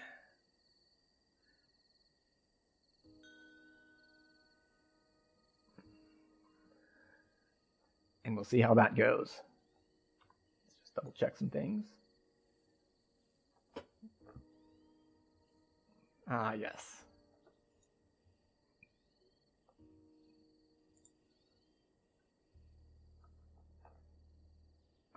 Yeah, we will still just run with our trapping item on permanently. I don't recall there being as many traps in part 3, but I said that at the start of part 2 as well, and my memory was wrong there. There are lots of traps, plenty of traps in part 2. So there's been enough damage in party that I haven't needed to necessarily have the ideal DPS setup. Of course, it will be harder now that we're down another member, and the other main killing person is swapping to a less DPS-oriented character. But that said, we should still be fine. Especially dropping to R8. Oh, so you're it is insta-killer. I see. I'm pretty sure you were using turning before, but is you also like destruction domain? You don't get whale, you get implosion, you get necro. Right. So death domain. I forget what all death domain gets. Like you get finger, you get the ground target AoE. Do you get whale? Or is whale you get extra destruction? Okay. Alright. So yeah, if you're mostly insta-killer, then essentially dooms are my job now. Well, they were kind of my job before, but they were our job before. It is more skewed to me at this point. So I'll have to keep that in mind when using my action boosts up. Okay, so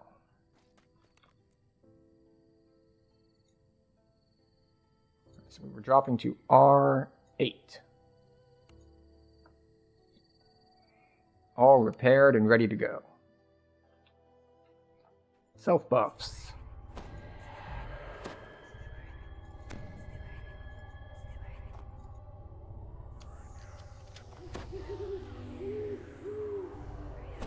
recruit buffs that other people will overwrite because they have more caster levels in them.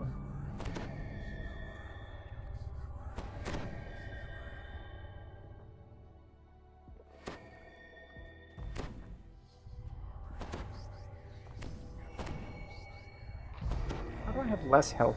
There it is. I was like, I swear I was over 3k, and it was the Primal Scream that tipped me over.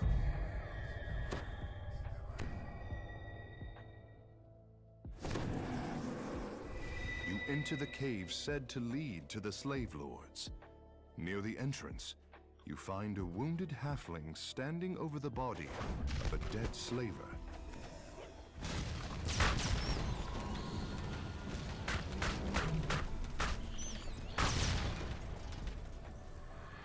Alright, well then.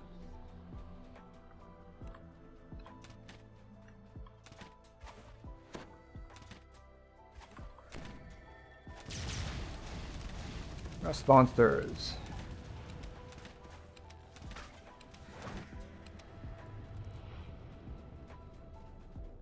Alright, now these guys we can pull from super far away.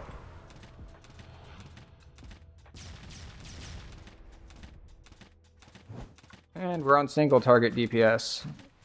So this works out just fine for us. We actually get to stack our ranged power all the way up.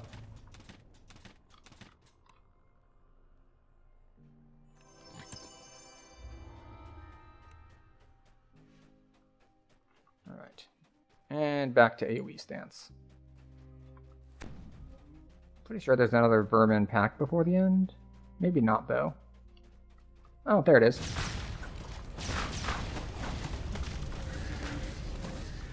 But this does mean that I should probably prioritize as far as, like, if there are multiple elites and I'm paying enough attention to actually prioritize killing them.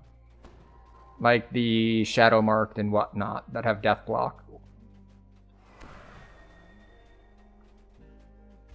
Since those are going to be immune to the insta-kills.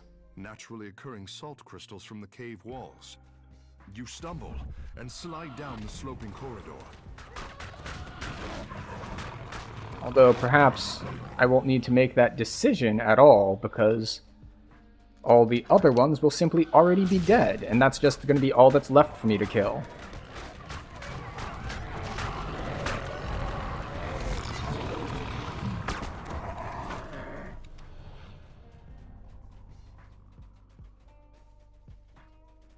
We can be a little bit more, I was going to say we can be a little bit more aggressive because it's only R8, but that's how you end up dead in R8, because a hyena does something like trips you. Because we do still need to be careful of crowd control.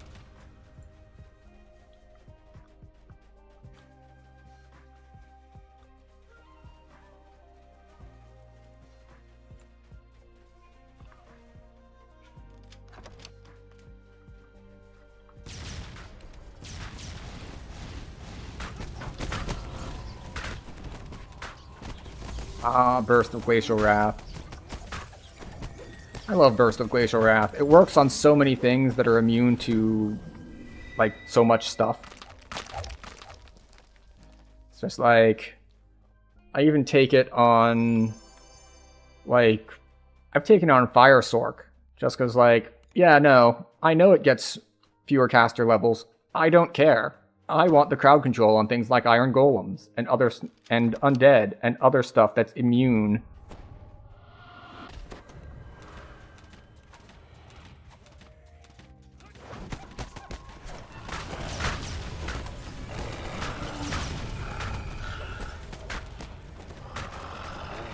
Oh, Fear Reaper, there it is. R10. It is nice when I'm taking random pot shots that it's hitting me for like 200 instead of like before where it was like, would you like a random 1,000?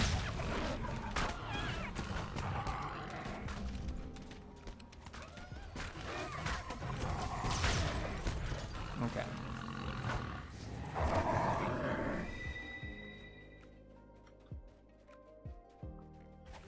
That's a Despair Reaper hiding around the corner.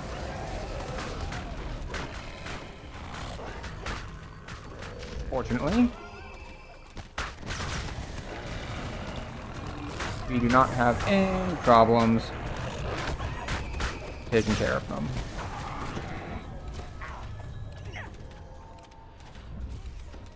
Wait, where's the fear? There it is. And it's gone. Fear dot still hurts though.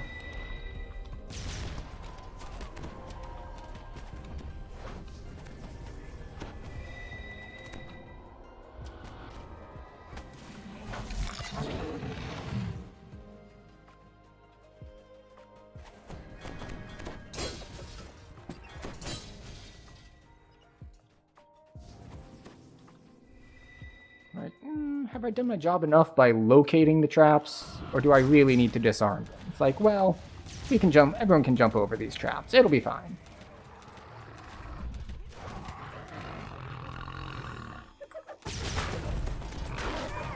Oh, Famine Reaper.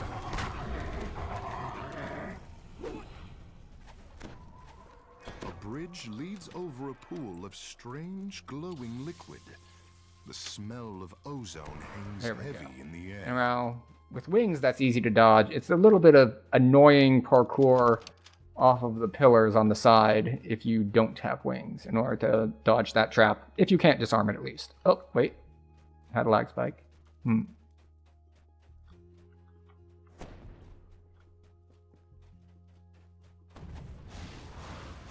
Oh, apparently we're pulling this group first.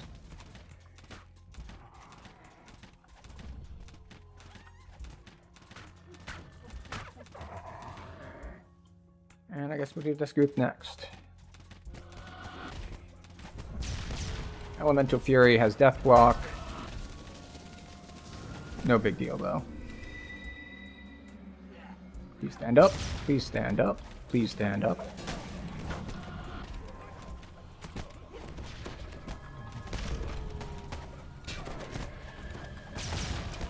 You know, we can play a lot more, more cavalierly.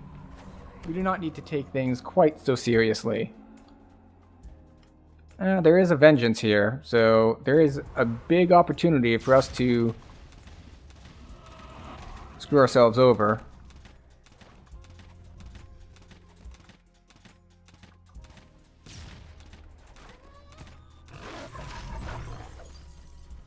And the vengeance just dies to the AoE damage.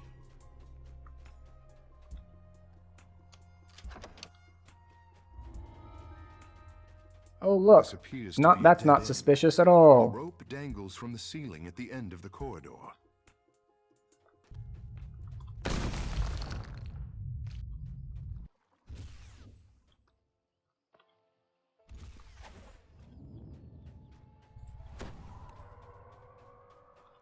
No one could have suspected that the different colored floor and the rope above it would somehow be a trap.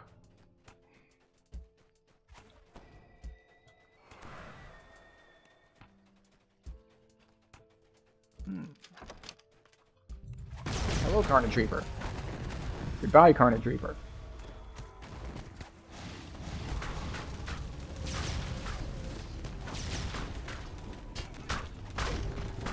Oh look, Stone Guard. I deal full damage to you because I have blunted ammunition.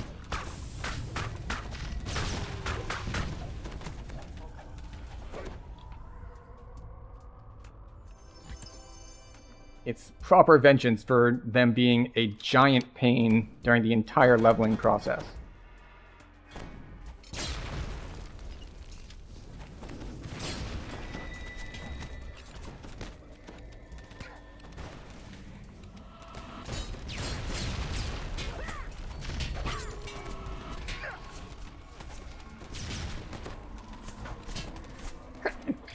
You know, I said I should prioritize the Shadow Marked, and then there's like the Shadow Marked there, and I was like, wait, no, I should kill that, when it was already too late. Excuse me.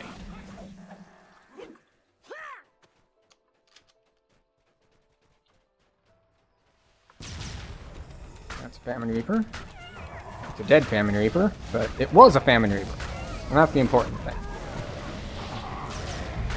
I do need to start being a little bit more conservative with my cooldown usage.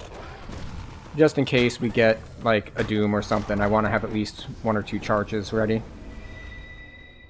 Which is funny, because we just talked about this on Tuesday regarding using charges, and that you should use them aggressively.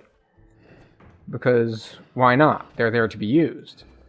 But that's true for most quests. Slave Lords is not most quests. It is much, much longer.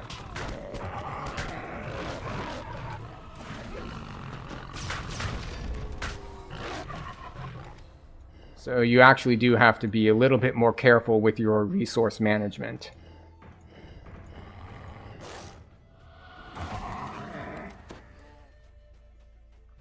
Now, spell points aren't as big of an issue as they could be, because in Reaper there are the lost souls to pick up. Like, if there weren't lost souls to pick up, they would be a huge issue. Spell points would be a huge issue in a place like Slave Lords. Soul of Cruelty needs to go down. But fortunately, which is why I'm not taking any, because I don't really need the spell points. But as you can see, the casters in party do actually need refills occasionally.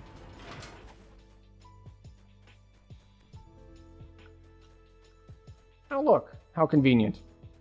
A shrine. That is one thing that Slave Lords is good about, because even though they are very long quests, they have a decent amount of shrines. So, even though you have to use up a lot of resources, fortunately they give you plenty of refill points to get your resources back.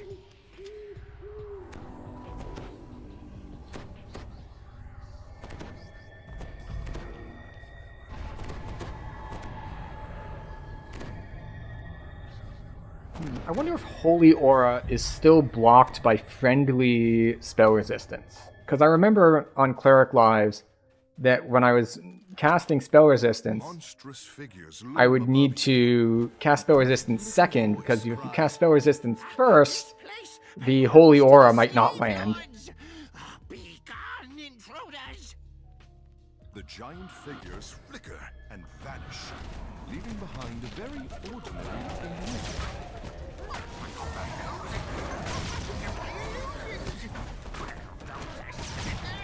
Oh no, I'm in acid fog. I'm so scared. It's awful. I'm dying. Dying. Okay, now I'm actually dying because he landed Black Dragon Bolt on me. But it's okay. It's only ticking for 700. But, you know, everything up to the point where he landed the Black Dragon Bolt on me, we were fine.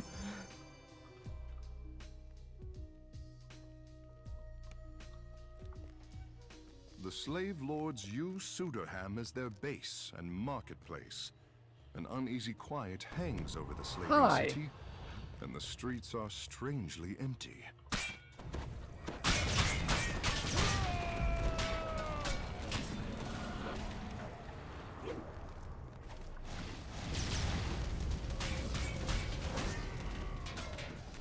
Let's see, that's a Plague Reaper. We don't want that to live.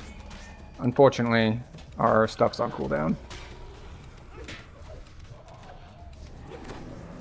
Let's see, do we avoid the rats going this way? We do. Can I line up a good shot on this next patrolling group that is in a line? Not a great shot.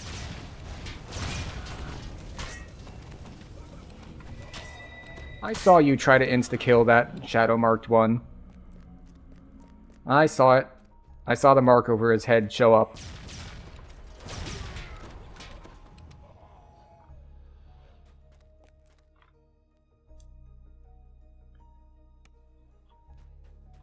It works sometimes. That's true. Which is more that can be said for the rest of this town. Not everything works as you would think it would.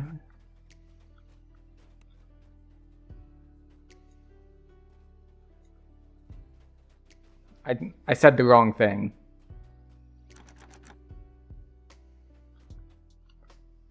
It's like, let's not waste time. And it's just like, oh, no, you actually have to tell her the password. A ladder. Or she doesn't do the thing that they said she would do when told the password. Go figure. A huge humanoid figure stands perfectly motionless in the Time to heal it. One hand is raised, as if in warning.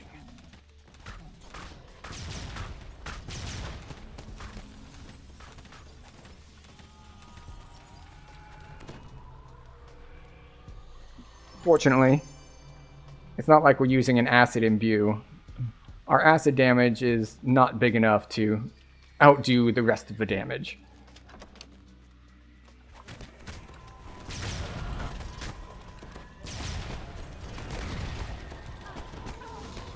That's a Doom Reaper. We need to pop cooldowns now. Hello, Doom Reaper. Goodbye, Doom Reaper. Everything was cool until the Doom Reaper showed up, and then it's like, okay, never mind. We're gonna actually have to hit some stuff now.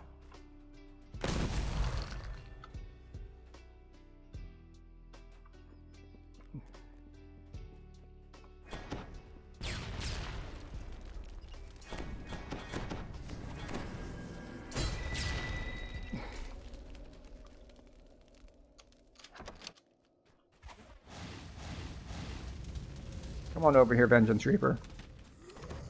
Or we can kill you safely.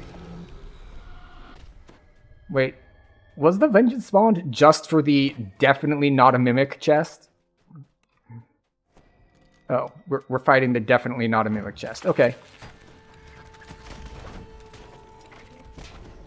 Oh, another Doom Reaper. Lovely. Hello, Doom Reaper.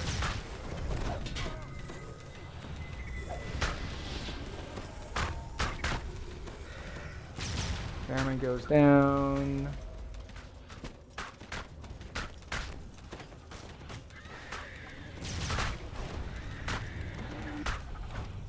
I'm just gonna stand over here, pew-pewing away.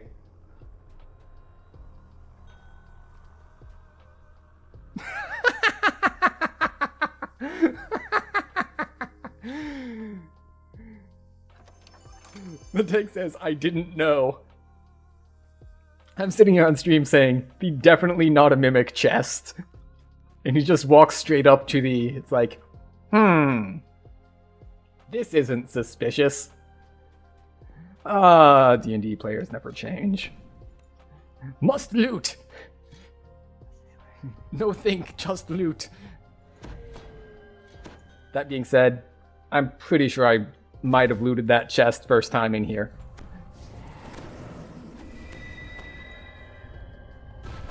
So when I make fun of D&D players, keep in mind, I resemble that remark.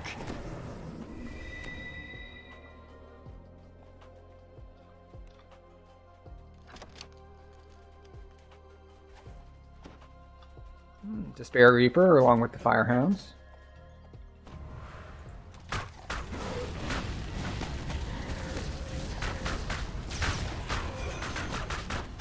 Or Hellhounds, rather.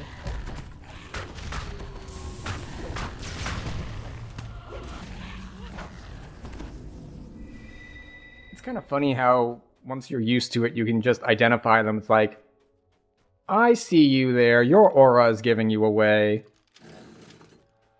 Alright. Now, where's Big Minotaur Boy? Because it's only like the Big Minotaur guy, and I think some hyenas in here? Oh, hello, Big Minotaur guy. You only have 70,000 health. And you're not immune to paralysis. That is unfortunate for you.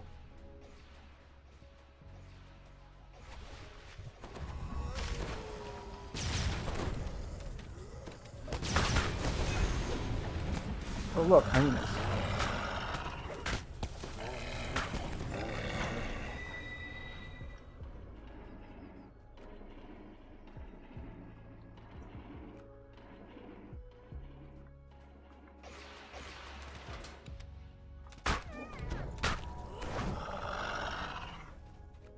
Okay.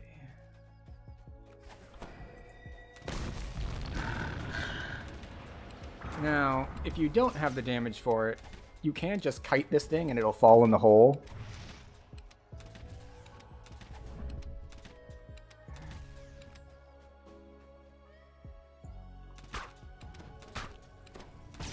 Careful, there's a gelatinous cube down there.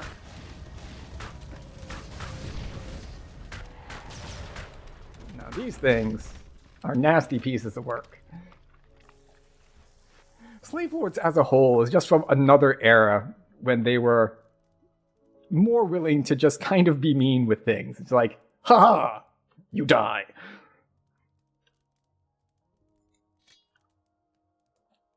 Four, 3, 2, 1, and it takes this a while to cast.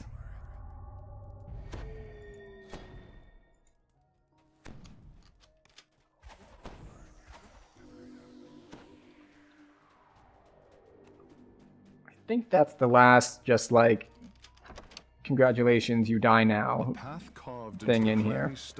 Like, there are these mud men, but they're not, like, super threatening. Besides the fact that they just spawn, like, as little 2D cutouts, which is hilarious.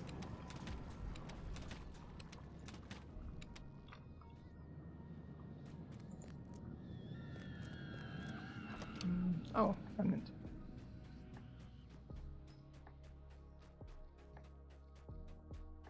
Alright, here we go. Last shrine before the boss. This boss fight is a little rough.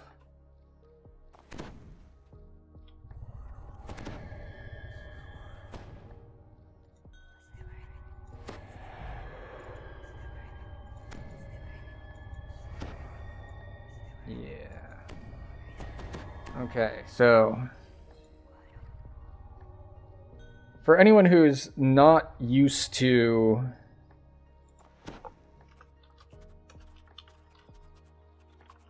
this fight, and who you probably won't have a good idea of what's going on just from the visuals, there are like 5 bosses. There's like one center one, like 4 ads. And occasionally, either the center guy or the ads will have, I forget if it's immune or just like 99% damage reduction. So basically, he's like, he'll shield himself, and then you'll fight the ads, then he'll shield the ads, and you attack him, and you have to go back and forth. The ads can be pretty nasty, though, so these are the slave lords that the quest is named after, so we get to see what we can do. You found the council chamber of the slave lords at last, and the council is in session. The slave lords instantly spring to the attack. These are clearly battle-hardened veterans, not pampered aristocrats. You cost our operation greatly. So you can, if you see the like red aura thing, that is the damage reduction. So you'll see when they start glowing red, they'll have the damage reduction on them. And you can see in the middle how he's got the big purple shield around him.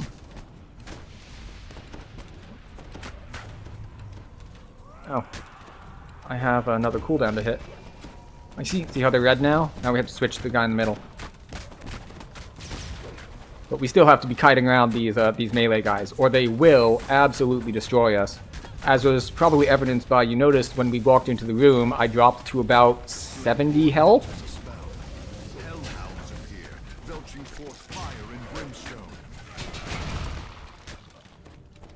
Oh, we're down one. Oh, we're down one. That's not good. And I haven't killed this guy I've been kiting for forever yet. Alright. Alright, one down, one down. Let's clean up some hellhounds. Oh, and the damage reduction is back onto the ads. We need to go back on the main guy. Back on the main guy. Back on the main guy.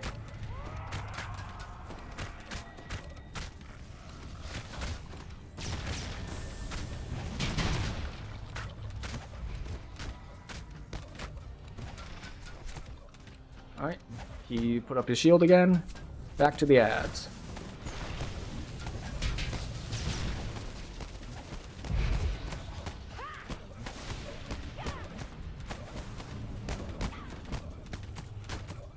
Wait, wait. Alright, one more down.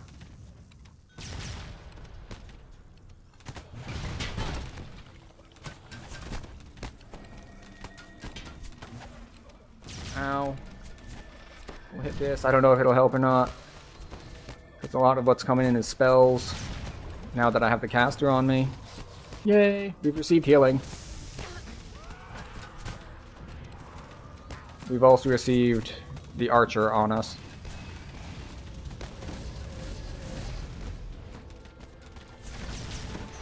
We are now out of cooldowns. But it's fine.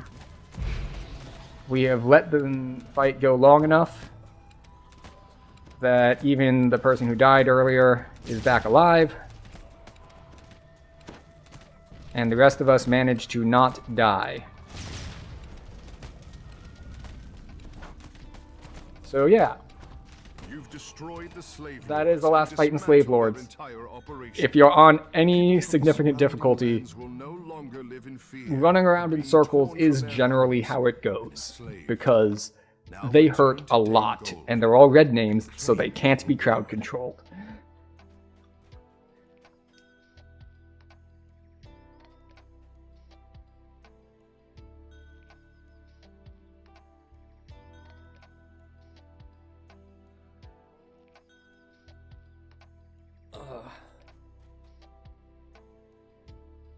Alright.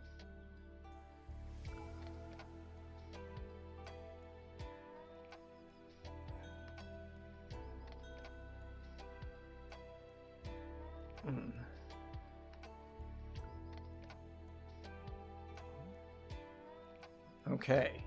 Looks like someone joined for stuff, so I'm gonna wait for them to get in to finish. If he wants the free Reaper XP, which will be, 7.5k. Clearly, the most efficient way to get Reaper XP is to run Slave Lords on high skulls.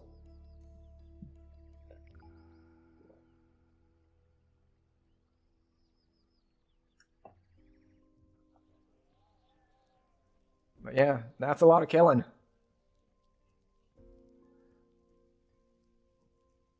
Flawless victory bonus, 0 deaths. Oh, that's right. I brought this up on stream a while back because it confused me and someone in chat had to correct me and tell me how it actually works. So apparently, years ago,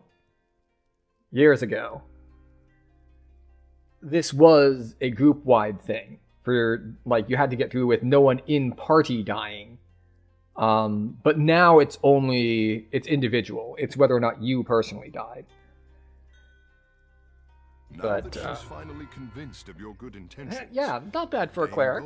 Gives you Not bad. I'm currently on one of the most broken builds in the game. She warns. But no, I mean, insta-kill cleric has been a thing for a while, hasn't it?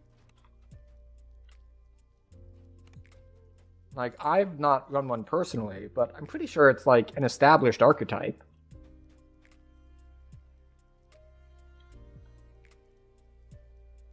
Well, not archetype. They made archetype mean a specific thing now, but it's an established build type. There's a domain for it and everything. But then again, there's a lot of cleric domains that aren't particularly good for anything. So, oh, we get the Hall of Heroes loading, even though they're not in the Hall of Heroes anymore.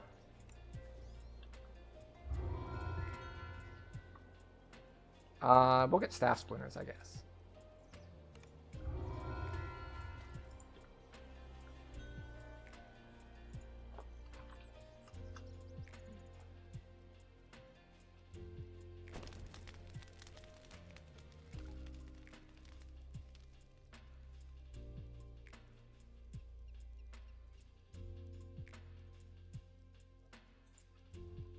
Oh, let's see. So actually, with all these Reaper things, I think when we looked at it earlier, we needed 135,000. So all told, we have gotten 60,000 Reaper XP.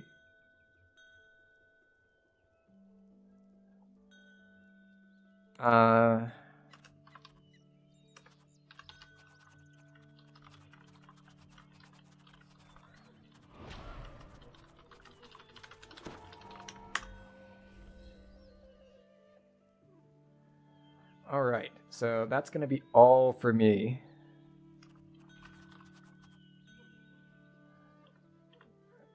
So we are out. Alright, do we have a raid target though? As we have received 2 raids this evening.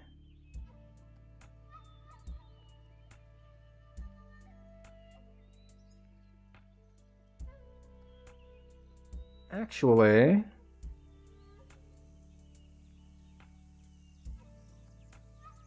we've got someone who's trying to do a full 7k favor run. So let me just check something real quick before we head over there.